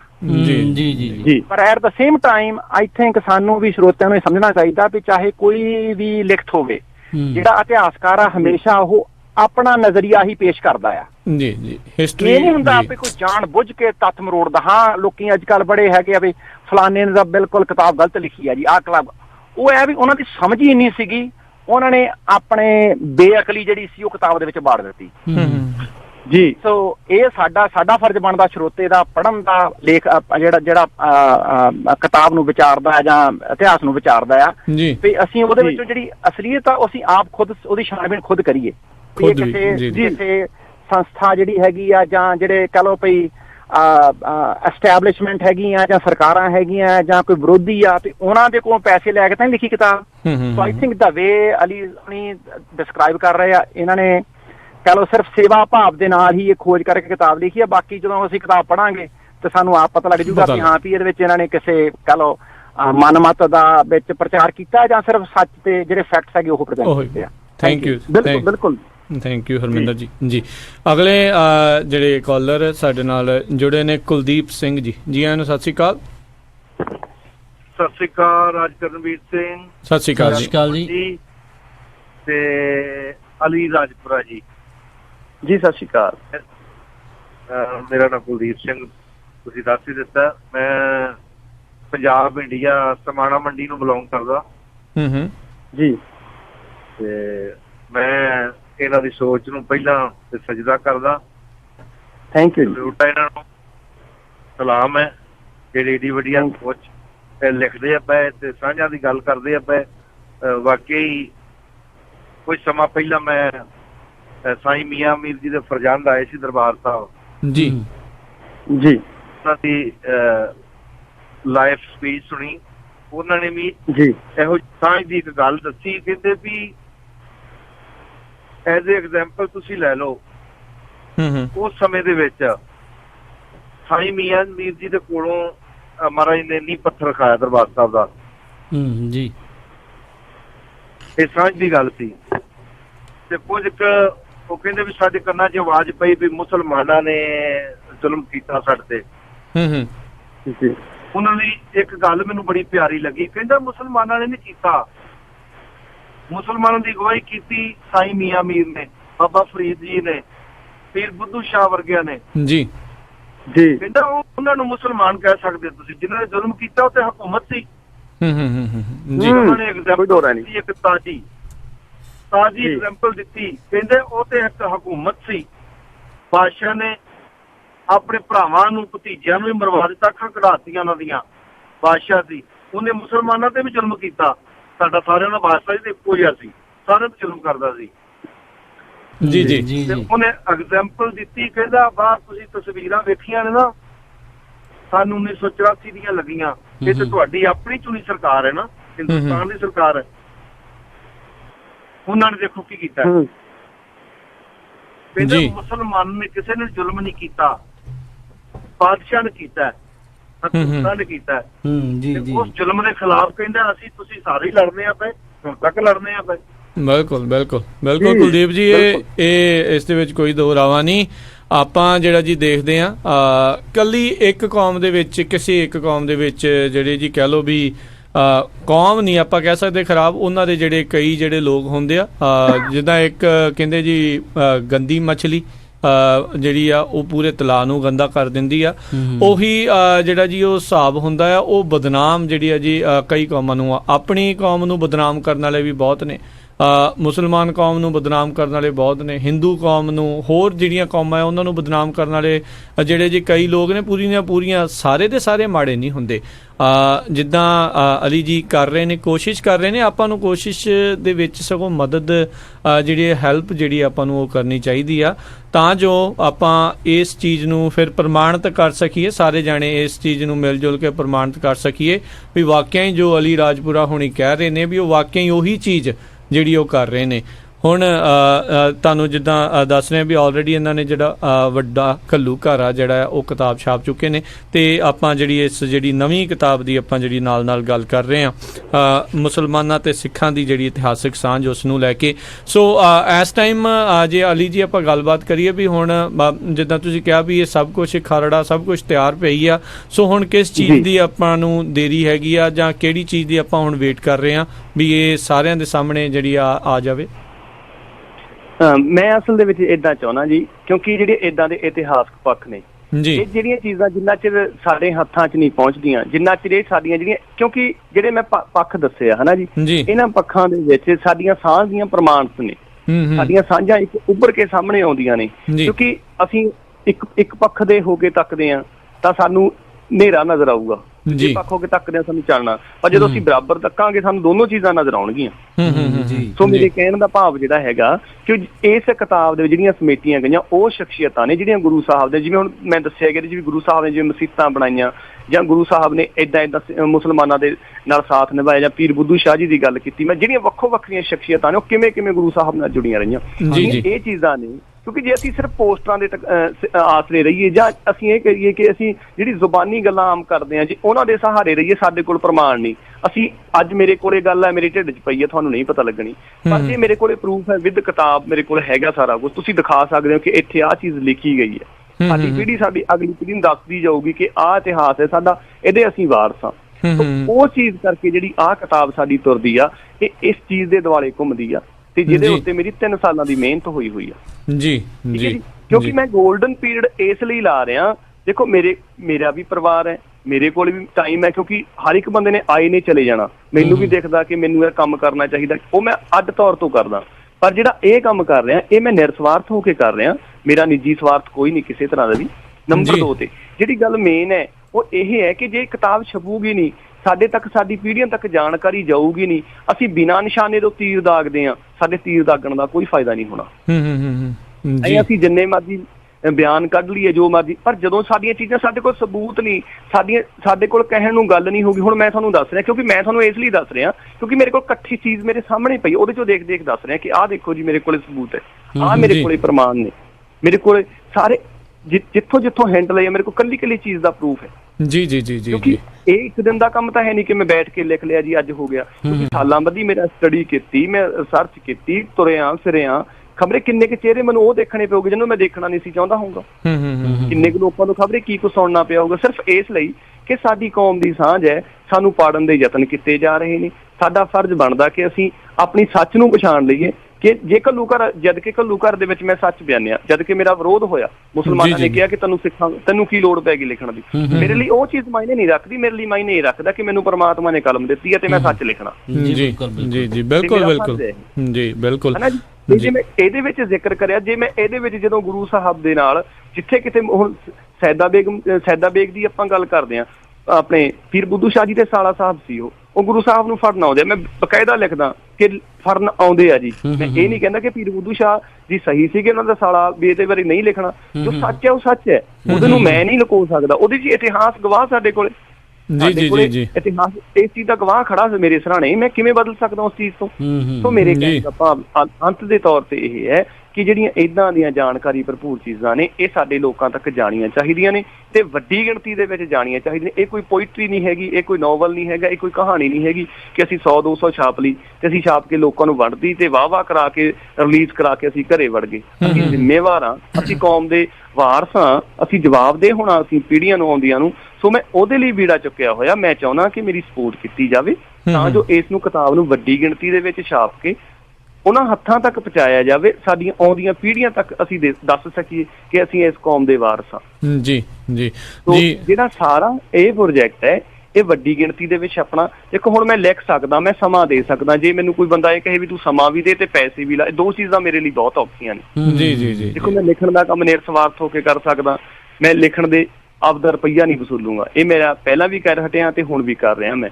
ਜੀ ਜੀ ਤੇ ਰਹੀ ਗੱਲ ਜੇ ਛਪਵਾਉਣ ਦੀ, ਜੇ ਤੁਸੀਂ ਮੈਨੂੰ ਕਹੋ ਵੀ ਅਲੀ ਛਪਵਾਊਗਾ ਵੀ ਅਲੀ, ਫਿਰ ਤਾਂ ਅਲੀ ਤੇ ਇਹ ਕਿਸਮ ਦਾ ਵੀ ਇਹ ਅਸੀਂ ਸੁਣ ਰਹੇ ਹਾਂ, ਸੁਣਨ ਵਾਲੇ ਵਾਹ-ਵਾਹ ਕਰਨ ਵਾਲੇ ਹਾਂ, ਪਿੱਠ ਥਾਪਣ ਵਾਲੇ ਹਾਂ, ਸਹਿਯੋਗੀ ਨਹੀਂ ਅਸੀਂ ਹੈਗੇ। ਕਿਉਂਕਿ ਕੰਮ ਨਾ ਤਾਂ ਇਹ ਮੇਰਾ ਨਾ ਇਕੱਲੇ ਤੁਹਾਡਾ ਭਾਜੀ, ਇਹ ਸਾਡੇ ਸਾਰੀ ਕੌਮ ਦਾ ਕੰਮ ਹੈ, ਸਾਡੇ ਸਾਰਿਆਂ ਦਾ ਫਰਜ਼ ਹੈ। ਤੇ ਮੈਂ ਕਹਿੰਦਾ ਜਦੋਂ ਬੰਦੇ ਨੂੰ ਅਸੀਂ ਤੁਹਾਨੂੰ ਦੂਜੇ ਨੂੰ ਕਹਿਣ ਦੀ ਲੋੜ ਨਹੀਂ, ਜੇ ਸਾਨੂੰ ਆਪਣੇ ਫਰਜ਼ਾਂ ਦੀ ਆਪ ਪਛਾਣ ਹੋਊਗੀ। ਕਿਉਂਕਿ ਮੈਂ ਕਮਰਸ਼ੀਅਲ ਵੀ ਲਿਖ ਸਕਦਾ, ਮੈਂ ਕਮਰਸ਼ੀਅਲ ਲਿਖਦਾ, ਮੈਂ ਕਮਰਸ਼ੀਅਲ ਵੀ ਕਰ ਸਕਦਾ, ਮੇਰਾ ਵੀ ਪਰਿਵਾਰ ਹੈ ਤੇ ਮੈਂ ਕਮਰਸ਼ੀਅਲ ਕਰ ਸਕਦਾ।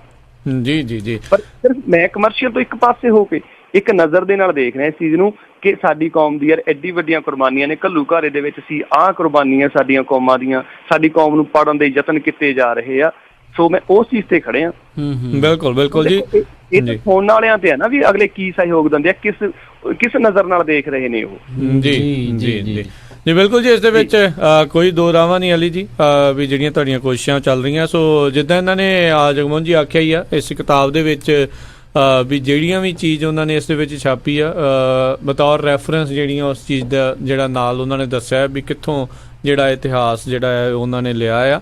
ਸੋ ਆਪਾਂ ਦੇਖੋ ਇਹ ਤਾਂ ਕੋਸ਼ਿਸ਼ ਜਿਹੜੀ ਹੈ ਸਗੋਂ ਇਹ ਜਿਹੜੀਆਂ ਸ਼੍ਰੋਮਣੀ ਕਮੇਟੀਆਂ, ਧਰਮ ਪ੍ਰਚਾਰ ਕਮੇਟੀਆਂ ਆ ਜਾਂ ਜਿਨ੍ਹਾਂ ਨੇ ਇਤਿਹਾਸ ਨੂੰ ਸਾਂਭਣਾ ਆ ਉਹਨਾਂ ਨੂੰ ਸਗੋਂ ਇਹ ਸਾਰਾ ਕੁਝ ਕਰਨਾ ਚਾਹੀਦਾ ਸੀ, ਜਿਨ੍ਹਾਂ ਨੂੰ ਆਲਰੇਡੀ ਬਹੁਤ ਜਿਹੜੇ ਕਹਿ ਲਓ ਵੀ ਚੜਾਵੇ ਵੀ ਚੜ੍ਹਦੇ ਆ, ਆਪਣੇ ਸ਼ਰਧਾਵਾਨ ਜਿਹੜੇ ਸਾਰੇ ਉੱਥੇ ਪਹੁੰਚ ਕੇ ਉਹ ਮਦਦ ਕਰਦੇ ਆ।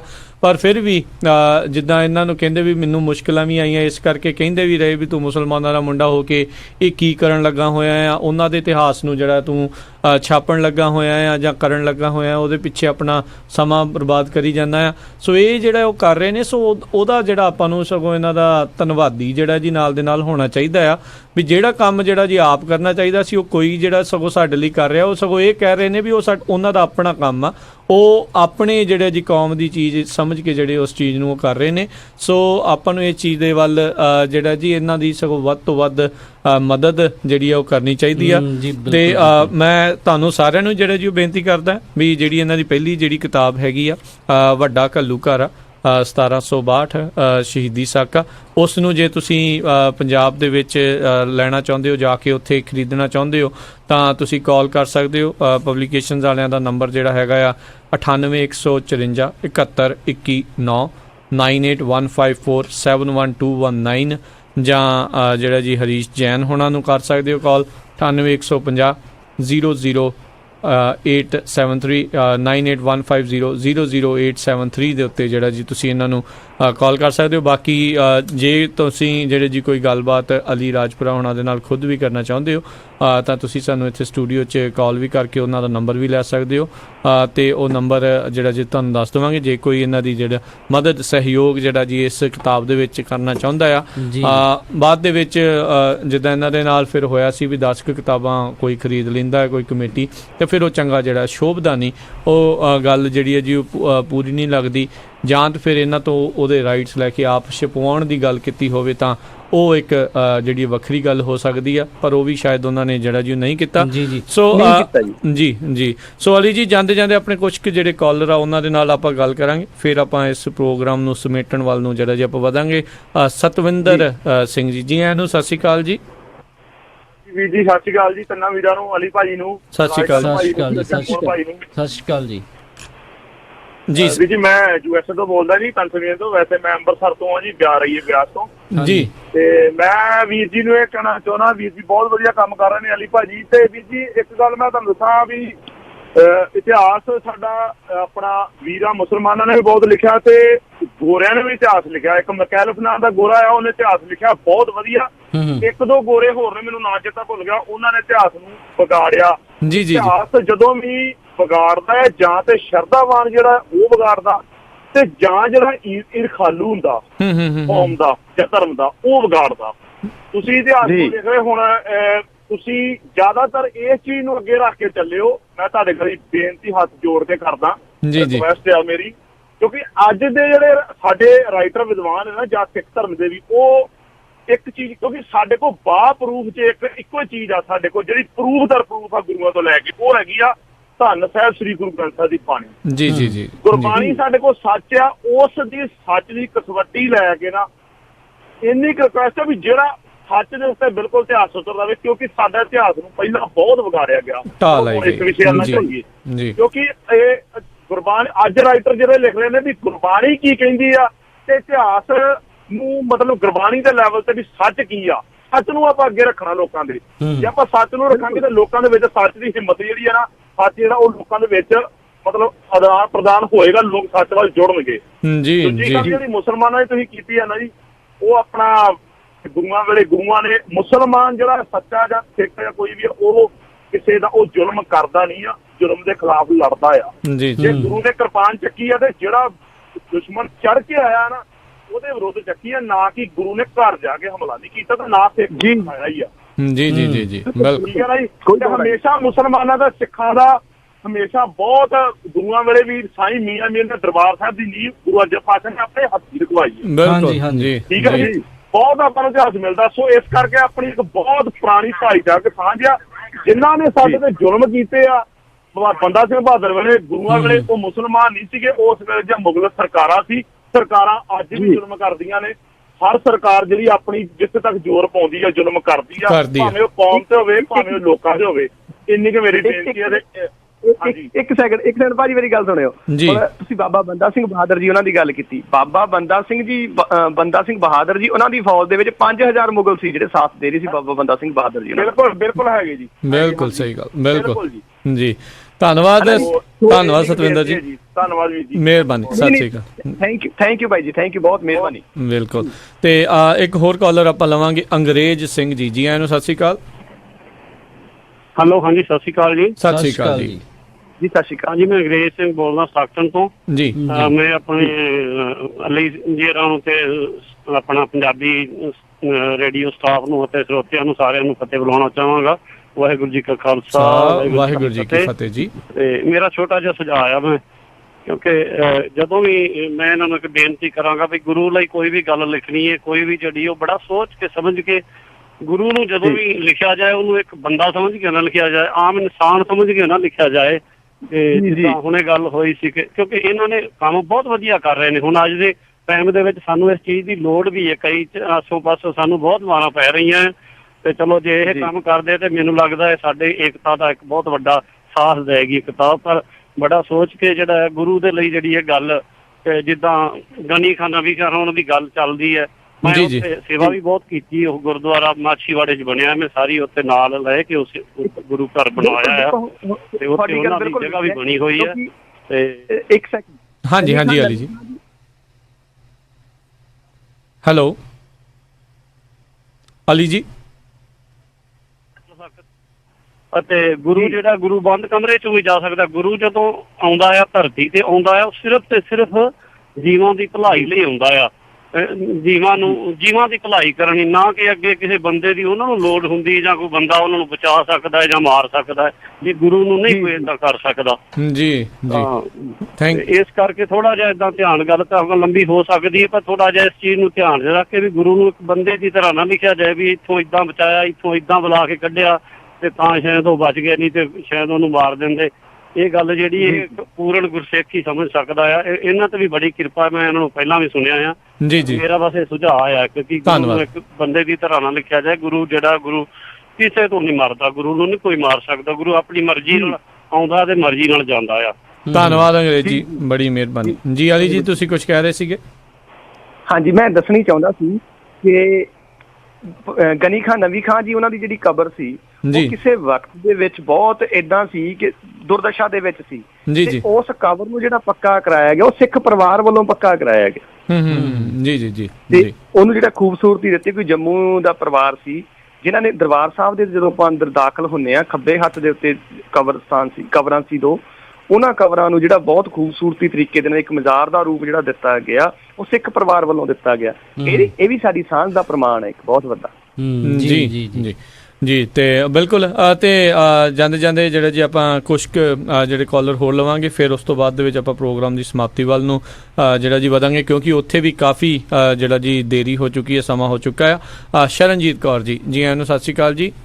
ਹਾਂਜੀ ਰਾਜਕਰਨ ਜੀ, ਤੁਹਾਡਾ ਪ੍ਰੋਗਰਾਮ ਬਹੁਤ ਸੋਹਣਾ, ਧੰਨਵਾਦ ਜੀ। ਤੇ ਮੈਂ ਸੁਣ ਰਹੀ ਹਾਂ ਤੇ ਮੈਂ ਤੁਹਾਡਾ ਕੋਈ ਵੀ ਪ੍ਰੋਗਰਾਮ ਜਿਹੜਾ ਤੁਸੀਂ ਲਿਆਉਂਦੇ ਜੀ ਚੜ੍ਹ ਤੋਂ ਚੜ੍ਹਿਆ ਤੇ ਤੁਸੀਂ ਤਰੱਕੀਆਂ ਕਰੋ ਖੂਬ ਤੇ ਮੌਜਾਂ ਮਾਣੋ। ਤੇ ਜਿਸ ਤਰ੍ਹਾਂ ਇਹ ਤੁਸੀਂ ਲਿਖਣ ਦਾ ਇਤਿਹਾਸ ਏਦਾਂ ਆਪਣੇ ਗੁਰੂ ਵੱਲ ਵੇਖ ਕੇ ਲਿਖਣ ਤੇ ਇਹਨਾਂ ਦੀ ਚੜ੍ਹਦੀ ਕਲਾ ਰਹੂਗੀ।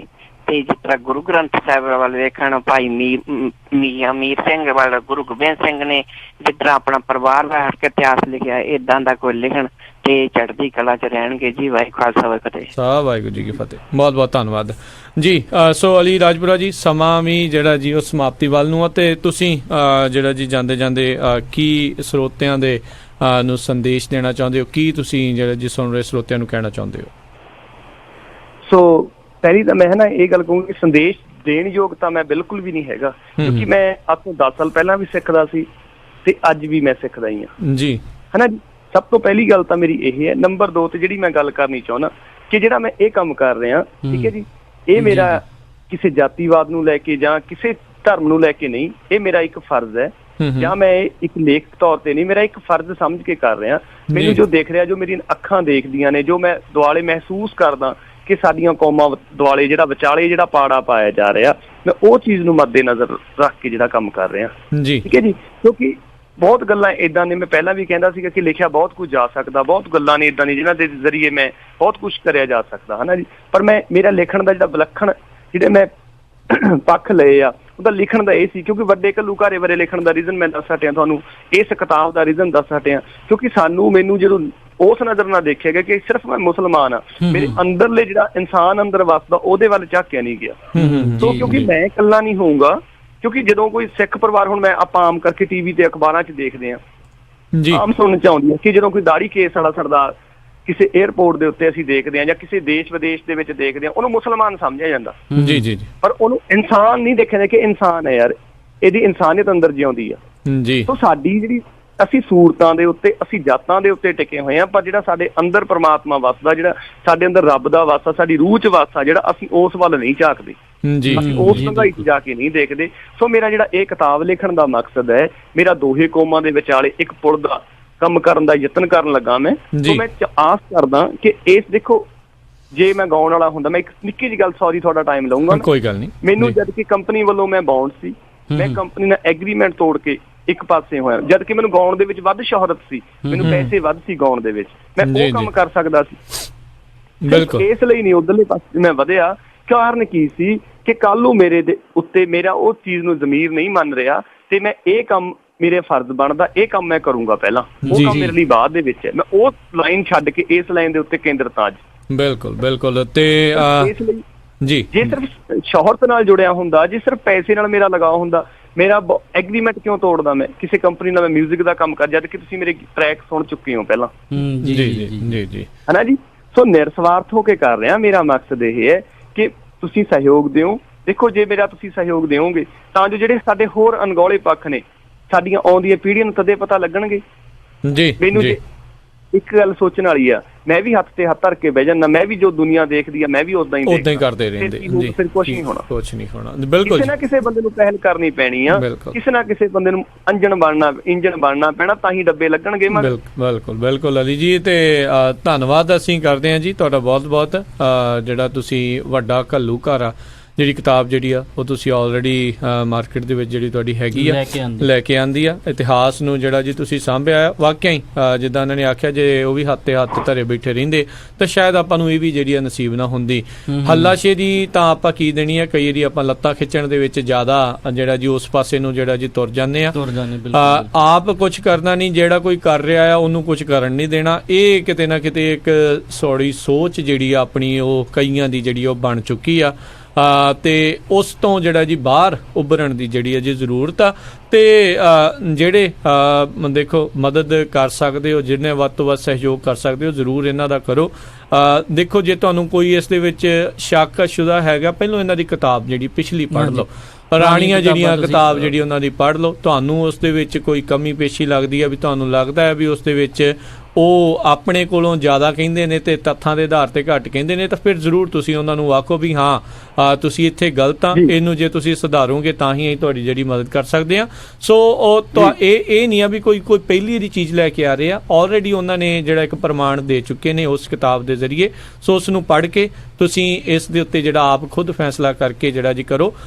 ਤੇ ਪਰ ਜਿਨ੍ਹਾਂ ਨੇ ਆਲਰੇਡੀ ਇਹ ਪੜ੍ਹੀ ਆ ਉਹਨਾਂ ਦੀ ਕਾਈਆਂ ਦੀ ਜਿਹੜੀ ਫੀਡਬੈਕ ਵੀ ਜਿਹੜੀ ਉਸ ਦੀ ਇਸ ਦੇ ਪ੍ਰਤੀ ਆਈ ਆ ਵੀ ਉਹਨਾਂ ਨੂੰ ਵਧੀਆ ਜਿਹੜੀ ਇਸ ਚੀਜ਼ ਦੇ ਵਿੱਚ ਉਹ ਲੱਗਾ ਆ ਜਿਨ੍ਹਾਂ ਨੇ ਕਿਤਾਬ ਇਹ ਪੜ੍ਹੀ ਆ। ਸੋ ਕਿਤਾਬ ਲੈਣ ਦੇ ਲਈ ਤੁਸੀਂ ਜ਼ਰੂਰ ਕਾਲ ਕਰ ਸਕਦੇ ਹੋ ਪਬਲੀਕੇਸ਼ਨ ਵਾਲਿਆਂ ਨੂੰ 9815471219 9815471219 71219 ਇਹਨਾਂ ਨੂੰ ਕਾਲ ਕਰਕੇ ਤੁਸੀਂ ਕਿਤਾਬ ਜਿਹੜੀ ਹੈ ਜੀ ਉਹ ਤੁਸੀਂ ਲੈ ਸਕਦੇ ਹੋ ਜਦੋਂ ਵੀ ਤੁਸੀਂ ਪੰਜਾਬ ਜਾਂਦੇ ਹੋ। ਤੇ ਜੇ ਅਲੀ ਹੁਣਾਂ ਦੇ ਨਾਲ ਤੁਸੀਂ ਗੱਲ ਕਰਨੀ ਹੋਵੇ ਤਾਂ ਇਹਨਾਂ ਨੂੰ ਵੀ ਤੁਸੀਂ ਕਾਲ ਕਰ ਸਕਦੇ ਹੋ 9417 79302 ਦੇ ਉੱਤੇ 9417679302 ਦੇ ਉੱਤੇ ਜਿਹੜਾ ਤੁਸੀਂ ਇਹਨਾਂ ਦੇ ਨਾਲ ਕਾਲ ਕਰ ਸਕਦੇ ਹੋ। ਸੋ ਵੱਧ ਤੋਂ ਵੱਧ ਜਿਹੜਾ ਜੀ ਸਹਿਯੋਗ ਤੁਸੀਂ ਦਿਓ ਤਾਂ ਹੀ ਜਿਹੜਾ ਜੀ ਆਪਾਂ ਆਪਣੇ ਇਤਿਹਾਸ ਨੂੰ ਸਾਂਭਣ ਦੇ ਵਿੱਚ ਜਿਹੜਾ ਜੀ ਕਾਮਯਾਬੀ ਹਾਸਿਲ ਕਰ ਸਕਾਂਗੇ।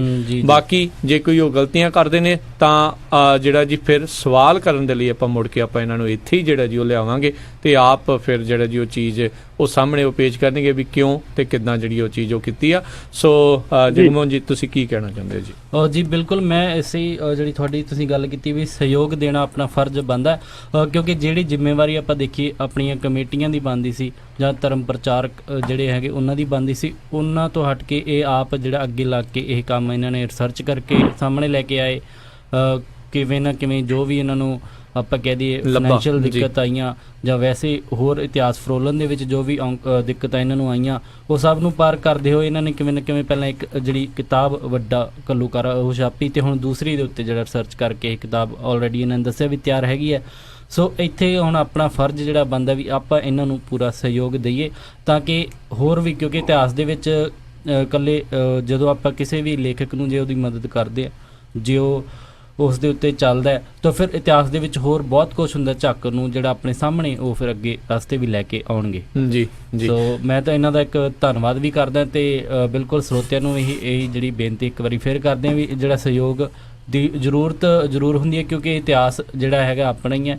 ਇਸ ਨੂੰ ਜਿਹੜਾ ਆਪਾਂ ਸਾਹਮਣੇ ਲੈ ਕੇ ਆਈਏ ਤਾਂ ਕਿ ਆਪਣੀਆਂ ਅਗਲੀਆਂ ਪੀੜ੍ਹੀਆਂ ਤੱਕ ਆਪਾਂ ਹੋਰ ਇਸ ਨੂੰ ਪਹੁੰਚਾ ਸਕੀਏ, ਜਿੰਦਾ ਰੱਖ ਸਕੀਏ। ਬਿਲਕੁਲ ਜੀ, ਤੇ ਜਿਹੜੀ ਇਹਨਾਂ ਨੇ ਗੱਲ ਆਖੀ ਸੀ ਵੀ ਇੱਕ ਪੁੱਲ ਦਾ ਕੰਮ ਕਰਨ ਦੀ ਜਿਹੜੀ ਕੋਸ਼ਿਸ਼ ਆ। ਆਲਰੇਡੀ ਦੁਨੀਆ ਦੇ ਉੱਤੇ ਨਫ਼ਰਤਾਂ ਬਹੁਤ ਨੇ ਇੱਕ ਦੂਜੇ ਦੇ ਪ੍ਰਤੀ, ਕੁਛ ਜਿਹੜਾ ਜੀ ਸੁਖਾਲਾ ਕਰ ਸਕਦੇ ਹੋਈਏ ਉਸ ਦੇ ਵਿੱਚ ਜ਼ਰੂਰ ਮਦਦ ਜਿਹੜੀ ਹੈ ਜੀ ਕਰਨੀ ਚਾਹੀਦੀ ਹੈ। ਸੋ ਆਉਂਦੀ ਇਹਨਾਂ ਦੀ ਕਿਤਾਬ ਜਿਹੜੀ ਆ ਸਿੱਖ ਅਤੇ ਮੁਸਲਮਾਨਾਂ ਦੀ ਇਤਿਹਾਸਿਕ ਸਾਂਝ, ਉਸ ਦੇ ਵਿੱਚ ਜ਼ਰੂਰ ਇਹਨਾਂ ਦਾ ਵੱਧ ਤੋਂ ਵੱਧ ਜਿਹੜਾ ਜੀ ਸਹਿਯੋਗ ਦੇਵੋ। ਜੀ ਅਲੀ ਜੀ, ਅਸੀਂ ਤੁਹਾਡਾ ਬਹੁਤ ਅਸੀਂ ਧੰਨਵਾਦ ਕਰਦੇ ਹਾਂ। ਤੁਸੀਂ ਕਾਫੀ ਲੰਮਾ ਸਮਾਂ ਸਾਡੇ ਨਾਲ ਗੱਲਬਾਤ ਕੀਤੀ, ਸਰੋਤਿਆਂ ਦੇ ਨਾਲ ਵੀ ਗੱਲਬਾਤ ਕੀਤੀ, ਉਹਨਾਂ ਦੇ ਵੀ ਕਈ ਜਿਹੜੇ ਸਵਾਲ ਜਾਂ ਜੇ ਕਹਿ ਲਓ ਵੀ ਉਹਨਾਂ ਦੀਆਂ ਸੁਝਾਅ ਜਿਹੜੇ ਜੋ ਤੁਸੀਂ ਸੁਣੇ, ਆਪਣੀਆਂ ਗੱਲਾਂ ਜਿਹੜੀਆਂ ਤੁਸੀਂ ਉਹ ਕਹੀਆਂ। ਤੇ ਆਉਣ ਵਾਲੀ ਕਿਤਾਬ ਦੇ ਲਈ ਅਸੀਂ ਤੁਹਾਨੂੰ ਜਿਹੜੇ ਜੀ ਮੁਬਾਰਕਾਂ ਵੀ ਦਿੰਦੇ ਹਾਂ ਤੇ ਬਹੁਤ ਕਾਮਯਾਬੀ ਤੁਹਾਨੂੰ ਇਸ ਚੀਜ਼ ਦੇ ਵਿੱਚ ਮਿਲੇ ਤੇ ਜ਼ਰੂਰ ਇੱਕ ਵਧੀਆ ਇਤਿਹਾਸ ਨੂੰ ਜਿਹੜਾ ਤੁਸੀਂ ਉਹ ਸਾਹਮਣੇ ਲੈ ਕੇ ਆਉਂਦੇ ਰਹੋ। ਤੁਹਾਨੂੰ ਤੁਹਾਡੇ ਨਿੱਜੀ ਜਿਹੜੇ ਜੀ ਜੀਵਨ ਦੇ ਵਿੱਚ ਜਿਹੜੇ ਕਮਰਸ਼ੀਅਲ ਲਾਈਫ ਉਸ ਦੇ ਵਿੱਚ ਵੀ ਜਿਹੜੀ ਸਫਲਤਾ ਵੀ ਜਿਹੜੀ ਨਾਲ ਮਿਲੇ, ਉਹਦੀਆਂ ਸ਼ੁਭਕਾਮਨਾਵਾਂ ਵੀ ਅਸੀਂ ਦਿੰਦੇ ਹਾਂ। ਤੇ ਬਹੁਤ ਤੁਹਾਡਾ ਸ਼ੁਕਰੀਆ, ਬਹੁਤ ਤੁਹਾਡਾ ਧੰਨਵਾਦ, ਬੜੀ ਮਿਹਰਬਾਨੀ ਤੇ ਸਤਿ ਸ੍ਰੀ ਅਕਾਲ। ਬਹੁਤ ਮਿਹਰਬਾਨੀ, ਥੈਂਕ ਯੂ। ਸੋ ਮੈਂ ਪੰਜਾਬੀ ਰੇਡੀਓ USA ਦਾ ਤਹਿ ਦਿਲੋਂ ਧੰਨਵਾਦੀ ਹਾਂ। ਭਾਜੀ ਤੁਹਾਡਾ ਤਹਿ ਦਿਲੋਂ ਧੰਨਵਾਦੀ ਹਾਂ, ਤੁਸੀਂ ਮੈਨੂੰ ਮੰਚ ਦਿੱਤਾ, ਆਪਣੀ ਗੱਲ ਕਹਿਣ ਦਾ ਮੌਕਾ ਦਿੱਤਾ। ਸੋ ਸੂਝਵਾਨ ਸਰੋਤਿਆਂ ਨੇ ਮੈਨੂੰ ਲੱਗਦਾ ਕਿ ਬਹੁਤ ਤਨਦੇਹੀ ਦੇ ਨਾਲ ਸੁਣਿਆ ਹੋਊਗਾ, ਇਕਾਗਰਤਾ ਦੇ ਨਾਲ ਸੁਣਿਆ ਹੋਊਗਾ।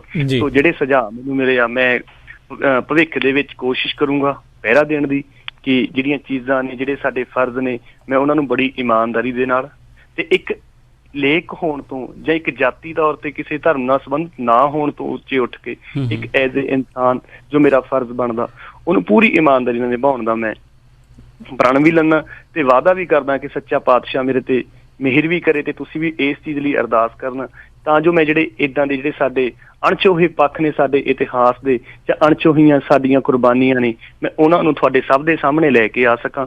ਸੋ ਦੇਖੋ, ਕੱਲਾ ਹਾਂ ਕਾਫਲਾ ਤੁਸੀਂ ਨਾਲ ਰਲ ਕੇ ਬਣਾਉਣਾ। ਸੋ ਮੈਂ ਇਸੇ ਆਸ ਦੇ ਨਾਲ ਇੱਕ ਵਾਰੀ ਫੇਰ ਸਾਰਿਆਂ ਨੂੰ ਮੇਰੇ ਵੱਲੋਂ ਪਿਆਰ ਭਰੀ ਸਤਿ ਸ਼੍ਰੀ ਅਕਾਲ ਤੇ ਮੈਂ ਦੁਬਾਰੇ ਫੇਰ ਪੰਜਾਬੀ ਰੇਡੀਓ USA ਦਾ ਤਹਿ ਦਿਲੋਂ ਧੰਨਵਾਦੀ ਹਾਂ। ਬਹੁਤ ਬਹੁਤ ਸ਼ੁਕਰੀਆ, ਬਹੁਤ ਬਹੁਤ ਮਿਹਰਬਾਨੀ ਤੇ ਤੁਹਾਨੂੰ ਜਿਹੜੇ ਜੀ ਹੁਣ ਸ਼ੁਭ ਰਾਤਰੀ, ਕਿਉਂਕਿ ਉੱਥੇ ਕਾਫੀ ਸਮਾਂ ਚੁੱਕਾ ਤੇ ਤੁਸੀਂ ਵੀ ਹੁਣ ਸੌਵੋ। ਤੋਂ ਬਹੁਤ ਬਹੁਤ ਧੰਨਵਾਦ ਤੇ ਸਰੋਤਿਆਂ ਦਾ ਵੀ ਅਸੀਂ ਬਹੁਤ ਬਹੁਤ ਜਿਹੜਾ ਜੀ ਧੰਨਵਾਦ ਕਰਦੇ ਹਾਂ। ਬੜੀ ਮਿਹਰਬਾਨੀ ਇਹਨਾਂ ਦੀ, ਬਹੁਤ ਸ਼ੁਕਰੀਆ। ਤੇ ਦੇਖੋ ਜਗਮੋਹਨ ਜੀ, ਆਪਾਂ ਕੋਸ਼ਿਸ਼ਾਂ ਜਿਹੜੀਆਂ ਹਮੇਸ਼ਾ ਜਿਹੜੇ ਸਾਰੇ ਜਾਣੇ ਉਹ ਕਰਦੇ ਨੇ ਕਿਸੇ ਨਾ ਕਿਸੇ ਤਰੀਕੇ ਦੇ ਨਾਲ ਆਪਣੇ ਇਤਿਹਾਸ ਨੂੰ ਜਿਹੜਾ ਜੀ ਅੱਗੇ ਲਿਆਉਣ ਦੇ ਲਈ। ਕਈ ਜਿਹੜੇ ਇਤਿਹਾਸ ਦੇ ਵਿੱਚੋਂ ਪੜ੍ਹ ਕੇ ਕਈ ਚੀਜ਼ਾਂ ਜਿਹੜੀਆਂ ਉਹ ਦੱਸੀਆਂ ਜਾਂਦੀਆਂ ਨੇ। ਆਪਾਂ ਆਪਣੇ ਇਸ ਮੰਚ ਤੋਂ ਜਿਹੜਾ ਜੀ ਦੱਸਦੇ ਹਾਂ। ਹੁਣ ਕੋਈ ਜਣਾ ਇਤਿਹਾਸ ਲਿਖ ਰਿਹਾ ਆ, ਉਹ ਚੀਜ਼ਾਂ ਆਪਾਂ ਸੁਣਨੀਆਂ ਤਾਂ ਪਸੰਦ ਕਰਦੇ ਹਾਂ, ਪਰ ਜਦੋਂ ਕੋਈ ਇਤਿਹਾਸ ਲਿਖ ਰਿਹਾ ਹੁੰਦਾ ਕਈ ਵਾਰੀ ਆਪਾਂ ਉਹਨਾਂ ਦੇ ਬਾਰੇ ਸੋਚਦੇ ਨਹੀਂ, ਈਜ਼ੀਲੀ ਕਹਿ ਦਿੰਦੇ ਆ ਵੀ ਉਹਨੇ ਜਿਹੜਾ ਜੀ ਲਿਖਦੇ ਚਾਰ ਸਤਰਾਂ ਲਿਖਤੀਆਂ ਜਾਂ ਮਾੜੀ ਜੀ ਕਿਤਾਬ ਲਿਖਤੀ। ਮਾੜੀ ਜੀ ਕਿਤਾਬ ਨਹੀਂ ਹੁੰਦੀ, ਖਾਸ ਕਰ ਜਿਹੜੀ ਇਤਿਹਾਸਕ ਕਿਤਾਬ ਲਿਖਣੀ ਹੁੰਦੀ ਆ ਉਹ ਇੱਕ ਔਖਾ ਕੰਮ ਹੁੰਦਾ ਆ। ਤੇ ਉਹ ਸਮਾਂ ਜਿਹੜਾ ਉਹ ਲੰਘ ਚੁੱਕਿਆ, ਉਸ ਸਮੇਂ ਦੇ ਤਾਂ ਉਹ ਹੈ ਨਹੀਂ। ਉਸ ਸਮੇਂ ਦੀਆਂ ਜਿਹੜੀਆਂ ਗੱਲਾਂ ਉਸ ਨੂੰ ਜਿਹੜੇ ਉਸ 'ਤੇ ਲਿਖਣਾ, ਕੀ ਵਾਪਰਿਆ, ਕਿੱਦਾਂ ਵਾਪਰਿਆ, ਇਸ ਦੇ ਉੱਤੇ ਪੂਰੀ ਰਿਸਰਚ ਜਿਹੜੀ ਕਿਸੇ ਵੀ ਲੇਖਕ ਨੂੰ ਕਰਨੀ ਪੈਂਦੀ ਆ। ਕਿਉਂਕਿ ਇੱਕ ਕਿਤਾਬ ਦੀ ਰੈਫਰੈਂਸ ਲੈ ਕੇ ਵੀ ਕੋਈ ਉਹ ਕਿਤਾਬ ਨਹੀਂ ਲਿਖ ਸਕਦਾ, ਫਿਰ ਤਾਂ ਉਹਦੀ ਆਪਾਂ ਕਹਿ ਦਈਏ ਉਹ ਨਕਲੀ ਹੋ ਗਈ।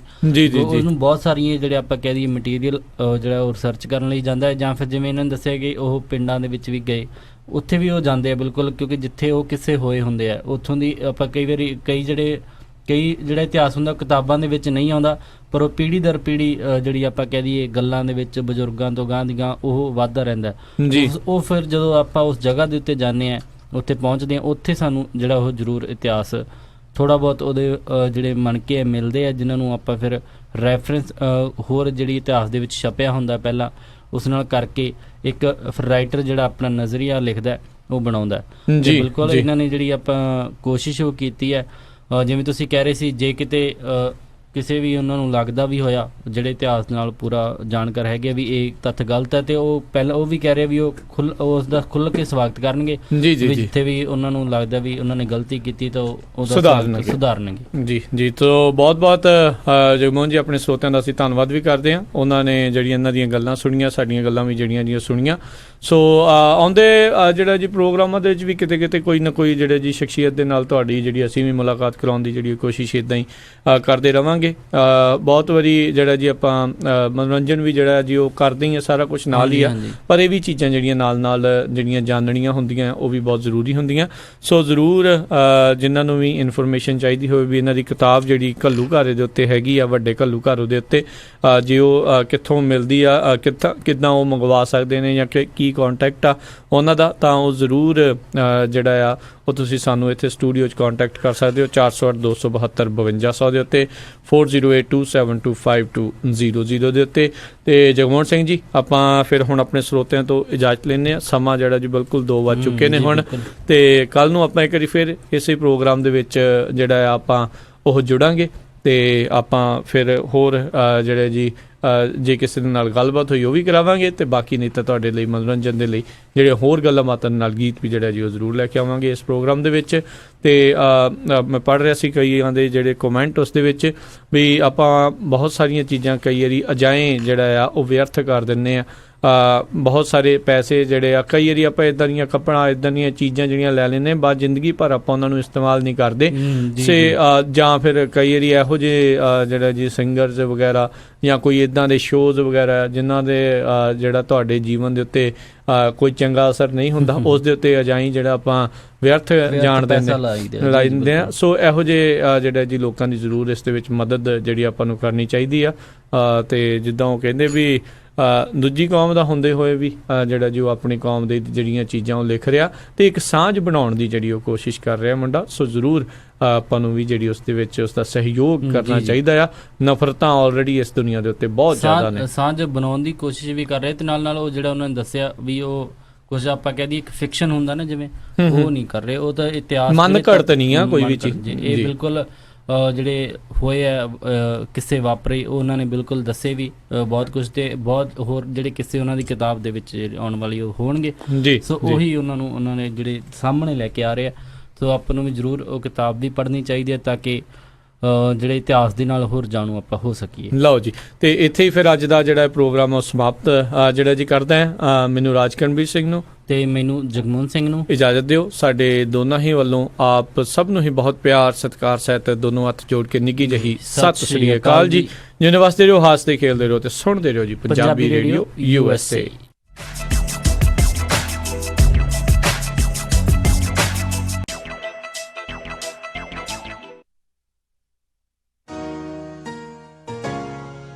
ਤੁਸੀਂ ਸੁਣ ਰਹੇ ਹੋ ਪੰਜਾਬੀ ਰੇਡੀਓ